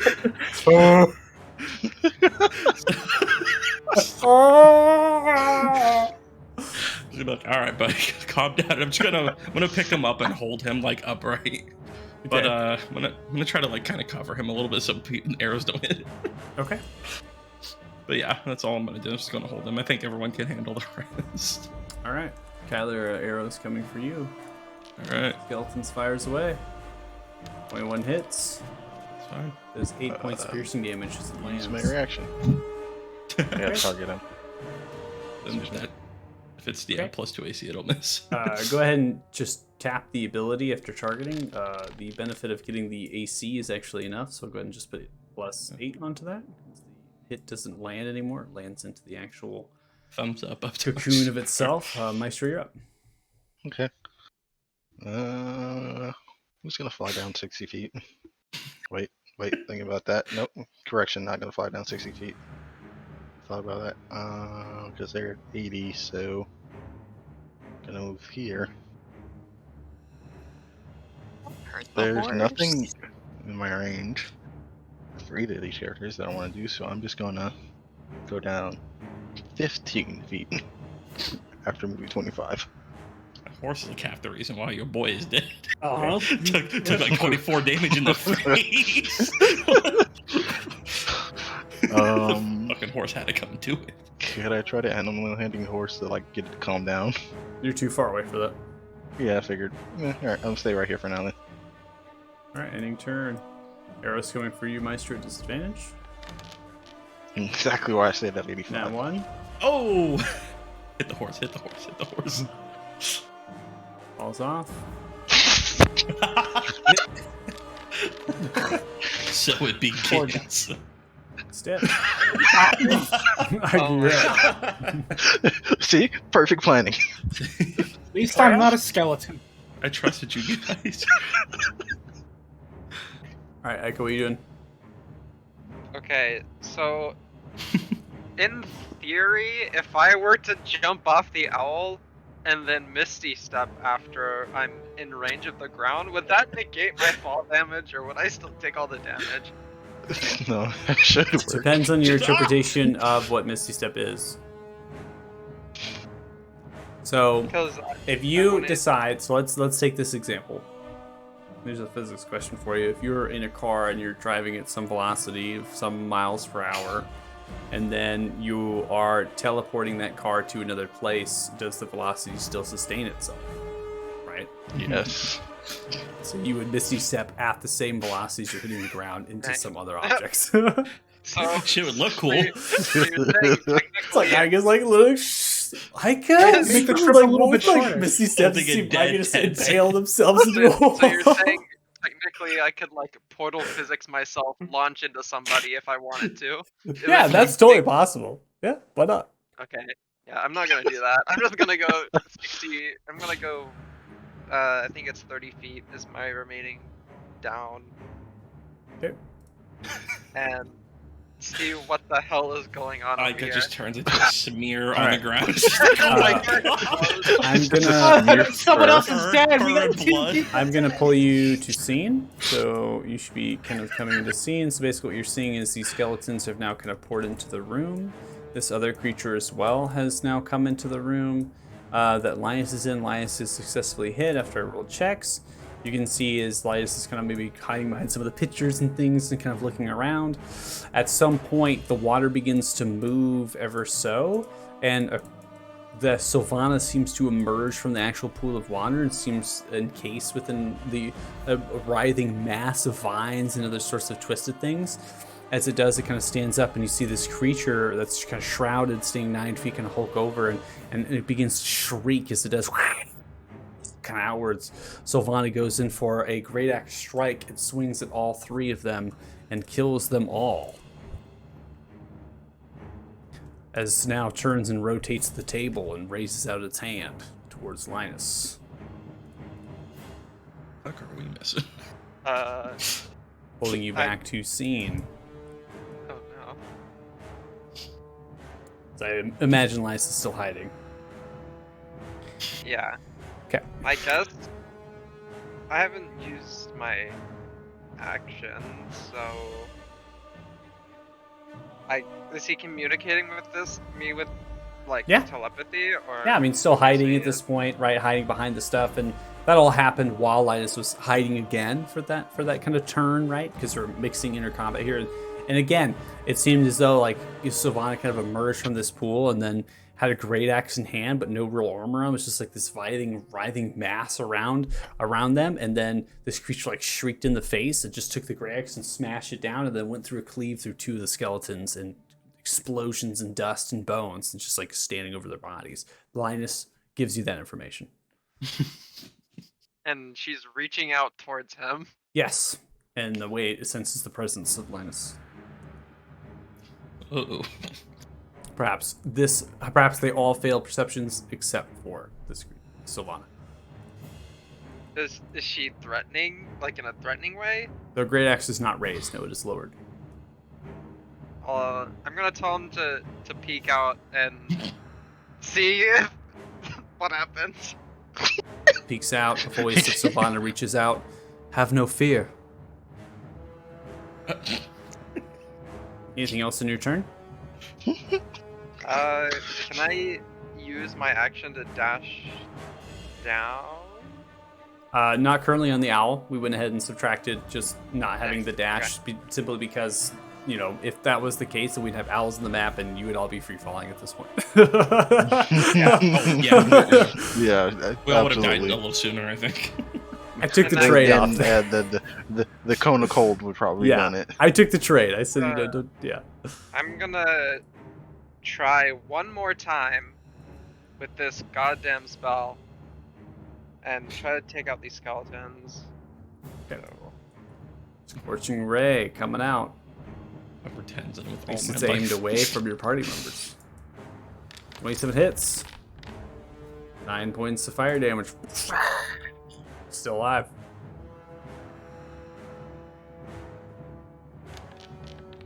Going for a second one.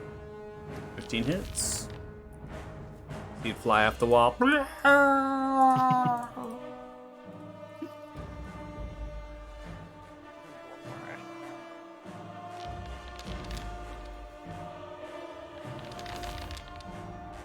25 lands, 6 points of fire damage, okay? And that's my turn. Alright, ending turn before we get to Tenzin's zombified turn. This is actually where we're going to go ahead and end combat. No. As we end combat,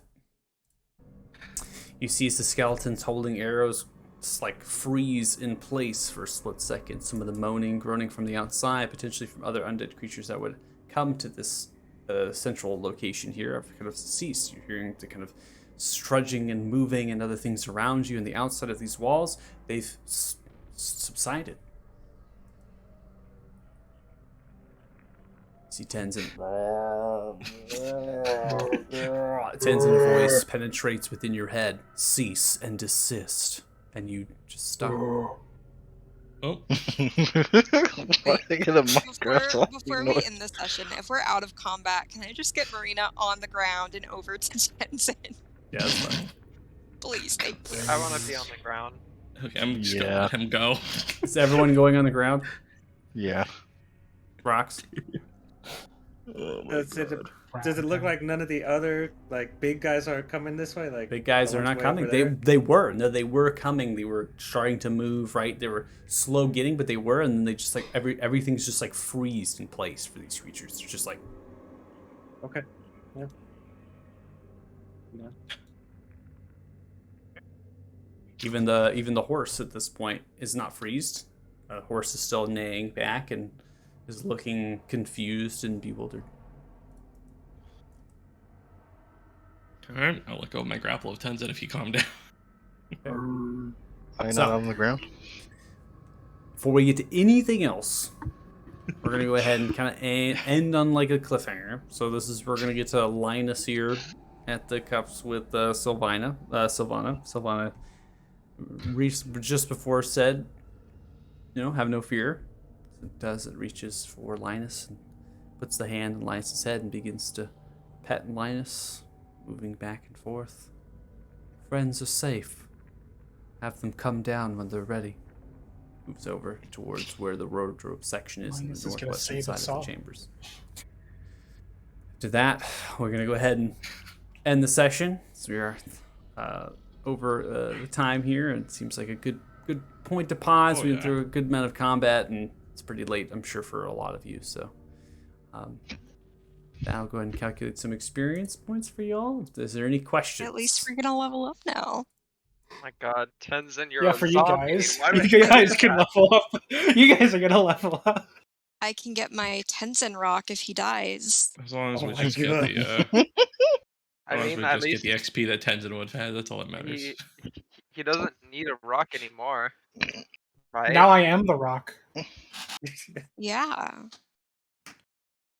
I'm just gonna play as the rock. From now on. The rock, just the Marina can Throw me. talk to. Throw me. Oh my god. Fucking Sylvano saying your friends are safe. I don't think Tenzin is safe. I mean, For a zombie. for a zombie's Pretty safe. Yep. I'd say Operation much Linus worse. was a success. I was gonna have Linus like beat up Sylvana a little bit. Because I I believe can cast Shocking Grasp through him, and he has Flyby. So as long as I just told him what to do, he could just technically just beat them up and stay out of range, and hopefully not get one shot. So That's should like I a like? Should I 2,789 prepare another experience character each. sheet for next No. session if I need No, it? you're good. You're Okay. good. You're not 2,000 allowed to, Gabe. We've discussed this. 2,789 experience each, which puts you at 50,044. Gabe, you should find your character sheet. You should be able to. This is a separate character sheet after polymorphing that it creates for you, so you should be able to go to your other character sheet, put that experience in, and you all leveled up. Hey. Nice job. Good work. Theoretically, I leveled up. At what cost? We have had this conversation before. Gabe multiple times has been like, yeah, so if Tenzin dies, I'm gonna make whatever. And I'm like, no, it's not allowed. Tenzin's not gonna die. Oh, Tenzin Like is dead. that's illegal. Yeah, he's undead. Yeah. He was That's dead one for 6 level. seconds. Tenzin's dead for 6 seconds. And that's why I asked Rox if you're going to drop down. You're like, and I'm like, okay, you know what? We Tenzin have a is minute. dead. We Just got to make sure we're safe, yeah. Got a bit. So as far as the level up, I mean, more than welcome if you want to stay later and work on that. If you want to work on that on your own, you can. I was probably suggesting with how late it is right now, I'll probably get on earlier next week in case you need help in leveling up and I forget how to do this. yeah. So we won't spend time right now. We'll do it next week. We'll do it before the session. I'll get on about 30 minutes earlier, so 6:30. Okay. So you can always hop on then, and then we can go over and level up, and that'll be a better time to do it anyway. So we're fresh in the mind. With that, I'm going to close out the stream. If you're watching, thanks so much. We really appreciate it. Way to go, Dragon Slayers! Woo! Minus one. Yeah. So sad. Stop reading my mind. Oh. All right, Anyways, guys, leveled up. That's how easy it was.